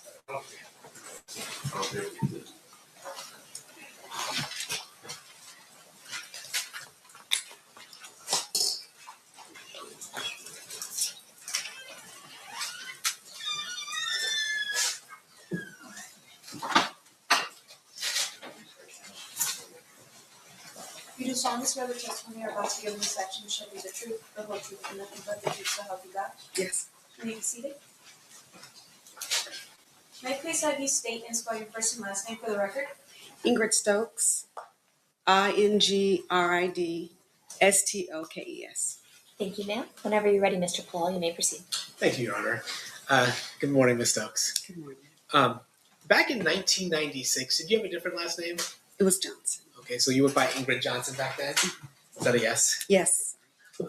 Did you come to Las Vegas on the weekend of September 7th, 1996? Yes. Who'd you come with? My best friend and some girlfriends. Okay, can you tell me who they were? Shalane, Tanisha, and Lauren. And why'd you come to Las Vegas that weekend? Well, when you live in LA, you go to Vegas all the time. It's just a party city. So we decided to go for the weekend. We were all off work. And so we went to come hang out, have fun. And were you aware, okay, well, first let me take a step back. So you guys were living in LA at the time? Yes. What part of LA? I may have been living at my dad's, which is Carson. Okay.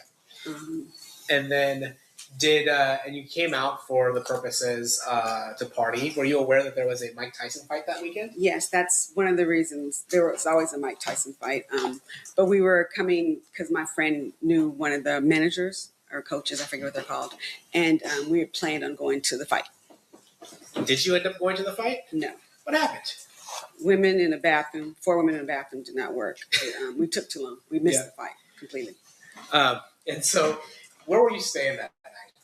I believe we were at the Lexor or the Rio, but I think it was a Lexor. Okay. And then did you ever actually make it to the MGM where the fight was? We made it to the let out is what I call it because the fight was already over. So everyone was kind of hanging out. So we went to see what was going on for the night.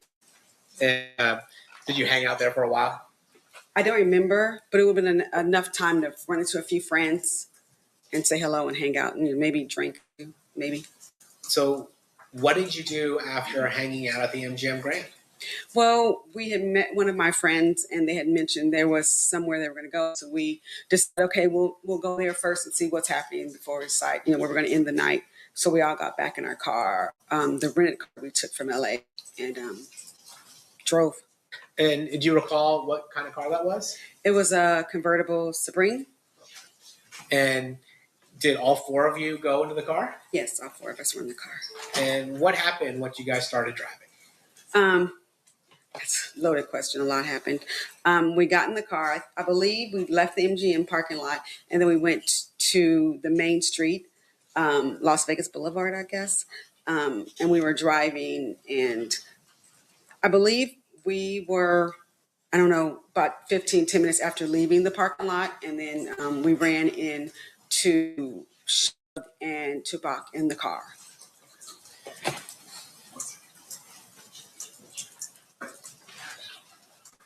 And when you say you ran into them, what'd that look like? Well, we were driving, hanging out in a convertible, and my girlfriend Lauren at the time, she knew Shug, and she told us, "Hey, there's Shug. Pull up next to him. I'm gonna ask them what they're doing." And so Shalane, the driver, and she pulled up close to them. And so you said Shalane was the driver. Yes. Where were you seated? I was a passenger in front. In the front passenger? Yes. Shalane's driving, you're in the front passenger, and the other two women are in the back seat? Yeah, Tanisha's behind me, and then Lauren is behind the driver. After all these years, you still remember that, huh? Well, yeah. Some things you don't forget. That one. And so then when you start driving, when you see Shug and your friend starts talking to Shug, what happens?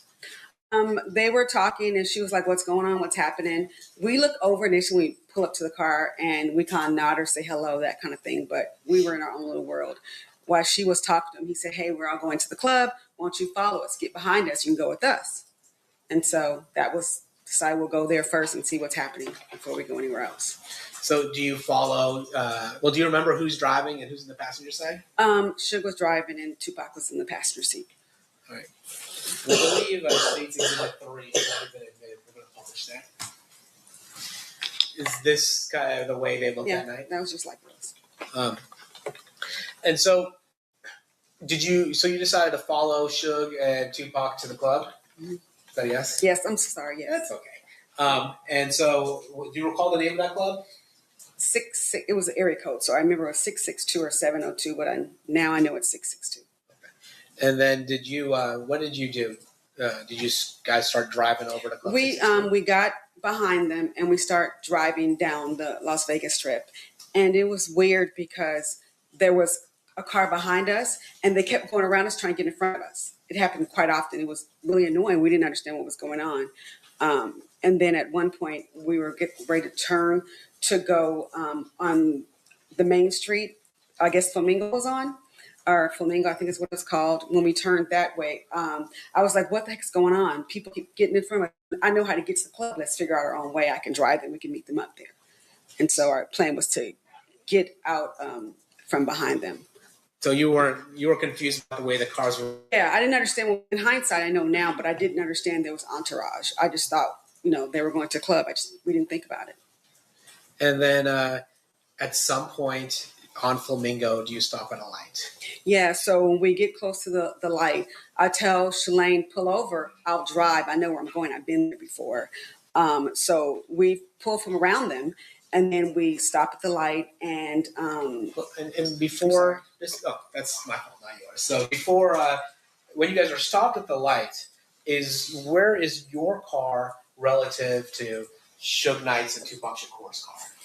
So I believe there was 4 lanes, a turning lane, the lane next to it, the middle, and then there was one for like the outside lane. So they were on the 3rd lane, I believe, and when we got off the lane behind them, we got out and we went past, and I think we were a car or 2 on the 2nd lane from the light. And so were you behind or in front of Suge Knight's car? We were in front. So you're in the lane next over, a car, or maybe 2 in front. Yeah, exactly. Then while you're waiting at that light, does anything happen? Well, me and Shalane were going to change seats. I was going to drive. I'm the more aggressive driver. And after what, she was nervous with them coming back in front of us so much. So me and Shalane were literally head down, taking our seatbelts off when we heard the gunshots, when all hell broke loose. And to be fair, you didn't see those gunshots. No. And then what do you do when you hear the gunshots? I freak out and I scream, what the hell? I said, what the hell? And then Shalane is kind of half up, half down. And so I grab her head to bring her down. And I was like, what the hell is going on? And then she has her hand on the wheel, but she's like frozen. And so I don't remember how many gunshots there were, honestly. but I know I put the car and drive, and I told her to get the hell out of there and drive. And so I may even grab the wheel. Like I said, I'm very aggressive. And from that, she tried to drive off. And then, did you see the color of the vehicle? Yeah, so we almost hit the car. When we were trying to drive off, there was a car in the lane, that last lane that was the turning lane, and it was a white four-door. Can't tell you what kind, but I just know it was like white-ish. And we almost hit it. We were trying to get away. Were you trying to pursue the white car? Hell no. Just want to get away. And then where did you guys go? Did you turn off? Did you follow them turning off? Or we turned off. We turned the only way you could turn because it was a red light, which was down that first street past. And then when we turned right, we were just driving fast. There still might have been gunshots. I can't speak for anyone else in the car, but it was a lot going on. There was a lot of adrenaline. And then the first street we saw that was on the left, I was like, turn left. And we just turned down a random street that had like apartments on it. Now, it's fair to say you didn't see who was in the car, right? No, didn't look. But did you go back to where the shooting occurred? Yes, I did. Were you nervous about talking about what happened? I didn't think I had anything valuable to say, to be honest. So I wasn't nervous initially because I just was like, we came back because when we wanted to know what happened. Because we left, so we didn't know. We didn't look around. We didn't see anything. We just left. And so we came back. We saw there were a lot of police presence. And I wasn't a big fan of the police at the time, so I was like, I want to stop and talk to them and offer my help, but I also want to make sure if I could help. So when we went back, we told the officers we had been there when something happened. What happened when we left, and so he made us stop the car and get out the car. The police officer made us sit on the ground on the sidewalk in front of everything. Like cars are still, I think, may have been passing. So it was kind of an odd situation where they were like kind of rude to us. And then they're treating us like we're suspects. We really didn't know what happened though. And so they said, well, we need you guys, eyewitnesses, we need you guys to come downtown or in a van for you guys to come, and had us sit there. I kept asking a lot of questions, but no answers. Now, I noticed some of your friends aren't going to be here. Is there this fear about talking in this kind of case? Absolutely, yes. Why is that? Snitches get ditches. I'm saying, not the coolest, but yeah, talking to police is not a cult thing we do in our culture in LA. It's a normal thing. So there was that, especially in the 90s and 80s. There was multiple reasons why, but I didn't see anything. So I was comfortable. I didn't see anything. I didn't think I'd be beneficial. And then I don't know. I was going to offer some assistance. Because I may have had more of a memory back then. I may have heard the number of gunshots. I may have had, more. But the police treat us so bad that I just we start shutting down. Because we're like, if someone, they could come by and sitting on the ground. They can see we're sitting here telling people, even though we're not saying anything. So this was a really bad situation. And is it fair to say that that was something that also would scare you, is that if somebody was seeing you talk? Absolutely. What's your response, Mr. Paul? I'm just following up on her question that she's going to lay the foundation to. I'll sustain if you could rephrase. Okay. Is it fair to say that you are concerned about people seeing you talking to police? Yes. All right. No further questions, Ms. Davis. Cross-examination, Mr. Sands. Thank you, Honor. Hi, Mr. Hello. You obviously, I would imagine, never testified before about this particular situation. No, I was in the grand jury. Okay, so you were at the grand jury. And with regards to your testimony, when you were in front of the grand jury, did you meet with the district attorney's office prior to giving that testimony to the grand jury? Not except outside the door when I got to the courthouse. Okay. I mean, the door of the grand jury. I see. And with regards to that testimony, did you review any documents, records, anything like that in preparation for your testimony in front of the grand jury? No. All right. Now, asking you again for today, did you review any documents in preparation for your testimony here in front of this jury? I looked at the grand jury testimony said, but other than that, no. Okay. Now, when this thing had occurred, I would imagine it would have been a very traumatic experience for you. Yes. And at some point, you go back to LA. Yes. Is that a yes? Yes. That's all right. It's just for the record. When you go back to LA, did you ever just sort of keep on top of it, like in terms of like articles that would come out in magazines, anything like that at all? No, we didn't talk about that night for decades. We just didn't talk about it. Okay. Now, did you ever at any point capture what you had remembered in a journal or anything like that? I did a documentary, a couple documentaries. Yes, years, like 20 years later. I see. And in preparation for those documentaries, what did you use to refresh your recollection back then? Talk to my girlfriend. I mean, more talk and try to remember pieces that I could. Right. And your girlfriend was also present in the Sebring when it happened? Yes, as well. she was driving. I see. Okay. Now, just to describe us a little bit that night, you're driving in a convertible Sebring. Mm-hmm, yes. And I'd assume that the top was probably down. The top was down. Yes. Okay. And the weather that night, was it raining? No. Can you describe for the jury what the weather was like that night? It was Vegas in September. It probably, I'd be guessing, but I know what it wasn't. It wasn't raining. It could have been a cloud in the sky, but I wouldn't remember that. Was I just it know cold? It wasn't bad. Yeah. No, I didn't. We didn't have any jackets. We had designer clothes. That's why I was mad. I had to sit on the curb. But no, it was a nice, cool evening. So I would probably say in the 80s, 70s, 80s. I have no idea. All right. But obviously, among the four girls, no jackets or anything that would indicate that it was cold that night. Yes, no. Now, in addition to that, your testimony was that you had pulled up alongside Suge Knight's vehicle at some point. Yes. Now, I noticed that you weren't given a map. Did you ever have an opportunity to kind of envision exactly where this had occurred? I didn't forget that part. Okay. If I were to show you a map, would you be able to point out for Yes. us exactly? Much as I can, yes, absolutely. Sure. I'm going to show you what's been marked in there as State's Exhibit number 1.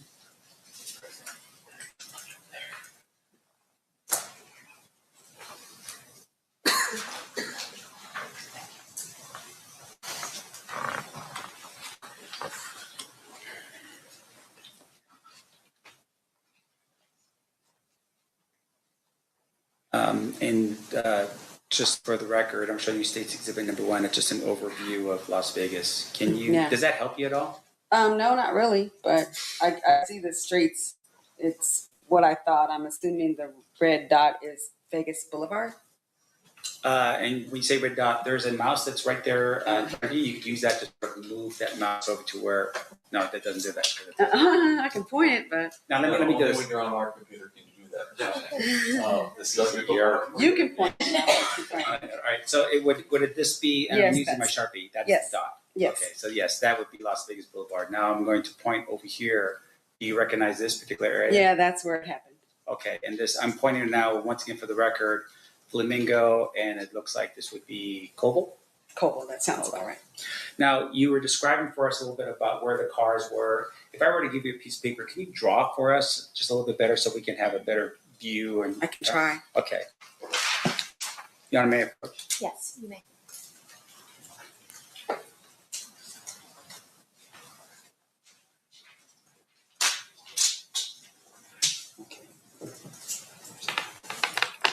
And what am I drawing exactly again? If you can draw for us where on that night where Coble was. And just for the record, you're writing Coble. Is it for the horizontal line or the vertical line? It is horizontal line. Okay. So that's Coble. And then can you draw for us where Suge's vehicle was when you pulled up to it? Well, we were behind it. Okay. So it would have been, I'm just going to make lanes and don't quote me. I could be off by one, of course. So I'll say this was Suge and we were behind. So this was, I'm going to put I for me. Okay. And then we moved and went right here. So this is where we end up parking. I'm not parking, but stopping at the red light. That's fine. And just for the record, you have made a mark that looks like an S, and I would assume that would be for Suge's vehicle. Yes. And then there's another I, it looks like right there, and that would be for your vehicle. Yes. And then you have an arrow pointing to the next lane over where the I is now at. Yes, that's where it ended. Okay, great. And then when the shots, when you're, I guess, trying to change seats, can you tell us where you were at that particular point? You mean in the car? Well, not in the car, but where the car was. It was here when the shots happened. Okay. And when we were trying to flee, we were trying to get in this lane to go around and get the turn. I see. And that's what we ended up doing eventually. I see. So when the shots were fired, you were still in that eye. The eye, yes. And then you pulled off onto Coble. Yes. Okay. Now this area right here, what is this? What street is that? What do you mean? This Flamingo? I know, is it Flamingo, I'm assuming? I'm guessing. Like I said, I'm bad at direction on places I still go today. That's right. And then here was like a gas station or something right there. And then here was where we turned off, right, which is where that first left was. So I don't know the name of the street or anything. No problem. I'm going to show you. Thank you so much. I appreciate it. All right. Your Honor, if I could have this marked as defense exhibit, opposed defense exhibit A. Any objection? No, Your Honor. And move for admission. Any objection to its admission? No, Your Honor. All right, so admitted. Did you want to publish? I would like to publish it. Okay, feel free. Thank you. Now, showing you what's been marked and admitted now as defense exhibit A.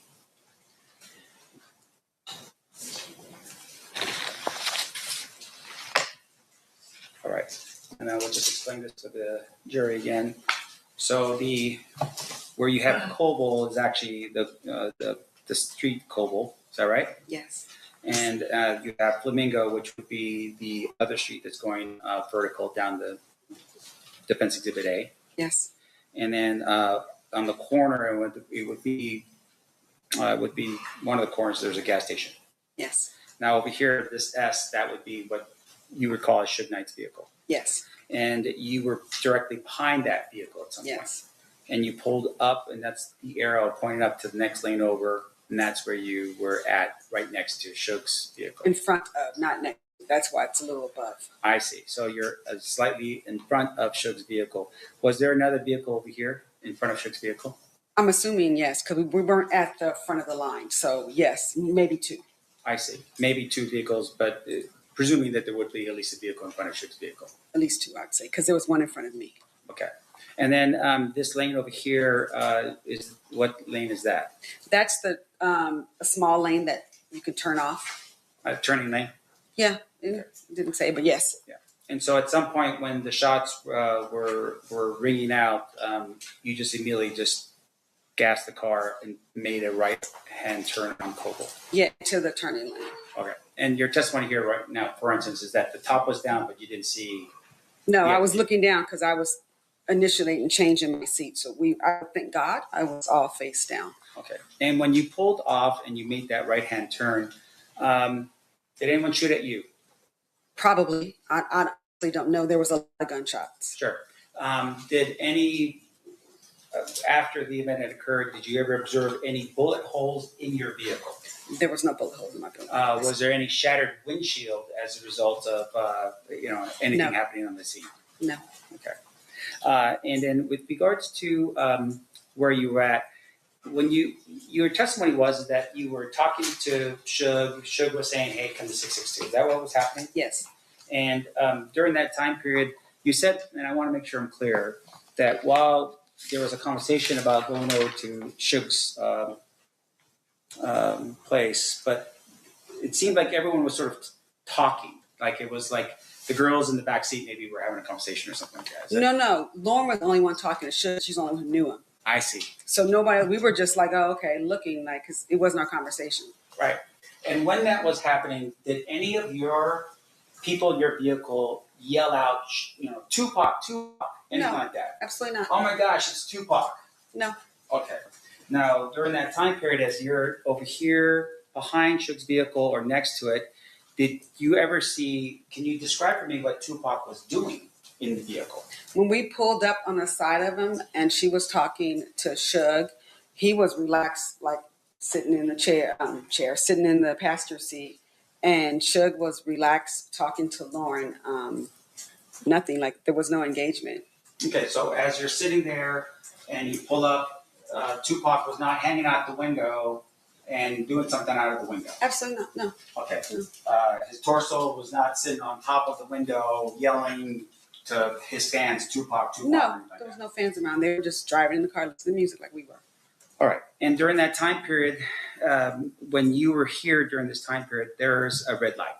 Yes. Preventing you from moving forward. And once again, going back to Defense Exhibit A, there's no green light allowing traffic to move in the direction of Coble. No. Okay. So everyone was stopped at that particular point. Everyone was stopped.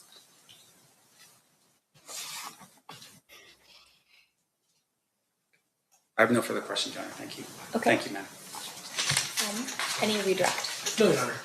Ladies and gentlemen of the jury, any questions for this witness? We do have one. Okay. So what I'll need you to do is write your juror number on the question, and then write the question on a full sheet of paper, and then hand it to my marshal when you're done.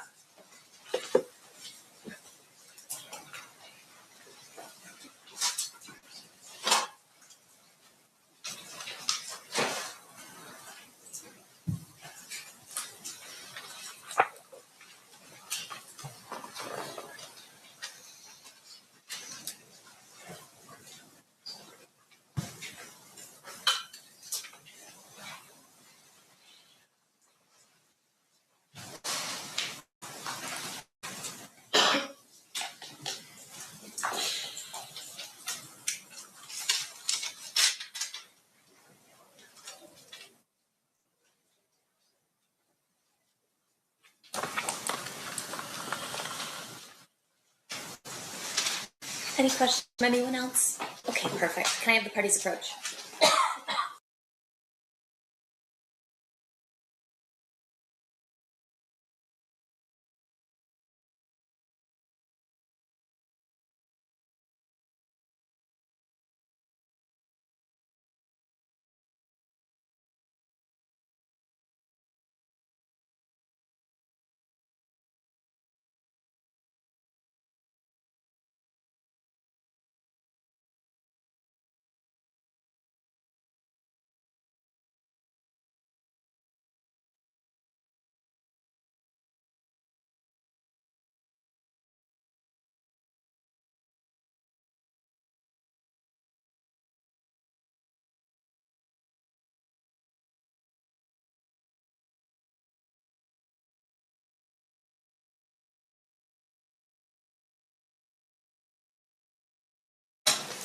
All right. One question from a juror. Could you gauge what direction the shots were coming from? No. No. Any fault? Go ahead. Sorry, I'm gonna say it was just You're it was too chaotic, and you're not, thinking about that, but no. Okay. State, any follow-up based on that question? No, Your Honor. Defense, any follow-up based on that question? No, Your Honor. All right. Thank you. You are excused. That was fast. State, any quick witnesses, or are we prepared to take a lunch break at this time? Lunch break, sir. Okay, sounds good. Ladies and gentlemen, we'll take our lunch break at this time. During the recess, you are admonished not to talk or converse amongst yourselves or with anyone else on any subject connected to the trial, or read, watch, or listen to any report or commentary on the trial of any person connected with this case by any medium of information, including without limitation, newspaper, television, internet, and radio, or form or express any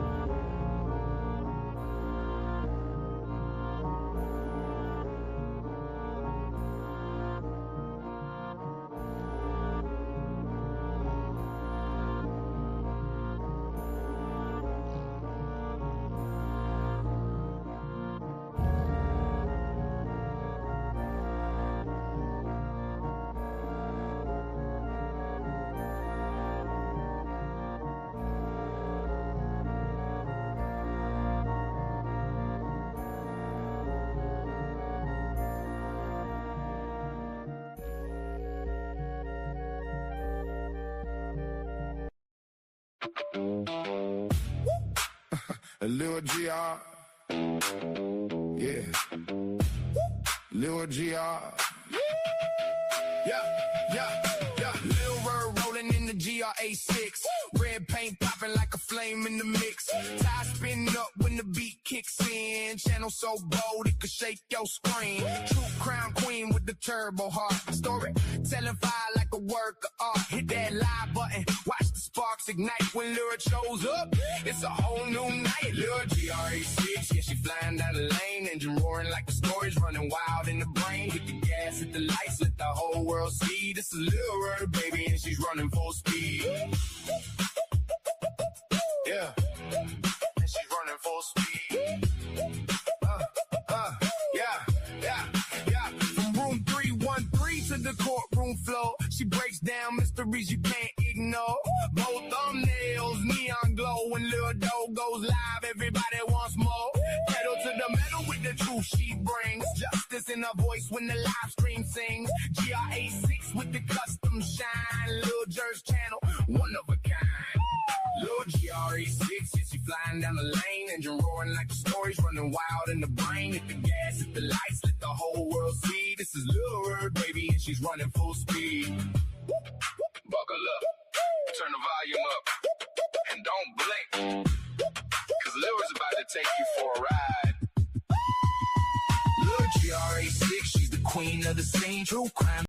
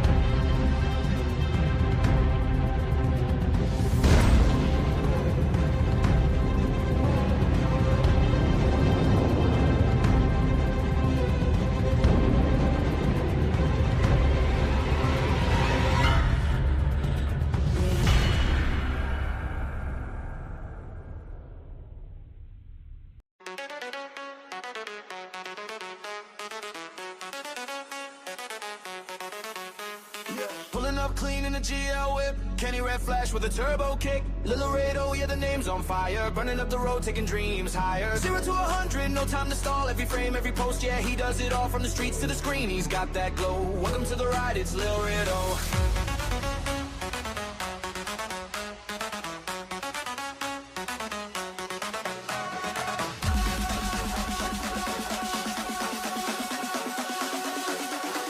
Red line dreams, we don't slow down.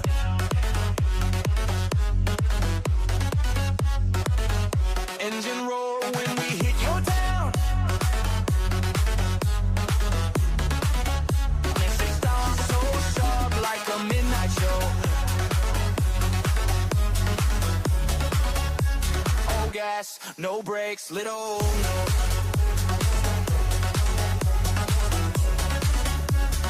Gas, no brakes, little no. Drift through life with a fearless tone. Every move custom, every vibe is on. Not just a car, it's a way of life. Precision, passion, cutting like a knife. Headlights blaze through the doubt and fear. He's the one they watch, the one they cheer. So buckle up tight, let the legend grow. You're in the fast lane with Lil Laredo.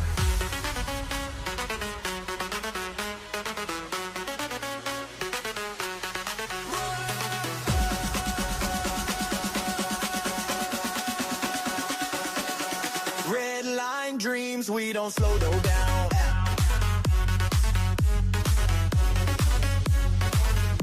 Engine roar when we hit your town.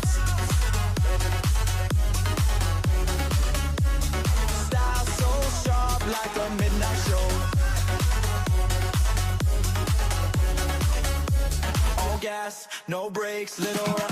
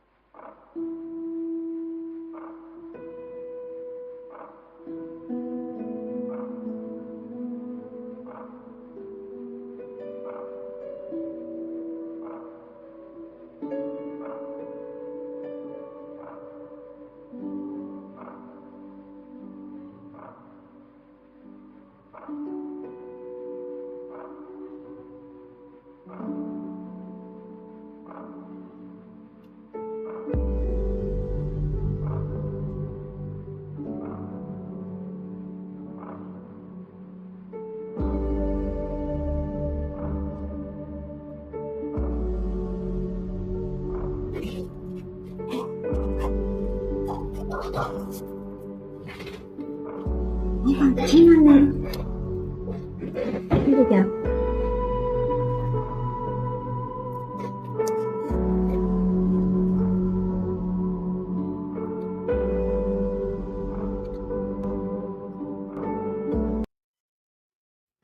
Okay. I don't know what happened to that music, but that was kind of weird. So I've got my little errands run. It's so good to see you again. Oh my God.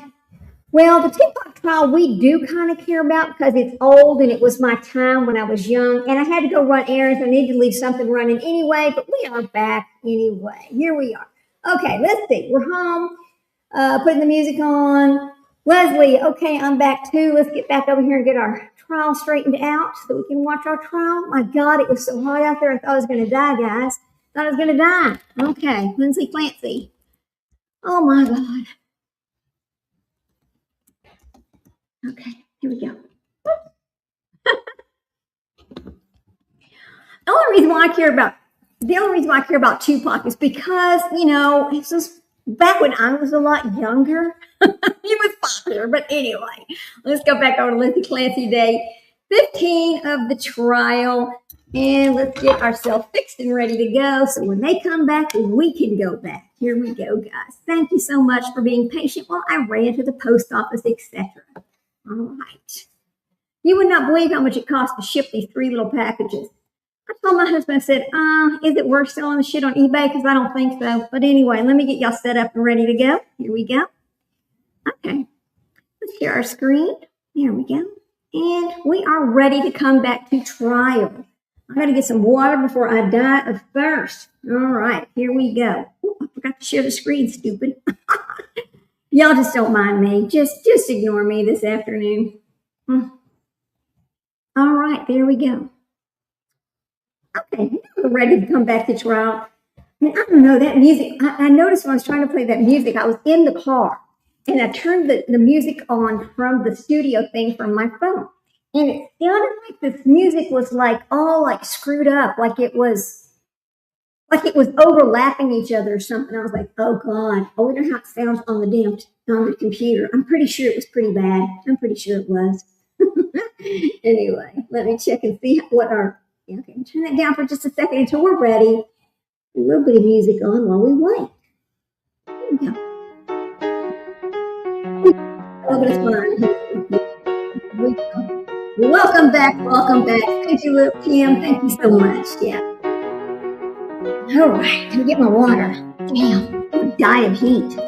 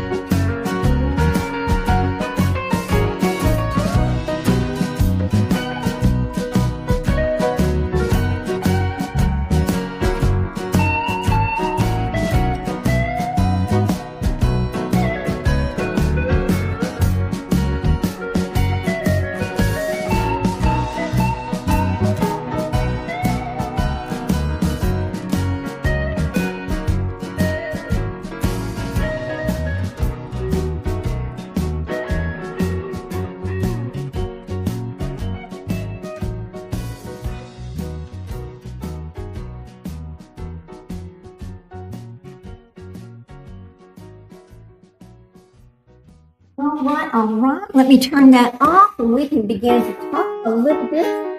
Here we go. There we go. All right. Got the dogs fed, got to the post office. We went by the pharmacy, about baked to death in the heat. I'm like, oh my God, when is it going to stop being hot? I can't stand it. I don't like cold, but I don't like heat either. So I don't really know where. I think I need to live in Hawaii. That's what I think I need to do. So I fit in everywhere. I think that'd be perfect for me. My husband doesn't think so, but I think so. Nah, we couldn't, but we could never move to Hawaii. Our family would never come visit us, right? Because it's too far.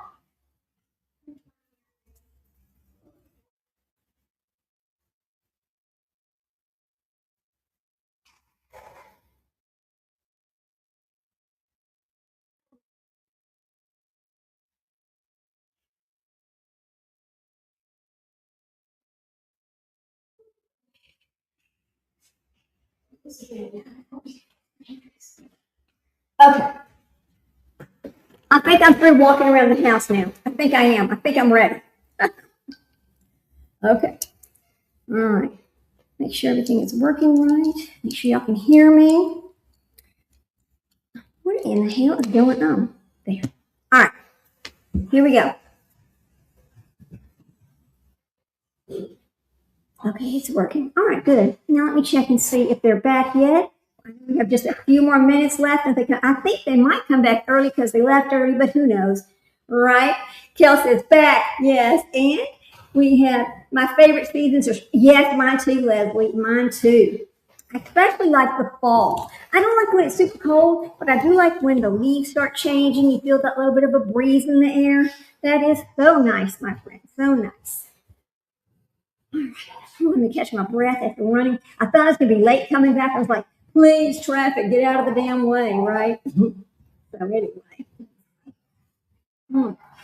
Of course, now Jack and Trick are going to start their mess. You know, fighting amongst each other. You know how dogs do. This is working right. Make sure you can hear. All right. Okay, turn this off. Oh, boy. Okay. My air conditioner is just running today. That's okay. Yeah, there we go. We're ready. Okay, let's go to trial. Let's see who our next witness is. It's probably going to be Dr. La Posada, which will be good. Let me plug this in over here. Looking forward to that. We've been looking forward to that testimony the whole time. As soon as I heard she was going to testify, I was like, all right. Because I remember from Karen Reed, right? That was very interesting. Let me put this stuff away. Get it off my desk. I don't have enough room.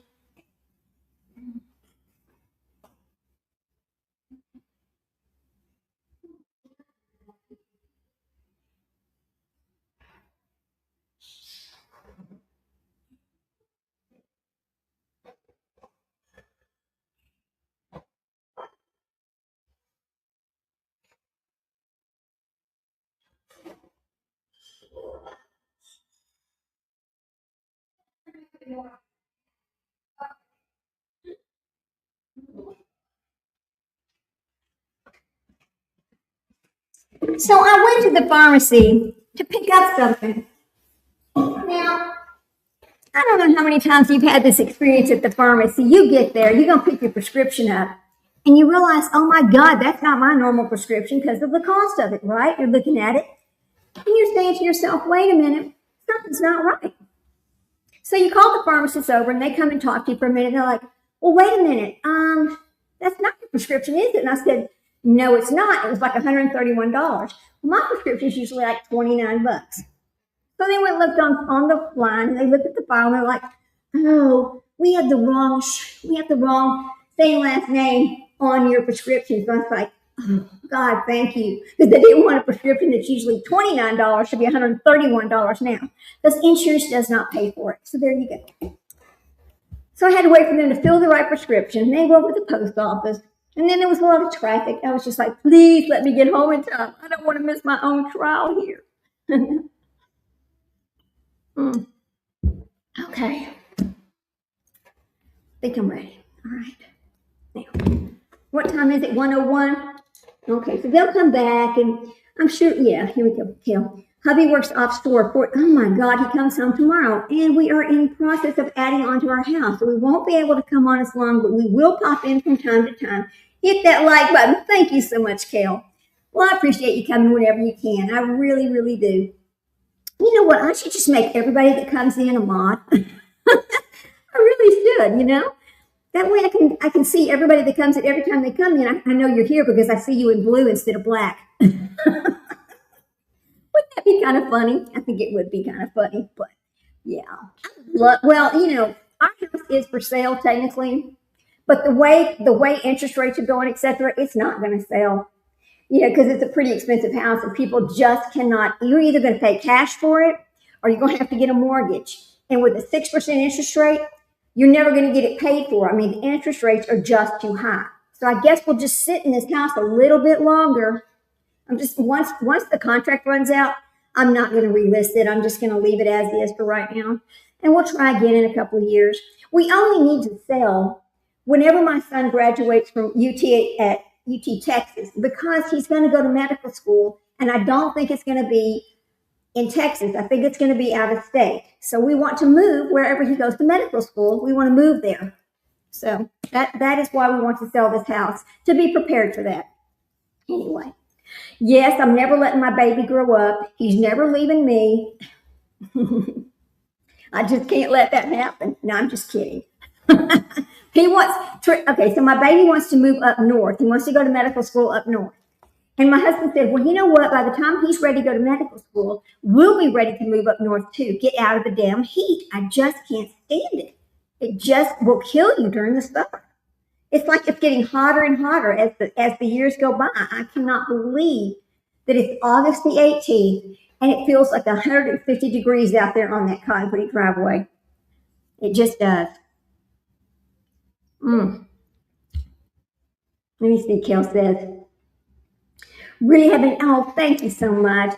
It is very interesting. I've been so happy to see you and some other new faces that we saw today. So happy to see y'all. And I'm so sorry y'all had to deal with the troll situation. You know, as long as I've been running this channel, I have never had that happen before. Never. I mean, the people that come in here all the time, they're always so respectful. We just never have a problem. And that's why I always say, everybody is welcome here. We're not going to have derogatory statements made toward the other creators or the people in my chat. You are welcome to come in here and voice your opinion about whatever we're talking about. Just be respectful, that's all. And I just don't put up with trolls. But I've never really had to until today. That was so incredibly strange. And I hope I didn't embarrass anybody by the way I handled it. I just was kind of like not sure what to do. I was like, mods, help. I don't know. You know, geez. Oh my God. Loving all the new faces. Me too, Sprinkle. Loving all the new faces. It's so nice. Edward's very interesting. I like hearing him talk about it. And you know, he was right. He was right to mention the fact that whenever she started talking about all the medications, it does seem like a lot of medications being thrown at her all at once. But we do know that she was told not to take all these medications at once. And if you go back and listen to some of the trial from the other doctors, they will tell you, no, I did not know she was getting a prescription for this over at this other doctor, because she was not communicating to her doctors honestly. She was just going to see them and trying to get help, but not really telling each doctor what she was doing at the other doctor's office. And that's how you end up with a problem. Because if you're not honest with them, they can't help you, you know? And I understand her being afraid to lose her license. I understand that. Really. Trolls means you're getting more popular. Oh, thank you, Kel. Thank you so much. I never thought about it that way. Thank you. Yeah. You were justified in getting, thank you. Thank you so much, Liz. Yeah, it's weird. You know, the person who's really good at dealing with trolls is Jay. Now, Jay Scott over at Guilty of Crime, she hardly ever has any, but when they come in, she's very quick at it. And I like her style. I like her. I really love Jay. We are friends. So let me turn this light on.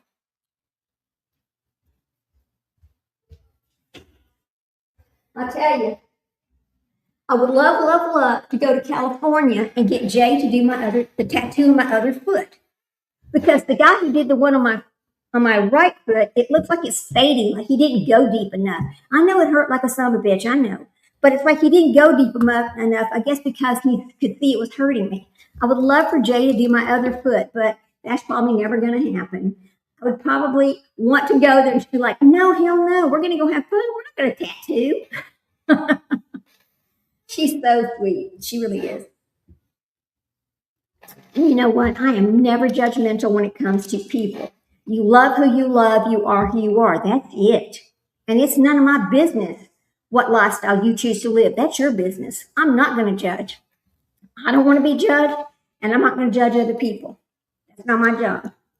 But anyway, let's see. Let's see. It is 1:07. They should be getting back in here, and I hope that the Dr. Posada can. I hope they can get the studio fixed so that we can hear her, because that crackling was really, really bad. You know, really bad. So let me see who all else is on today. Let me see. Who is talking right now? Well, there's always the gypsy. Gypsy Rose Blanchard is on right now. That's, of course, on. Pam. Okay, Kale. Yeah. Oh, she's more than you think. We just usually take care of them before you can see them. Keeps us moms busy. Well, there you go, Kale. I guess you're right, because I never really noticed them, you know. And Pam, I got engaged on this date, and it will be 52 years. Oh, my God. That's wonderful, Pam Fogel. 52 years. Damn, that's you're past the golden anniversary. Well, I'm excited for you. That's wonderful. My anniversary is November the 30th, and it'll be 24 years. Okay, I'm going to make y'all laugh. I want y'all to laugh with me, not at me. Now, my husband, I'll just tell you a little bit about myself. My husband is my husband number 3. But what actually, okay, let me explain. He's actually husband number 4, but we don't count one of them. So my first husband was killed by a drunk driver when I was 21 years old. So I got married a second time, and we were married for 13 years. Then I got married a third time, and you know, I don't even know why I did. I don't count this one at all. We were married for 7 years. Complete mistake. I don't know what the hell I was thinking. I don't know what I was doing. And then I got married this fourth time. It'll be 24 years, November the 30th. You know what? I'm never getting married again. This is the final one. This is it. I'm done. I always tell people, don't laugh at me, laugh with me, because I laugh at myself, right?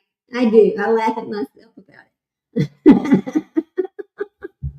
Oh my. Let's see. What is she? Oh, yes, Pam. Oh, congratulations. And what is it? 52 years in September. That's amazing. 52 years. I hope I can say 52 years. I do hope so. I really do. Who else is on today? Let me see. Oh my God. Have y'all heard this story? Now, this is from 4 minutes ago. Foster mom beat her, stitched her up, and then did it again. What the hell is wrong with people? This was on, and this happened for years. Now, this is on what story? Let's see. The Misery Machine is talking about that. Oh my God, that's terrible.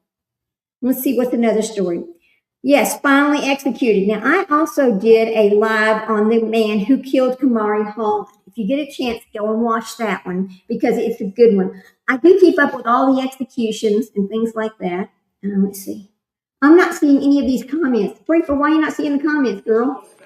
Yeah. Oh, here they come. They're coming. They're coming. Okay, here we go. All right, let me turn it up. All right. Counsel, we all set? Yes. All right, ready for the jury? Yes. Okay.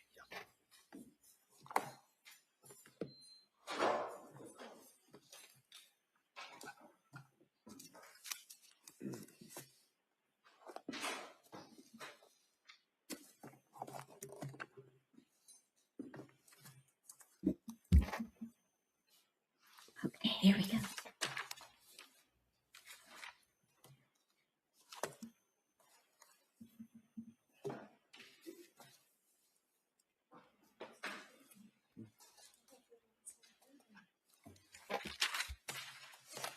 They seem to have the faith in us.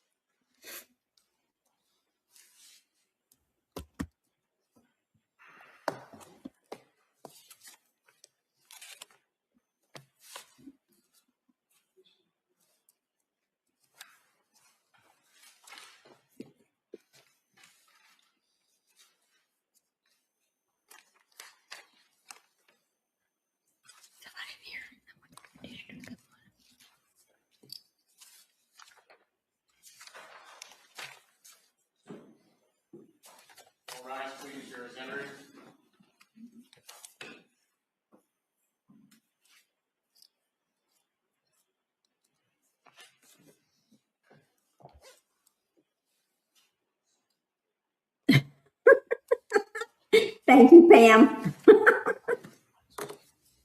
Let me let her know this. She's on the wrong feed. Court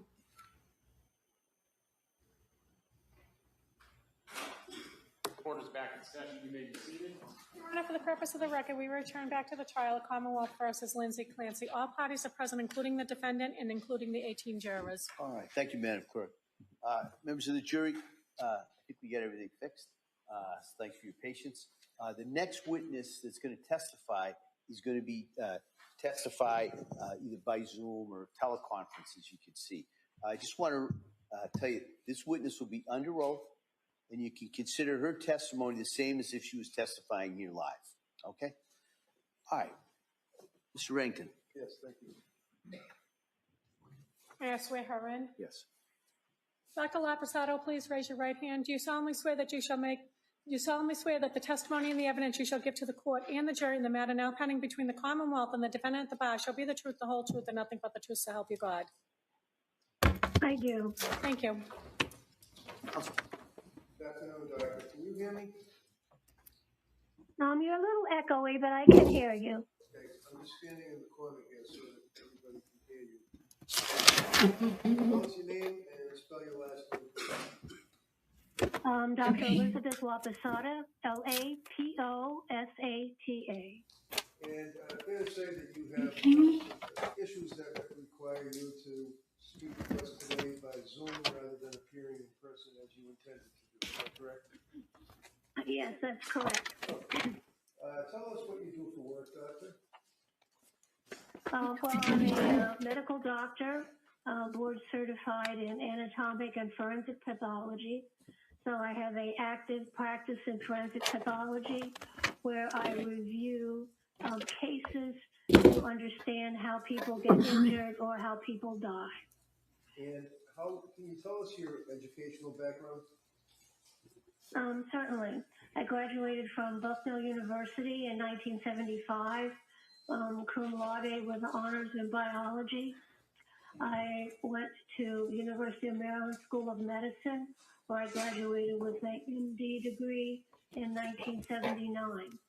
I did my 2 years internship at Johns Hopkins Hospital in anatomic pathology, which is the study of diseases of the body.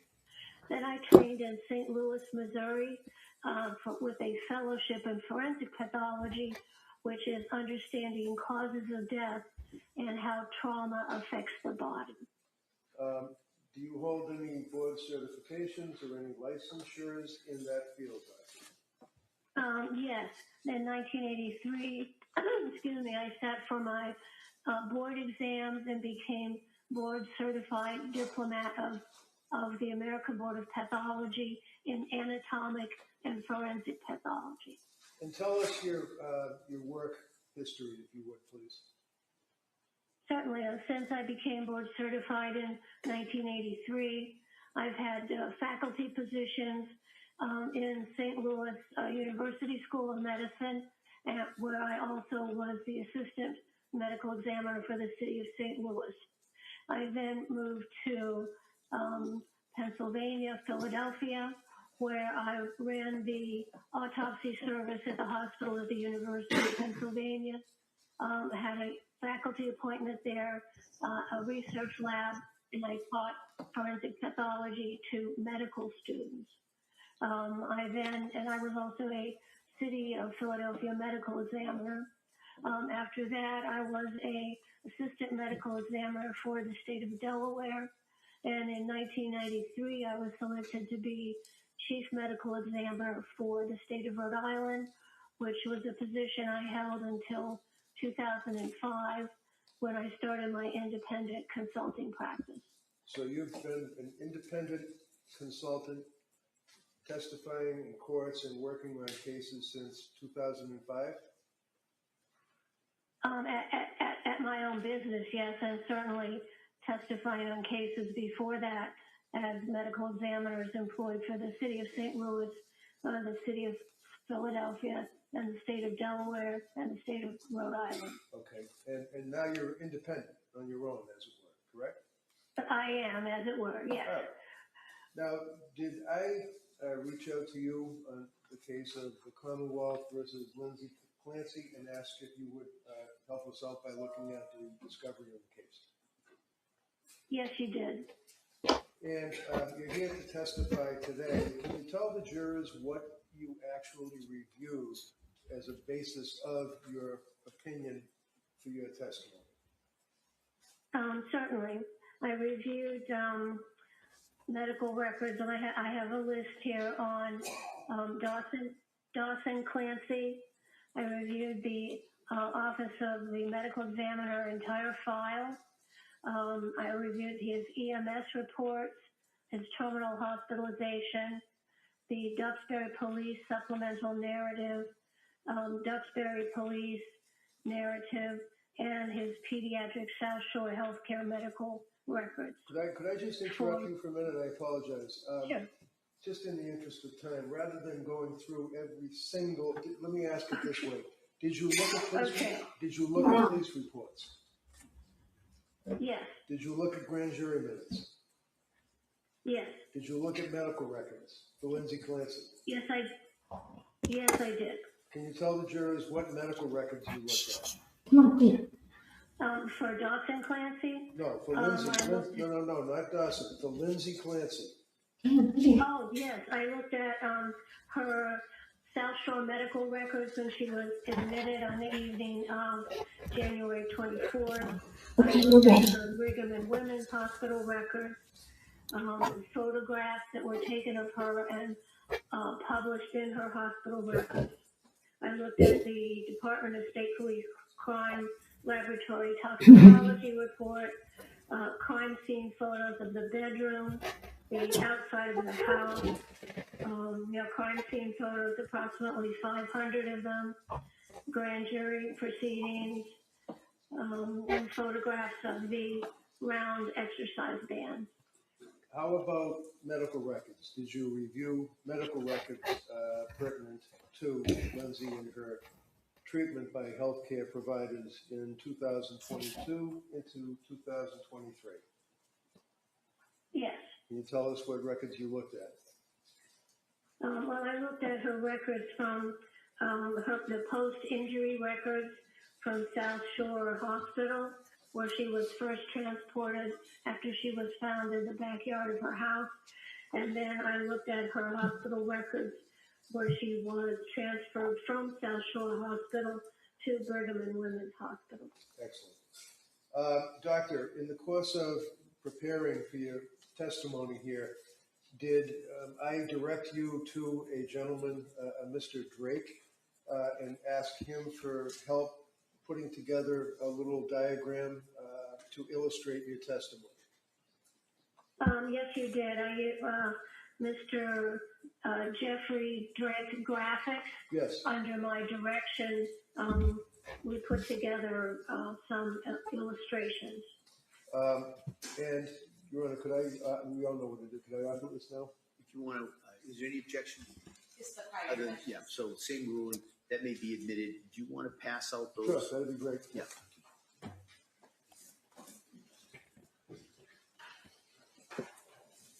And to the jury, pass out copies of what was just introduced as an exhibit. It's just so you can kind of follow along with the testimony. At the end, you can ask to pass it back.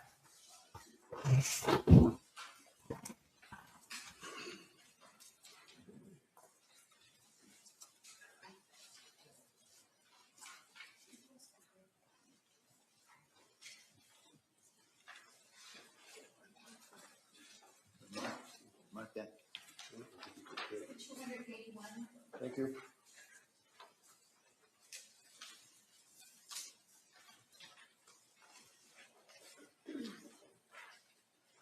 All set? Yes, I think so. Thank you. Now, Doctor, first of all, you made reference to Dawson Clancy, that you had a chance to review medical records and photographs and autopsy reports on Dawson Clancy? Yes, on Dawson, Cora, and Callan. All three. Okay, three of the children. One of the questions that I have is that of the photographs, the autopsy photographs that you were. Do you want to take that? It might be just kind of confusing. That's better. Then we can go back, we get back to the charts, we can do that. Okay, thank you. Thank you. The autopsy photographs, did you have a chance to review those, Doctor? Yes, I did. And in your extensive experience, have you had a chance to see autopsy photographs of young children, infants, adults, people being examined prior to an autopsy and of course during an autopsy? Oh, yes, many. Now, my question simply is, did you notice on the autopsy photographs of the children what, let's say, have been referred to as bruises to this jury? Have you seen, are you aware of that testimony? Yes, there were bruises consistent with active children jumping and running. And how about medical treatment and procedure? Did you make any observations, in your opinion, to a reasonable degree of medical certainty as to the cause? For example, on the infant's head, bruising on the head, what appears to be bruising. Yes, on Callan when he was in the hospital, and there are even photographs of him in the hospital, he had EKG or EEG, electroencephalogram, monitoring devices attached to his head so the doctors could follow his brain waves. And they are little round cup-like things, and so where they were attached, actually on both sides of his head, they did leave a small little brown kind of parallel mark, little lines there that were from medical treatment for monitoring his brain waves. He also had many puncture wounds and evidence of medical treatment in that way. And did you also notice that there would appear to be, on occasion, fluid that might be mistaken for a bruise? That's possible, yes. If there is some liquid fluid that's a little blood tinged, you could see it on the surface of the skin, and there would be something you could wipe off. So, for example, doctor, to a reasonable degree of medical certainty, on the photographs of the infant that show what you say were the couplet marks on the area of the skull, they don't come from anybody squeezing, beating, pushing, or causing any injury to that child, in your opinion. Is that correct? No, absolutely not. No. Doctor, you also had a chance to review the medical records of Lindsay Clancy when she went to the South Shore Hospital and then subsequently went to the Brigham and Women's Hospital. Is that correct? Yes, that's correct. And you don't have to get into detail. We've heard it a number of times, but there were injuries to her left wrist, her right wrist, her neck. Is that correct? Yes, there were sharp force injuries to those areas.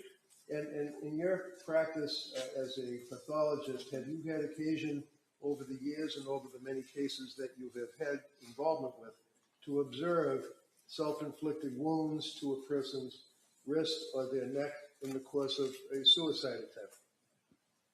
Oh, many times. And can you tell the jury, to your opinion, to a reasonable degree of medical certainty, as to the nature of these injuries, and are they consistent with somebody trying, in your opinion, trying to kill themselves? Sustained. So you would agree that there's an injury to the left wrist, injury to the right wrist, that's a sharp incised wound. Is that correct? Yes, they're cutting type wounds made by a sharp object such as a knife. Okay. And how about the neck? Did that penetrate the fascia, or did that penetrate the skin? To what degree? Yes, there were also linear, superficial incised wounds to her neck, and there were several of them, and one or two of them went deeper. There was bleeding also from the wounds on the wrist, and there were numerous attempts at cutting the skin, which they call hesitation marks, which are a classic finding in suicide attempts. And they did, those incisions did cut in through the skin and cut blood vessels that were under the skin. And you can also tell from looking at the photos of Lindsay taken in the hospital when she was first admitted, and also when the photograph of the bedroom, her bedroom, you could see there was significant bloodshed event from those cutting injuries. Now, did she also sustain an injury to her neck from your review of the medical records? Yes. Can you tell us what type of injury, and if we could, and if it assists the jury with you, you can make reference to the pages of the little report and the diagrams, page 4, 5, and 6, and tell us what we're looking at.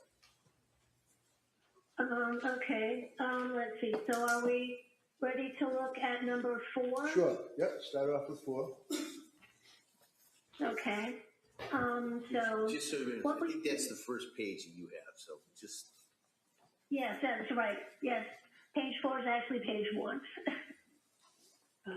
Yes. So what we have here is to show you how Lindsay was injured, and I got this from the scene photographs, from all her medical history, and my knowledge and training, understanding how injuries happen to the body. So if we look at the left-hand side of this panel, we see a depiction of the back side of the house, and the top window on the second floor is open. That's where she would have put her palms down on the windowsill and put her head out and precipitated down to fall on the hard frozen ground. During her fall, head first, she had cuts on her wrists which were bleeding, and her coming head down on the side of that building would then transfer some of that blood onto the side of the building, which was found in the scene photograph. She then hits really head first, and as her body descends that 13 or 14 feet. And if you look at the, so she really did a free fall dive head first. Then if you look on the right upper 2 diagrams that just show a skull, this illustrates the forces then that were applied to Lindsay's head from hitting the ground and then her head bending a little bit. And what she got from that is what we call a characteristic burst fracture or a Jefferson fracture. And this is a fracture that we see with people who hit their head head on, like if they've taken a dive into a swimming pool and they hit their head on the bottom. It's a classic finding in people who have energy applied to the falling head. And what it does is that it takes the first cervical vertebrae, which kind of looks like a donut, as you see up there in the middle, and it squashes it. The base of the skull then squashes that. And then like a donut, it kind of spreads it out. And she had 6 or 7 fractures of that cervical vertebrae. Number 1, the ring of that. And the fractures I have pointed to there with arrows. So that is called the characteristic Jefferson fracture from hitting your head, the top of your head, in a dive first position. So you could also describe it as a bursting type fracture. But you don't get any spinal cord injury from that because the area, the hole in the middle is pretty big. So it just crushes down on the sides and fractures the ring around the spinal cord. So that tells me immediately that she landed head first and went down the window, went down head first. Then the energy is transmitted then from her head down her vertebral body, down the bony spine. And that then fractured and compressed with C1. The lower right-hand panel there puts that cervical vertebral body in the context of the rest of her skeleton. The left upper hand, we see her jaw, and then the C1 is pointed out there, and there are little springs there to indicate they were squished and compressed together and fractured.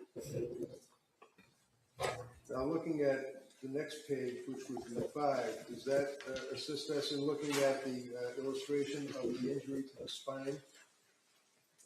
Yeah, so this is after her head hits So she gets her head first.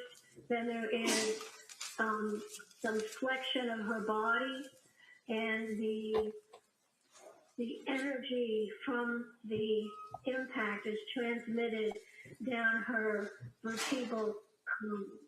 And what that did was it crushed the number of her thoracic vertebrae or vertebrae in the chest area, and actually made thoracic vertebral body T5 go be compressed and move over the top of the lower vertebrae, and that is what injured her spinal cord. In the right-hand panel there, the yellow tube coming down is the spinal cord, and the T thoracic vertebral 5 and 6 is pictured there, and you can see that her whole spinal column was compressed and it moved forward and out of place, causing her spinal cord injury.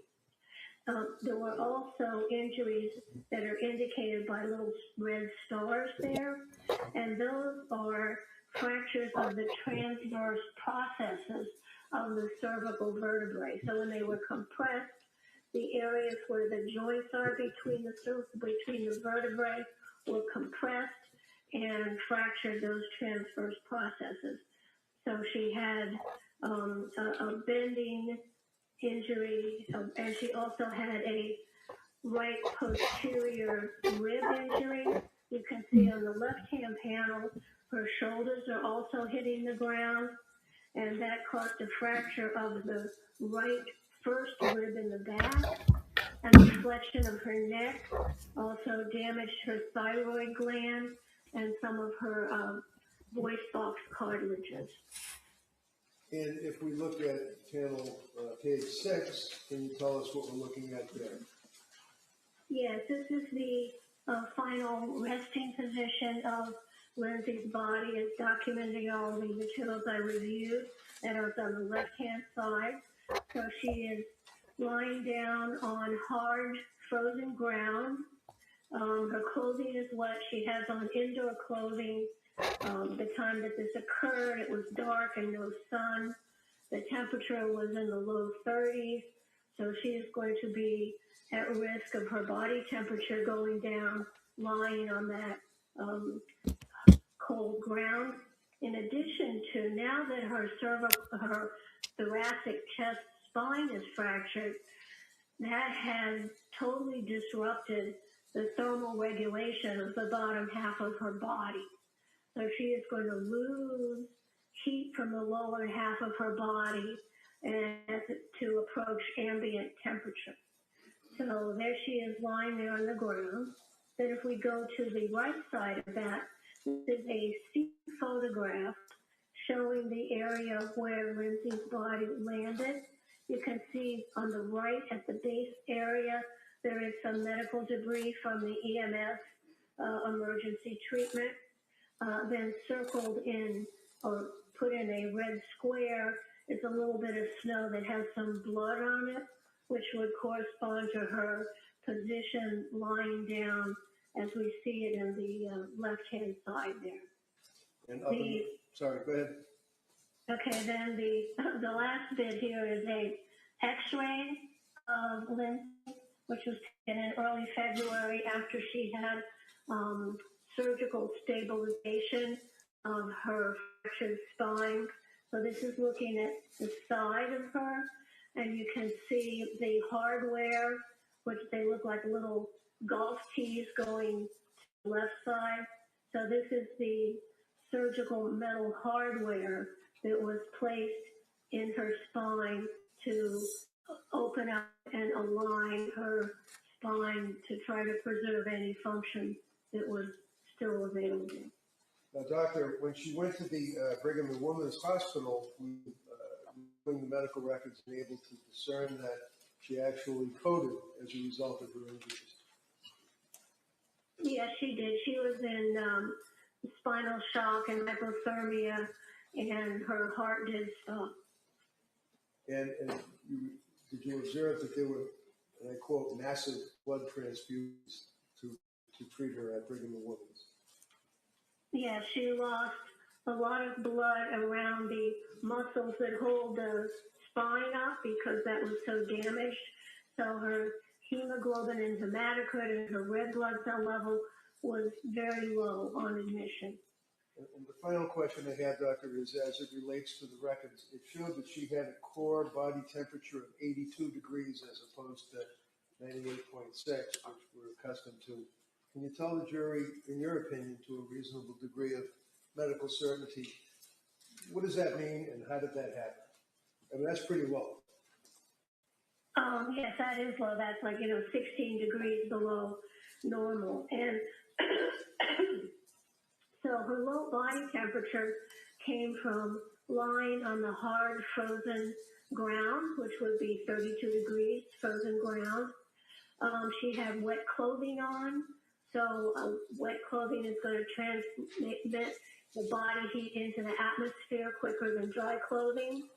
It was indoor clothes. She didn't have a big parka on.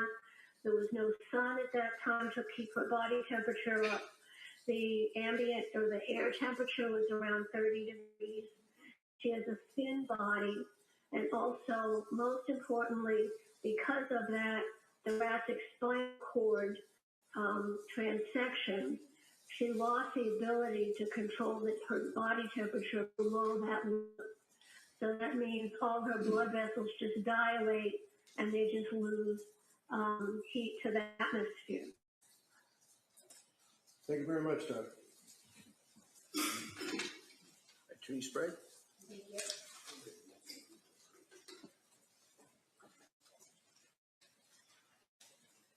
Dr. Luckasad? Yes. You were head of the Rhode Island Office of the Chief Medical Examiner when it was cited for 10 violations and unsafe conditions, correct? Yes, the unsafe condition was a light bulb out in a hallway, a computer hallway, and a few other minor things. I was very happy to have a safety inspection. Right, those were the unsafe conditions, but there were also 10 other violations, correct? They were minimal. I don't recall now. It was 20 years ago. You didn't treat Ms. Clancy, correct? Correct. And you didn't examine her yourself, correct? Correct. Now, you talked about a Jefferson fracture and or a C1 burst fracture and how it can be from hitting the top of your head, correct? Yes. Isn't it also true that you can sustain a burst fracture by hitting the back of your head, the top of your shoulders as well? No. You say that she fell from 13 feet from the windowsill onto her head, the top of her head, correct? Onto the frozen ground? Yes. And you're saying that she fell with such force that she burst her C1 vertebrae and then broke other vertebrae in her back and broke ribs, correct? Yes, just the force of a free-falling body, yes. Okay, but she had no injuries to her head, correct? I'm sure she had bruising to her scalp under her hair. You're sure? She did not have a skull fracture. Right, she didn't have a skull fracture, correct? Yes. She didn't have any cuts or things that needed sutures, correct? She needed sutures in the cutting wounds on her wrist. Well, we're talking about her head right now. She didn't need any sutures on her head, correct? Correct. She didn't have any large dents in her head, correct? Large dents? What do you mean? From hitting the frozen ground head first, there were no dents or bumps or sutures required on her head, correct? Her scalp was intact. The forces were transmitted to C1. So through her head. A very common finding when you go head first and hit your head. So hitting the frozen ground, the icy frozen ground, not a bump or scratch or scrape on her top of her head. And then within her head, there was no brain bleed. There was no hemorrhaging. There was no injury into her brain itself. Nothing showed up on the CT scans, correct? Correct. Her brain was fine. Her skull was fine. I'm sure she probably had some scalp bruising on her hair.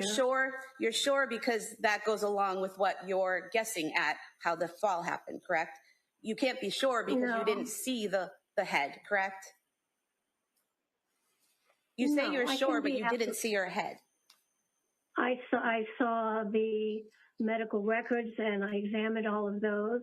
I'm sure she had some bruise on the top of her head to the backside, as I showed in my diagram number 4.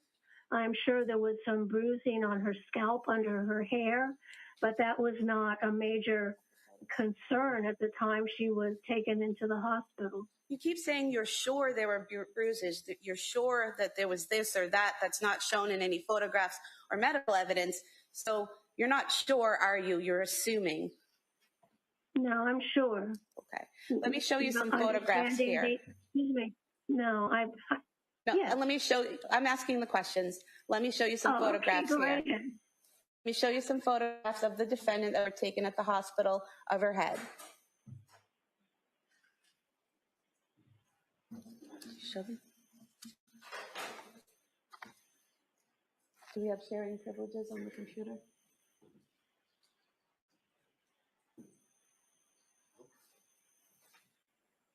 I mean, whatever you want, we'll do it.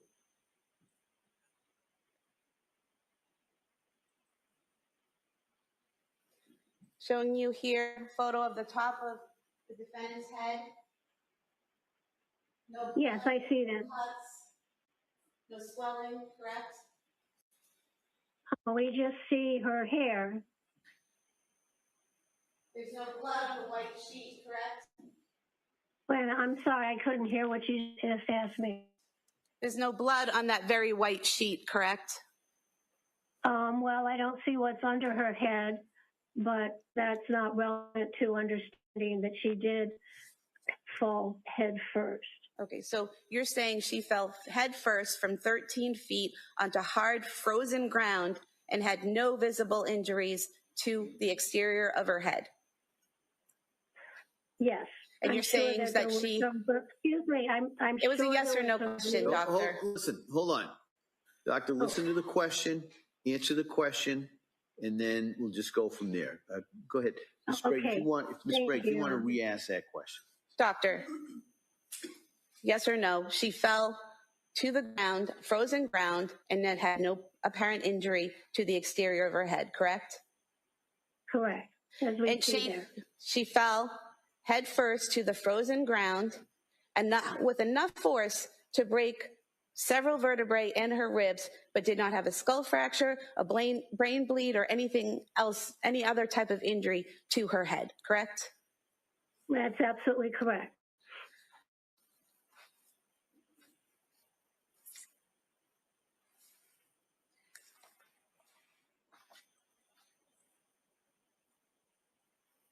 Move to put the photographs we were just showing into evidence. Any objection? All right, they may be admitted. 282.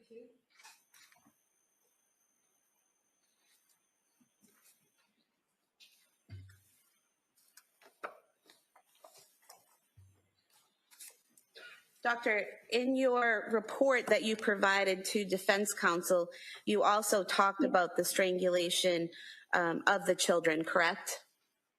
I did. And in your report, you wrote that it would have taken 5 to 10 seconds for unconsciousness to occur, correct? Yes. Okay. Now, do you recall testifying previously in state of Rhode Island versus Kimberly Fry, case number W1/2010-0413A? Do you recall testifying previously in that case? No, I don't. Let me refresh your memory. It was a woman who had killed her 8-year-old daughter by asphyxia, and you testified. Oh, yes, manual strangulation, yes. Yeah, so ring a bell? Yes. Okay, and so you testified back in 2011 in that case, and you were asked, if you have a very complete compression, strike that. You were asked, Unconsciousness due to oxygenation can occur within 10 to 20 seconds. And you said if you have a very complete compression of the blood vessels of the neck, you can become unconscious within 10 to 20 seconds. And then you were asked, I'm just saying hypothetically, just strangulation alone is 10 to 20 seconds. You said if it is effectively and continuously applied, like in a lateral vascular neck restraint, most times there's a struggle going on, so you can't quite get that. So in that case there, you didn't testify that it was 5 to 10 seconds. You testified that it was 10 to 20 seconds, and that if there's any struggling, it could be longer, correct? Yes, but that case was. Well, that was a yes or no question. It's not a yes or no question. All right. Defense can follow up. Hold on. She's answered the question, and then we'll redirect if counsel would like to. Well, I don't remember Hold on, what Doctor. I said. Why don't you, Doctor, wait for a question. You were also asked in that same trial, doctor, the question put to you in that trial was, but once that unconsciousness set in, you agree with me that there had to have been a consistent application of pressure, either suffocation, strangulation, or compressions of the chest for 2 to 3 more minutes continuously while the child was unconscious, correct? And you answered, I think that's a statement. And the question was, you said that before yourself, correct? And you answered yes. And then the question was, I'm asking your opinion. And you said, the question was, after Camden became unconscious, after 2 to 3 minutes of continuous application of one of those 3, and you answered correct. Is that right? I have no memory of that. I'm sure you're reading it correctly. Well, you have memory of your medical knowledge, correct? Sure, I have memory of my medical knowledge. And so at that point in time, in 2011, you testified that you would have to strangle someone 10 to 20 seconds at least to unconsciousness, and then you would have to continue to strangle them for 2 to 3 minutes for death to occur. And you said correct. Is that still your medical knowledge? That's a different case. That was not ligature. That was a manual. So either way, talking about the compression of the neck causing a loss of oxygen and blood, correct? I'll allow this question. Go ahead. Yeah, there are many ways that can occur, and the way the pressure is applied is very important in understanding how long it takes to become unconscious. These are the children here were the victims of what we call ligature strangulation.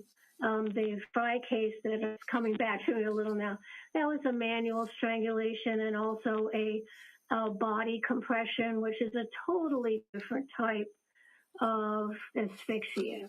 I mean, you were asked about that in that case, and you were asked, but once unconsciousness has set in, you agree with me that there has to be consistent application of pressure, either suffocation, strangulation, or compressions for 2 to 3 minutes more, and you answered correct. So not all, you said either one of those could cause death after 3 minutes, correct?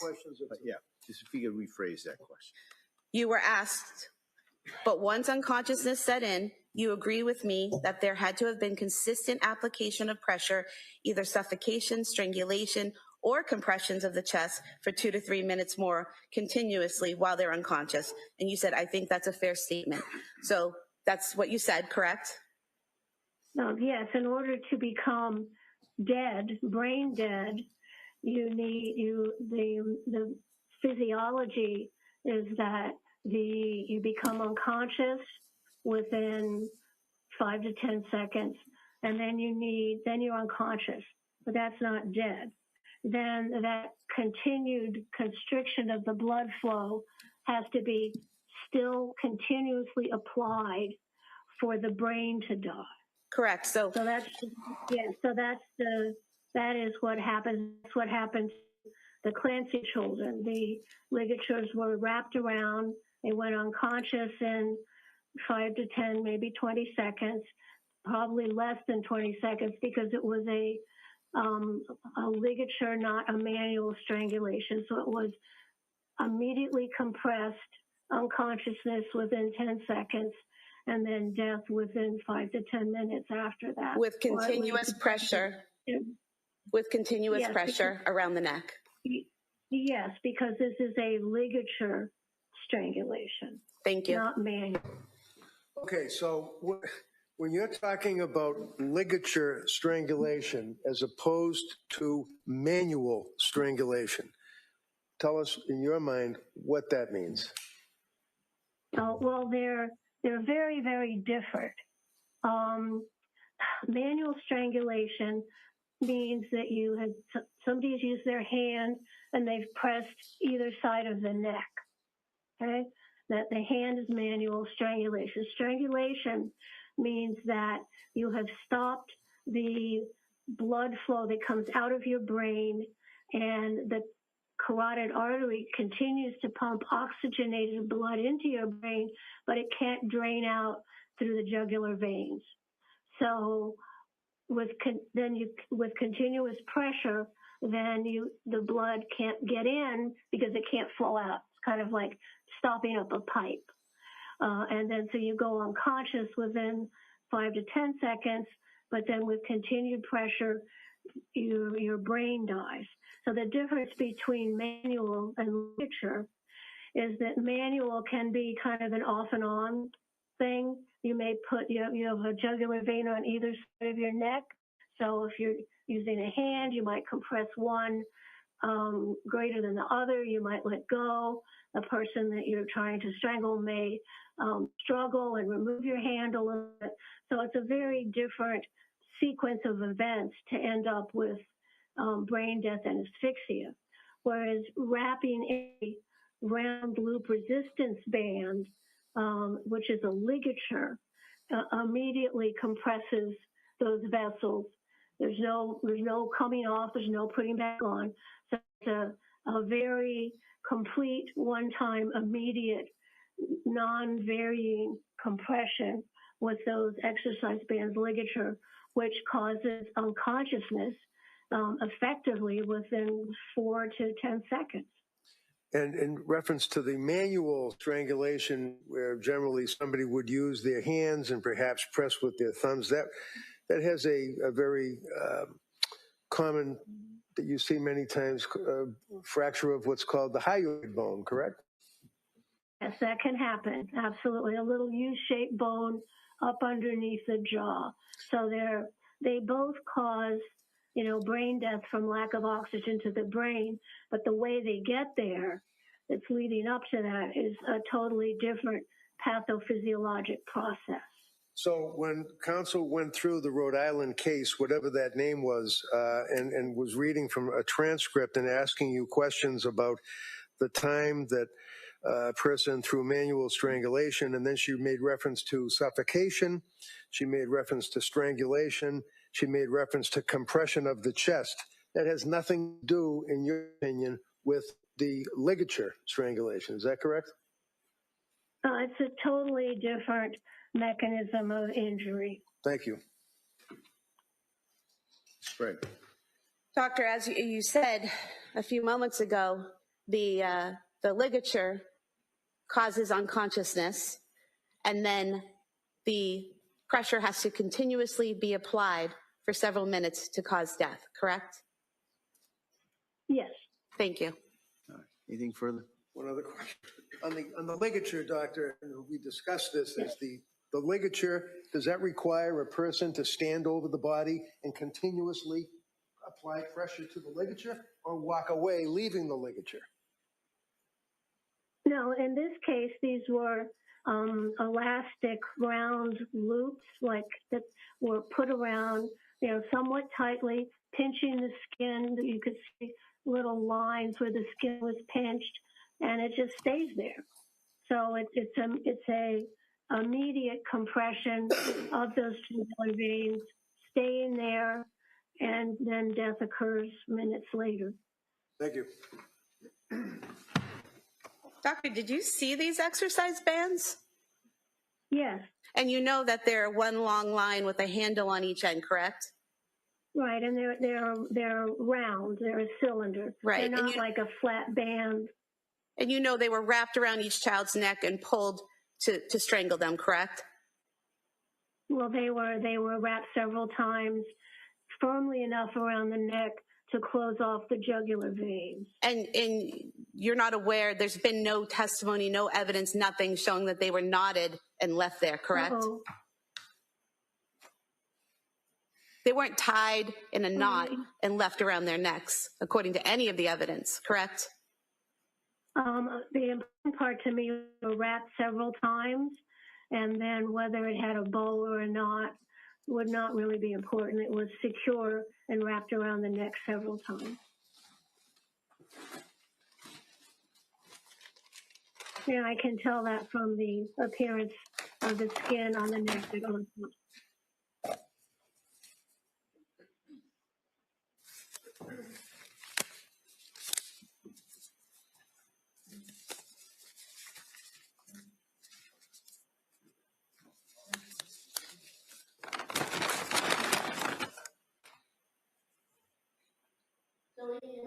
band, doctor, wrapped around the child's neck several times and then left there. I guess you can't see it from where you are, but it just fell apart. It didn't stay in a circle. Yeah, I sort of saw what you did. So, what was that? Said I saw that. You saw it. So it was left there and it fell apart, correct? Yeah, what you just did, sure. Yeah. Thank you. All right. All right. Thank you, doctor. Oh, thank you, Your Honor. Can I see you just for a second?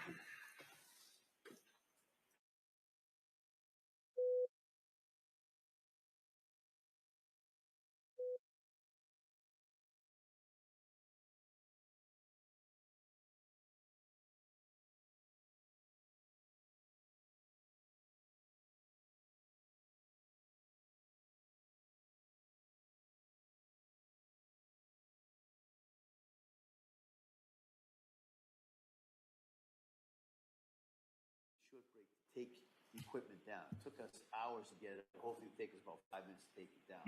I'm just going to ask you a very quick break, and we'll bring it right back in on the next break. Okay? All right. Thank you.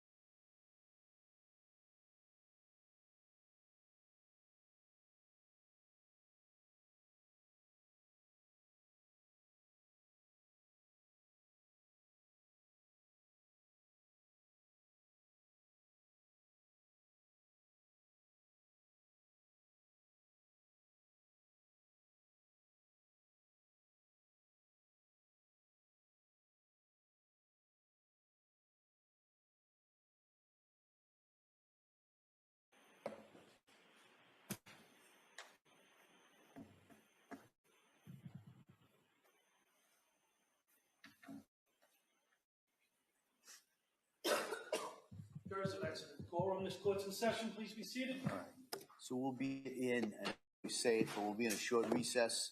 Come soon as we can get the equipment down. We'll come right back out. We'll take the next. Okay. Goodbye.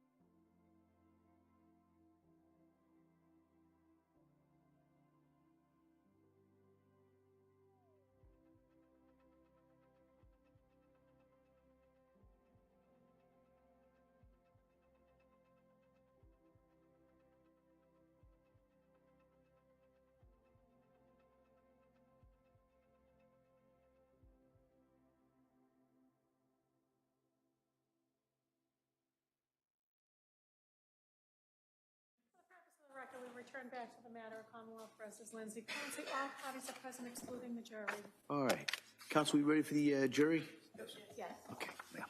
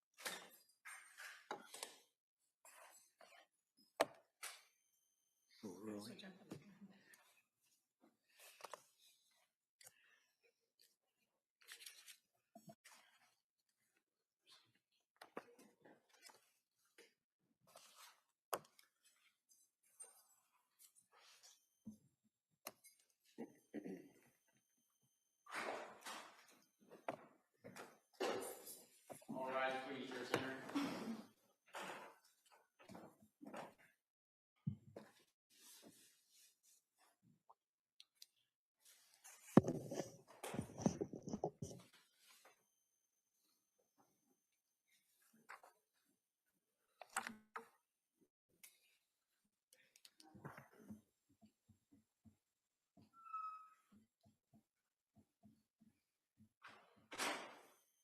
Court is back to session. You may be seated.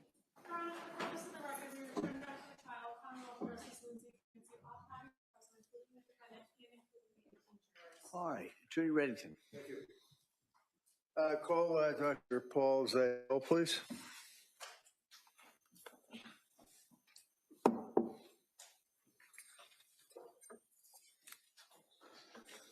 What happened is you saw the testimony relationship with the amateur, and then you're having between the Commonwealth and the defendant. She'll be the truth, the whole truth, and nothing but the truth. Thank you, sir. You may have a seat.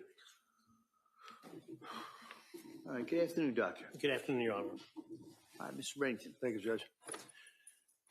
Afternoon. Tell us your name and spell your last name for the record, please. Good afternoon, Paul Zeisel, Zeizel. And what do you do for work, sir? I'm a clinical and forensic psychologist. And briefly, what's the difference between a psychiatrist and a psychologist? A psychiatrist goes to 4 years of medical school and does a residency in a specific field in medicine. A psychologist goes to graduate school, generally 4 years, and gets a PhD or a PsyD, Doctor of Psychology, in psychology. The difference in terms of clinical practice, psychologists are trained very extensively in counseling, testing, interpretation of testing, and that then continues to various treatment modalities, working with children, adolescents, couples, families, and it can extend beyond that. Neuropsych testing, issues of guardianship, child custody cases, and there are many variants in that. So psychologists are in the domain of treatment, testing, and evaluation of mental health conditions. Can psychologists prescribe medication? Generally, no, but the Department of Defense will allow psychologists in the military and overseas to sometimes prescribe medication, but 99% of psychologists do not have prescription privileges. As far as the testing that you referenced, what is it you referring to regarding testing? So there's testing across various domains. If a person comes in with, let's say, concerns about intellectual functioning for a child, they would have a perhaps school psychologist or educational psychologist who would do testing on cognitive levels of functioning, or neuropsych testing, or testing that deals with issues of ADD, attention deficit disorder, or ADHD, attention deficit hyperactivity disorder. There's other testing that would include, for example, forensic testing.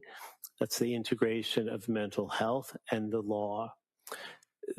that requires a psychologist to know about the different types of forensic testing issues that might be there. So this would often be things that would be pertaining to deception, malingering, personality assessment, and sometimes sociopathy, or what's known in the DSM-TR we've heard about, antisocial personality disorder.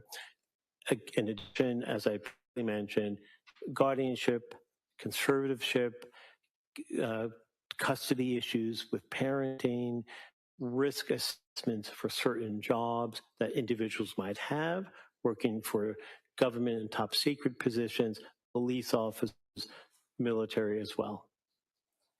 So, for example, some of the testing, what is the MMPI? So, yes, it's called the Minnesota Multiphasic Personality Inventory, and there are various iterations. There's MM3, there's the RF. Some are focused on forensic assessment. It is a test that is been around since the 1940s, that was originally used to determine a sample size of white men going into the military who would be good leaders. Today, the sample is based on a much more diversified population, including women and different racial ethnicities, and it's divided into two parts. One part has what we call a validity and reliability scale and a lie scale. Validity. The lie scale, is that also referred to as the K scale? Yes, it could be considered part of the K scale, and it's whether someone is being dishonest with the test, but it will change slightly because people on some tests, psychological tests, will want to come across as faking good. Some people will want to come across as faking bad. Faking good would be a mother whose children were taken away. She would like to get them back, so she wants to come across as the healthiest person there is. Conversely, faking bad is someone seeking let's say, a workman's compensation claim, and they may have a tendency to exaggerate the nature of their injuries. So in this case, for example, forget about workman's comp. Let's talk about a murder charge. If a defendant submits to a psychological test, such as the MMPI, and the interpretation by a psychologist of the results of that test, if the person wanted to pretend that they were suffering from a disease or defect, would that test ostensibly be able to tell the psychologist that? Yes. Was the MMPI administered by the government's doctors in this case to Lindsay? Yes. Did that have a K scale as to whether or not she was lying or exaggerating or malingering or trying to fake that she had some disease or defect? Yes, it had a K scale. And what were the results of the government's doctors' tests on the Minnesota multiphasic personality as it relates to the K scale? Yeah, can I see counsel over here?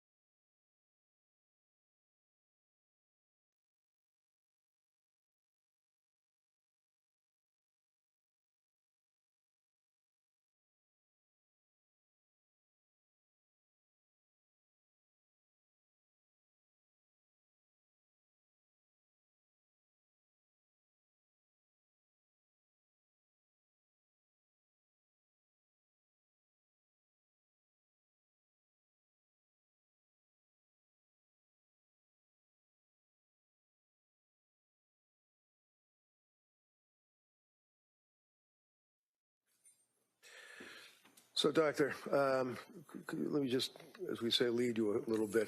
Yes or no answers would be fine. Were you aware that a test was administered by the government's doctor, I think it was Dr. Helbrin, to Lindsay Clancy in the course of the government's evaluation? Yes. And did you consider the results of and the interpretation of the test as part of your opinion for this jury? Yes. And to that extent, as you discuss whether or not somebody is faking or somebody is exaggerating, do you have an opinion based upon your review of the discovery in the case to a reasonable degree of medical certainty as to whether or not Lindsay Clancy, in the course of that evaluation, was malingering or lying or exaggerating? Yes, I do. Tell the jury. My opinion in the testing of Ms. Clancy regarding the MMPI was that Objection. Just the doctor, your opinion, doctor. she was not faking. There was no evidence of any malingering. She presented as an honest citizen. Okay. Now, regarding your background, I may have jumped the gun. Tell us briefly what your educational background is. I have a bachelor's degree from Queens College.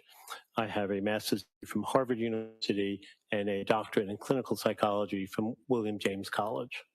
And your career spans how many years, sir? I've been licensed for 37 years. And would you consider yourself to be a forensic psychologist? Yes, I do. And as you indicated, that's the interface between medicine and law. Is that correct? Forensic? And mental health and law, yes. Mental health and law, okay. In this case, your experience obviously is something somebody has to evaluate. Can you tell us your history as a psychologist? In other words, your experience that you've had in the field. Yes. Well, in the field, I have, as a forensic psychologist, been involved in over 1,000 cases, testifying for both the Commonwealth as well as for Respondents' Counsel. I testify more for respondents or defendants these days. I've been qualified in every court in the Commonwealth with the exception of Nantucket because I've not done any cases in Nantucket County. I have a small private practice. I have done work with governmental agencies, a psychologist for the DEA, Drug Enforcement Administration, and I've worked as a federal contractor, as a vendor overseas for the State Department in Afghanistan. How long were you in Afghanistan? I was in Afghanistan from November 2007 to roughly mid-February 2011. So for that 4-year period while you were in Afghanistan, what was the nature of your work?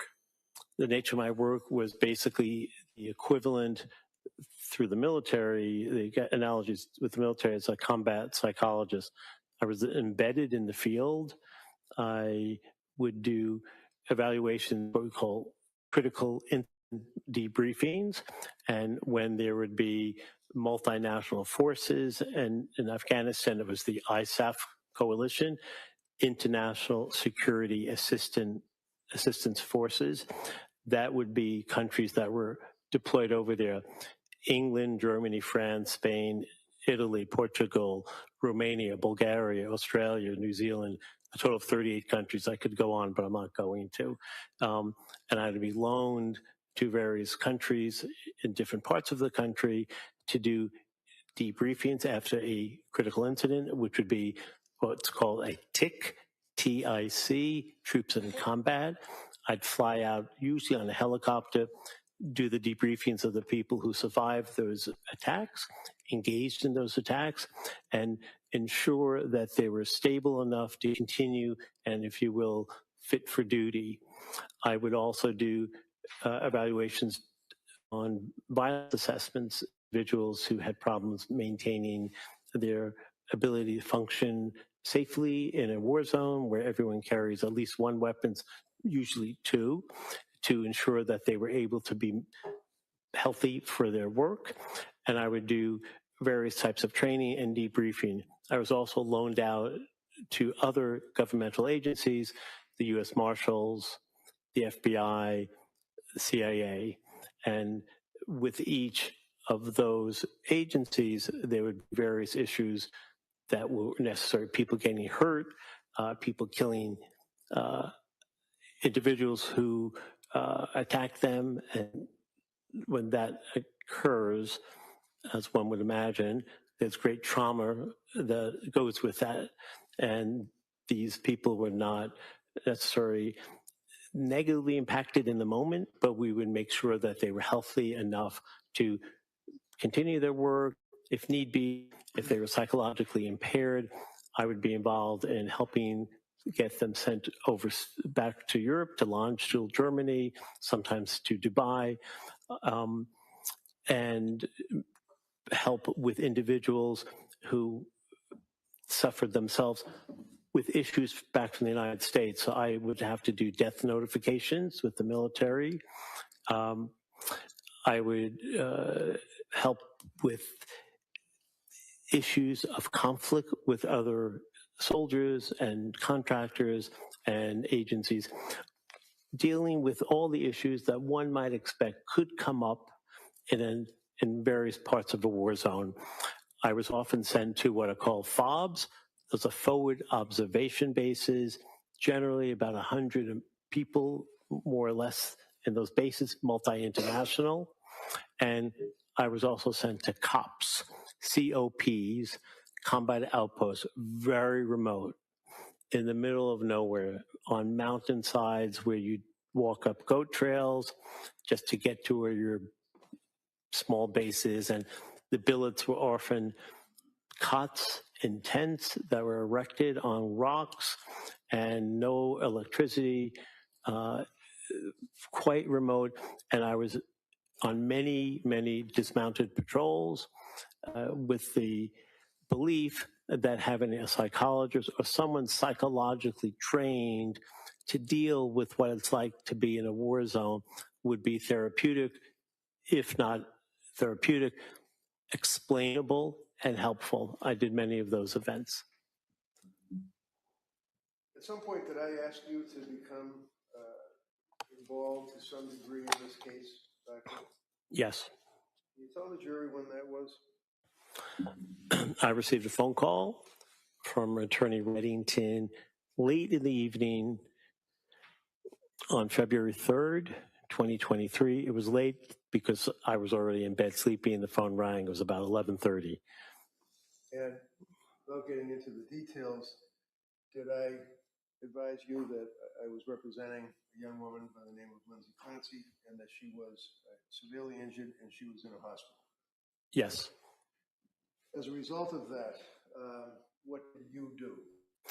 That morning, I went to Brigham and Women's Hospital, went to the front desk where one would normally check in, and there was a woman there who I felt was a volunteer. I explained who I was.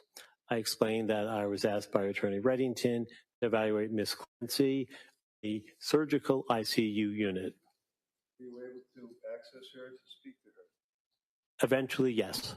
And when you say eventually, what's the time frame we're talking? I was initially told I couldn't go. I had to wait 30 minutes. Attorney Reddington called the chief counsel of the hospital to enable me to have access to the unit where Ms. Clancy was staying. When was it that you were able to get into the unit to see her?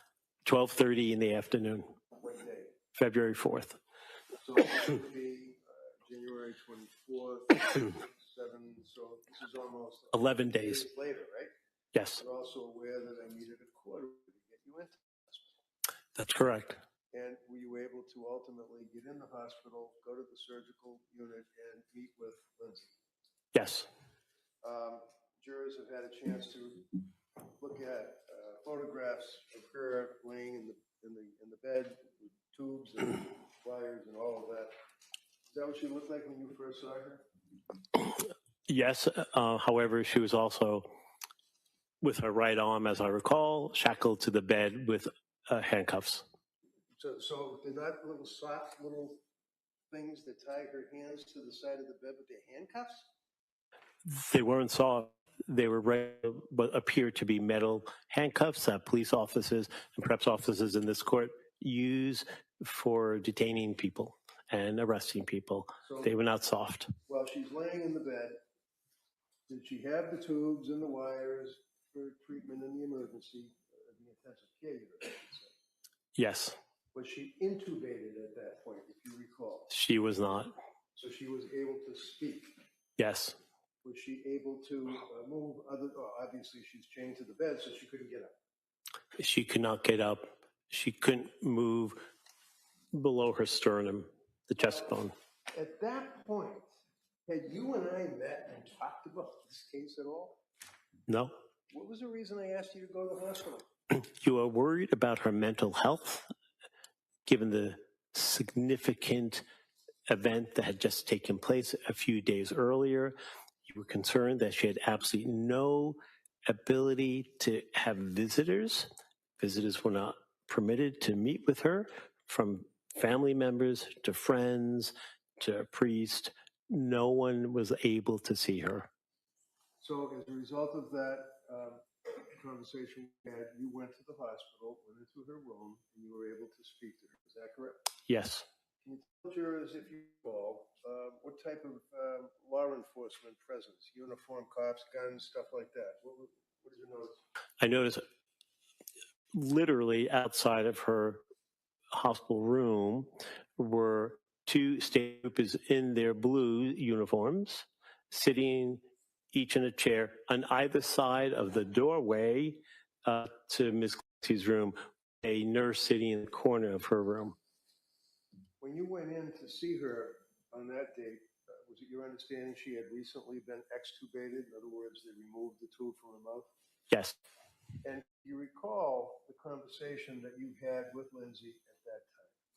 Yes, I did. Tell the jurors what your memory is. The conversation I had with Ms. Clancy at that time was one where I asked if she knew where she was. So I did what's called a mental status exam, a brief mental status exam. It's orientation to time, place, location. She didn't know where she was. Wasn't quite sure what time it was. She knew who she was. And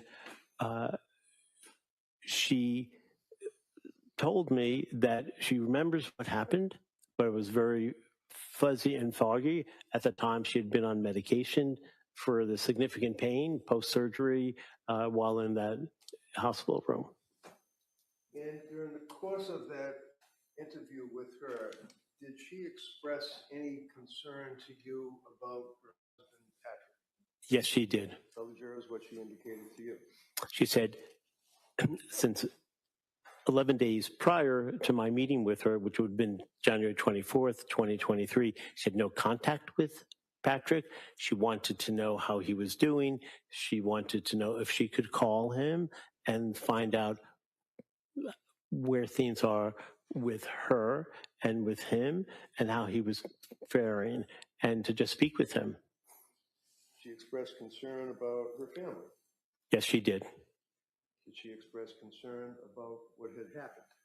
Yes. Did she ask you, or did you offer to her the ability to speak to her husband, Patrick? She asked me if she could use my cell phone to call her husband. Did she do that? Yes, she did. Did you hear the conversation? Yes, I told her we'd call. It would have to be on speakerphone. And tell us about that conversation. So that first phone call on the 24th, he did not pick up. She left a message. I did not leave a message. We then called back 2 days later on the 6th. And after the 2 days had transpired and the call was made on the 6th, did she have a chance to talk to Patrick? Yes. Were you there? Yes. Was she still chained to the bed? Yes. Were the cops still outside the room? Yes, not in blues. They were in civilian clothing, jeans, flannel shirts. And tell us what she said to Patrick in your presence on the speakerphone at that point. She had told Patrick that she loved him very much. She was unable to express a lot of emotion, but she expressed love for him. And she had said that she heard a male voice ordering her, telling her that she didn't have any choice, but she had to kill her children and then kill herself.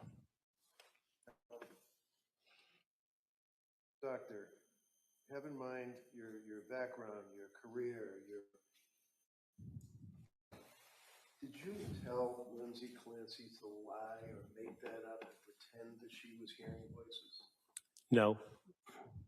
Do you have any conversation or suggestions to her at all that she should say she heard voices or anything like that? Absolutely not. Why did you let her call her husband on your cell phone?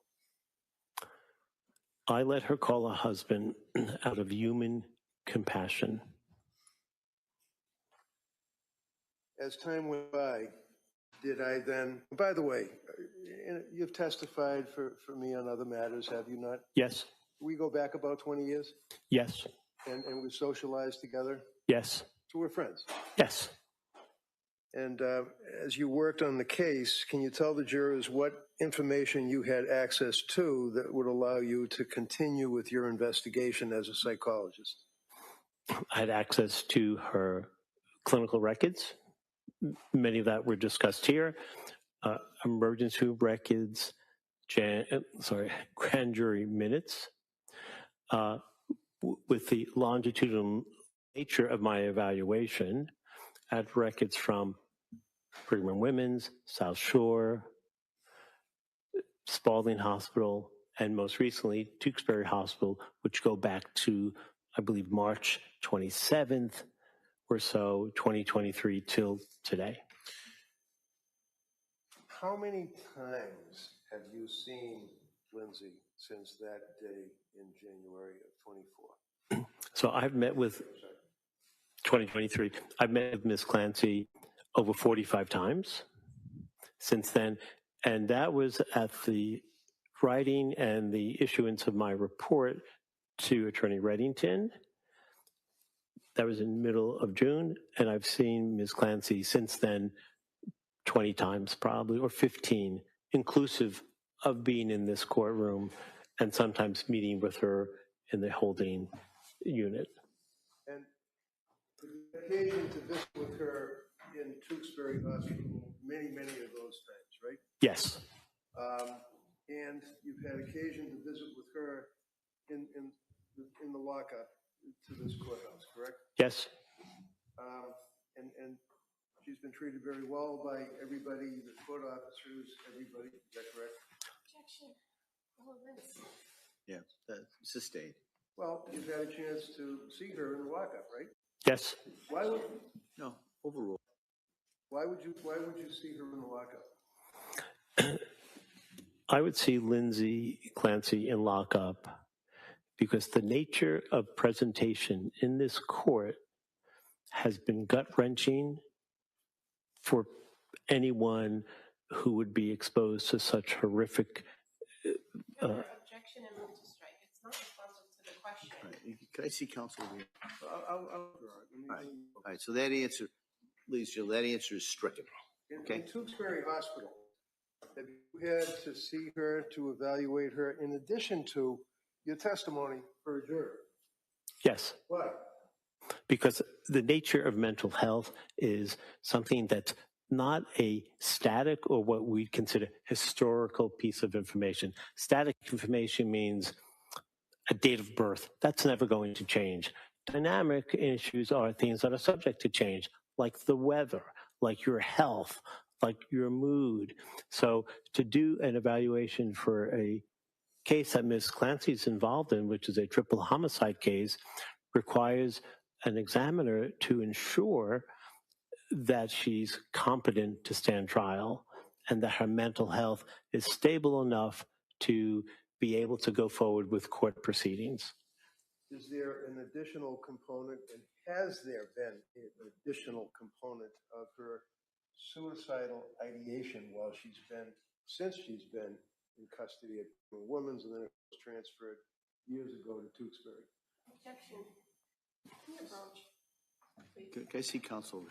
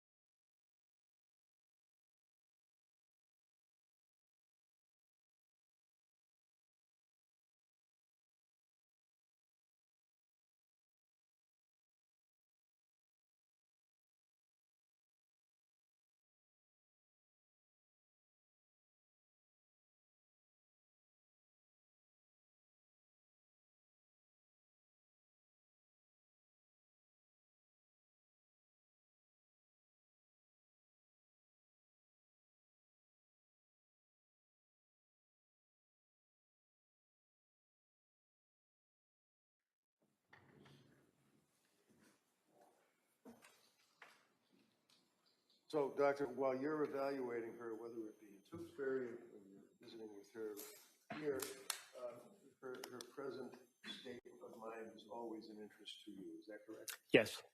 And in addition to all of the police reports, grand jury minutes, photographs, and things that you've described for us, sir, have you also had occasion to review all of the medical records without going through every one of them, dealing with Jennifer Tufts, Gelada, drugs that were prescribed to her, etc.? Yes. Were you able to take a family history and a school history from Lindsay? Yes. Were you able to take a medical history from Lindsay? Yes.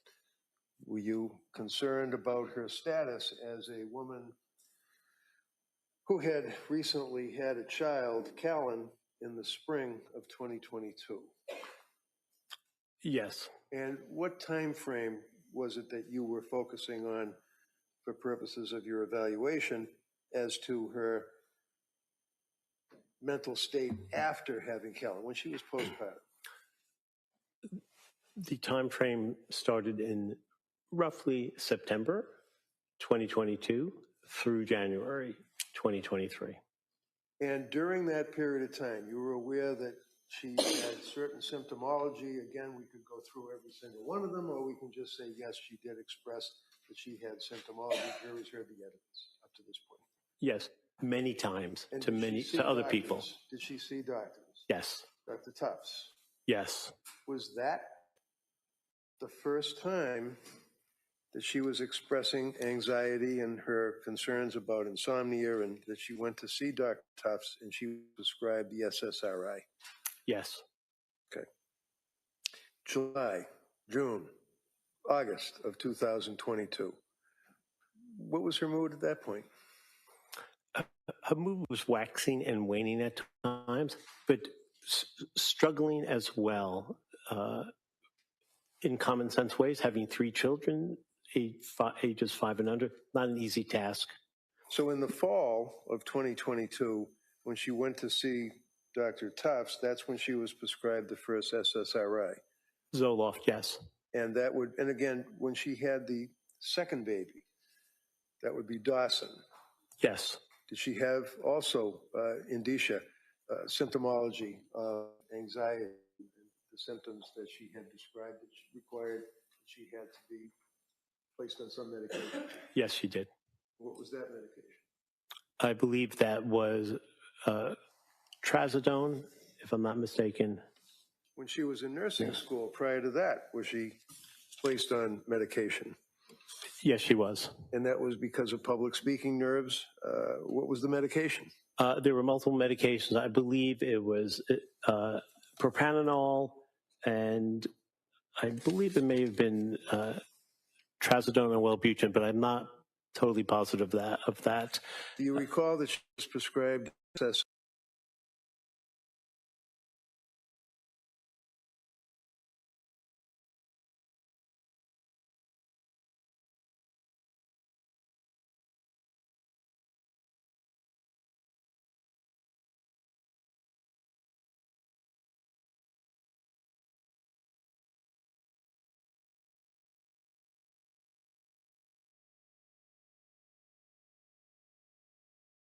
SSRI when she was in nursing school? Yes. What was that? That was Zoloft. When she saw Dr. Tufts and she took the Zoloft, it was 25 milligrams initially. Is that correct? Yes. Was it increased? It was increased to 50 milligrams sometime later. Yes. And how did she react to that?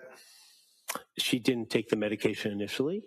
She waited a few weeks until she started on the lower dose. So my question was, how did she react to the increase in the Zoloft? Poorly. What does that mean? It was not a therapeutic uplift for her. She didn't do well. She didn't feel better. By all reports from Ms. Clancy, she did not get better. How about sleeping? Did she have any complaints about sleeping? Yes. What was that? Her insomnia got worse with the passage of time. As September turned into October, it turns into November, around the time of Thanksgiving. Had she continued to seek help from medical health care providers? Yes. The answer is yes. Yes. Who did she seek to get help from?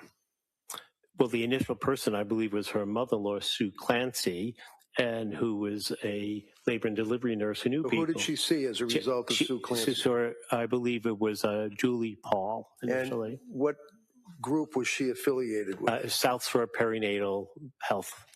Did Ms. Paul, nurse practitioner Paul, prescribe medication for her? Yes. And did she continue to deal with South Shore Perinatal? Yes.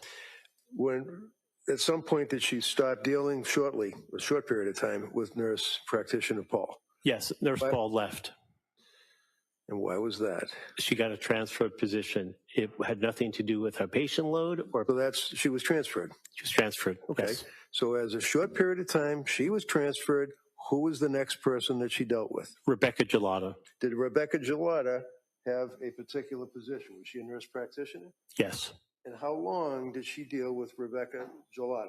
3 appointments. And during that period of time with Rebecca Gelada, was she prescribed medication? Yes. What was the medication? I believe it was Seroquel. How did she react to that? Poorly. And as time went by, going into the holiday season, Thanksgiving, do you recall what her symptomology and complaints were to the healthcare providers at that point, whether it be Tufts or Gelada, anybody? Yes. What were they? She had many concerns about her health. She wasn't feeling well. She felt out of touch with herself. She felt numb. She experienced disassociation. All right, stop right there. What is disassociation? Disassociation is a psychological construct that means you feel removed from your body. You don't feel in touch with your body. You feel different than the way you normally do. You look back at your life and you say, something is wrong with me. I'm not feeling the way I normally do.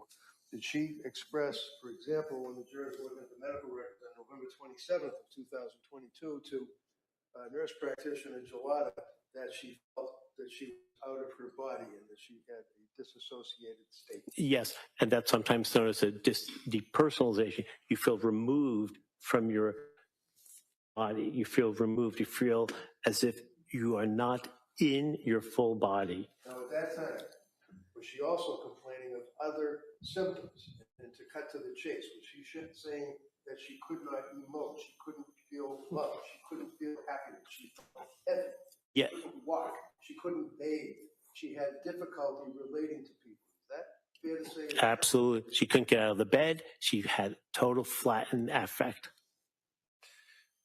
Did she then seek additional help? Yes. Where? She went to the, I believe, the emergency room initially at South Shore to go to Mass General. And did they prescribe additional medication for her? I believe they did, yes. Did she make any expressions to her treating physicians up to this point about what in her opinion, what the medications were doing to her? Yes. What did she say? She said she was in a brain fog. The medications were making things worse. They were not helping. They were not helping her. Now, as that time went on into the period of Thanksgiving up to around Christmas, did she continue to reach out to people for help, such as suicide hotlines? Yes, she reached out to... The answer is yes. Yes. Why did she call a suicide hotline? She was worried about killing herself. And did she get any help from the suicide hotline? She was turned away. How about the second time she called the suicide hotline? She was turned away. How about when she went to the Women and Infants program in Rhode Island? They told her she was not a good fit for the program. Why? Because she was overly medicated. And did she continue to seek help from healthcare providers? Yes. And what was the next thing that happened as far as dealing with healthcare providers for Lindsay in her postpartum stage? She went to the Mass General emergency room. What happened there? On 12:30, she said she needed to go to the hospital. She was at the emergency room. She was sent to McLean Hospital in Belmont. It's a Harvard-affiliated hospital. Now that McLean Hospital, when you say was sent to, fair to say that even though they had to transport her, it was a voluntary commitment?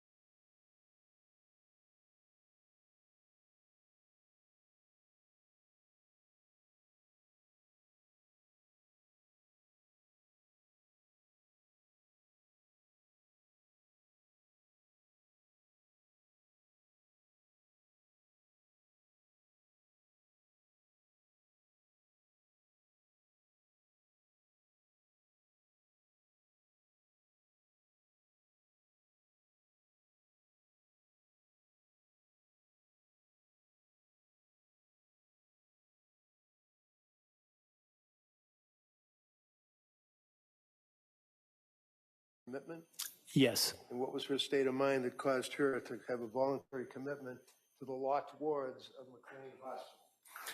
She was worried about killing herself, and she uttered concerns about killing her children.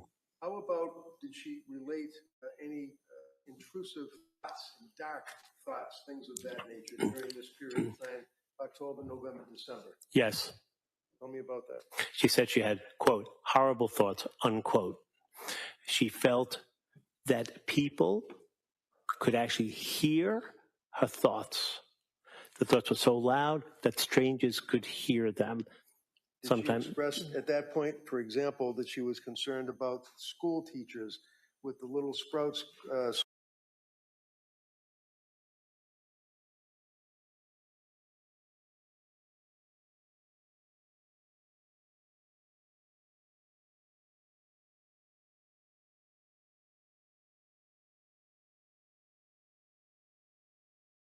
school with the kids, that they could read her thoughts and that she would lose custody? Yes, it's called ideas of reference. You believe other people can hear what you're thinking, and that can have a very negative interpretation for the person believing, feeling it, and thinking that the outcome is going to be a negative one, that their children may be relieved from their care. Now, as it relates to the concept of a psychosis, can you tell me in 25 words or less what a psychosis is? A psychosis is what's considered a major mental health disorder. It's when people have disorganized thinking, and the symptoms most typically are hallucinations. There are different types of hallucinations. 80% of people with psychoses hear voices. There are different types of voices that one can hear. Benign, get a glass of water. Benevolent, you're a good person, keep it up. Or malevolent, threatening them, telling them, ordering them to do something horrible, and you believe those voices. Now, during that period of time, when she got out of the McLean Hospital, what medication was she titrating or getting off of? I believe she's getting off the Seroquel. Was she able to do that? Yes. Relating back to November 27th with the dissociative state, is that an indicia, is that an indication or a harbinger of psychosis? Yes. And is a psychosis, is that something that somebody would be suffering from a psychosis for a month at a time, 2 months at a time, or is that short periods, or how does that work? People with psychoses have intermittent symptoms. They can function fine one day, and the next day they can be hearing voices. They could be seeing things, feeling things, smelling things. To be clear, those additional types of hallucinations did not plague Ms. Clancy. She only had auditory hallucinations. But hallucinations are like the waves at the beach. They come and go. They're called waxing and waning? Yes. And would you tell me, doctor, in your opinion, is an individual, and we refer to postpartum psychosis, is that a particular affliction that afflicts women that have had babies and they go through a period of postpartum depression and then ultimately postpartum psychosis? Yes. Can you tell us, is a person, even if they are in the throes of psychosis, are they able to make a phone call? Yes, they can. Are they able to drive a car? Yes. Are they able to say, hi, how are you? I'd like to have a hot dog? Yes. They don't have to look at the one in the corner, right? That's correct. Mr. Rington, it's 4 o'clock. Is this a good time to? Sure. All right. So, members of the jury, we're going to recess until tomorrow morning. I would expect our schedule tomorrow to be similar to the schedule we had today, hopefully without the technology issues. And I'm just going to remind everybody the same instructions. Don't read anything about this case or similar cases. Don't talk about it.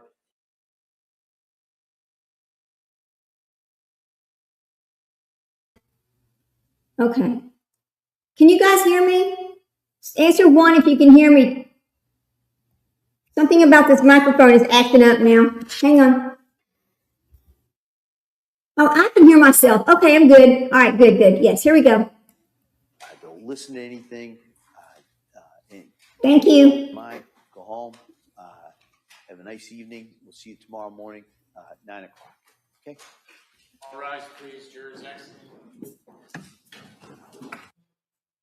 All right, I'm going to leave that right there. We'll talk for a minute. We'll be ready to come on back at 8 o'clock a.m. in the morning to restart on this trial. And I can't believe they cut Dr. Zeisel off in the middle of his testimony because I cannot wait to hear the prosecution cross-examine him. It's going to be very interesting. But yes, I want y'all to think about all the other days of testimony, what we've heard before, and think about what we heard today. Not one time did they ever mention to us that Lindsay Clancy had been on prior mental health medications after the birth of Dawson. Not one time. They acted like all of a sudden she had a mental health crisis and was in postpartum and had to go get all these different medications that she had never taken before and was having horrible side effects from them this time. That's what they're acting like. And it's just not true. When she took Zoloft for a whole year, when she supposedly had public speaking issues, which, hello, I don't think that's quite how it works. Do you? I've never heard of that before, but of course, I'm not a doctor. I don't know much about it. But, yeah, something's very strange about what we're hearing today. Just paints a completely different picture than what we've been told before. Does anybody else think that? Because if you do, let me know, because now I'm starting to question a whole bunch of things. You know, I want to feel sorry for her. She killed her children. I want to understand how you could kill your own children. It makes no sense to me. I mean, you want to think, my God, something was terribly wrong. But was it? I don't know. I don't know, girlfriends. And boy, I don't know, guys. Y'all help me. I'm very confused. Yeah, I mean, it's very, very confusing. It is. Yeah, something's very confusing about this. And let me get rid of this right over here. Let me turn this off. Here we go. We'll just put myself back up there. All right, now we can talk. So, I don't know. I'm very, very confused. And I want to do a little research tonight while we wait for the trial to come back. I'm going to go look up some of these medications that she was taking. And I want to know, if they worked once before and you didn't have problems, why are they not working now? What happened? And remember this, guys. Remember this. Cinderella says, why take the kids? Just take yourself out. That's right, Cinderella. Let me ask y'all a question. Remember, she kept saying, well, I'm so concerned about being addicted to the benzos. I'm concerned about being addicted to the benzos. And remember, I said, how many prescriptions of benzos has she had in her lifetime that she would be concerned about that? Because I'm thinking this is not the only time. I'm thinking that she's taken prescriptions of benzos many times when she was having anxiety and sleep issues. But we don't know that because we don't have her history. But I don't understand, if you've been on something for 2 weeks, why would you be concerned about being addicted to them? 2 weeks is not long enough. It's just not. So with that, think about that overnight. Okay, guys? Anyway, as I always say, thank you for coming in with me. Please like, subscribe, and share if you get a chance. Please, if you get a chance, while we work on our watch hours, we're almost there, honey. We're almost there to get this channel monetized so we can do other things, so we can participate in charity drives to donate to things. That's something I'm really interested in doing. I've always been interested in paying it forward, helping other people, doing charity things, collecting for women's shelters, that kind of things. And I want to do that through this YouTube channel. I think it's a great opportunity to do that. But we just need to get monetized. So if you get a chance, please go back and watch some of our older lives. You may enjoy what you see. We talk about all kinds of things. We talk about executions. We talk for the new people who don't know. We talk about executions. We talk about appeals. We talk about feel-good stories. We talk about true crime. We talk about a lot of things. The things I don't want to talk about are the missing children. I'm going to leave that to other people who are better at it than me. It really affects my mind, and I cry a lot. And it's because when I have a huge heart when it comes to these little kids,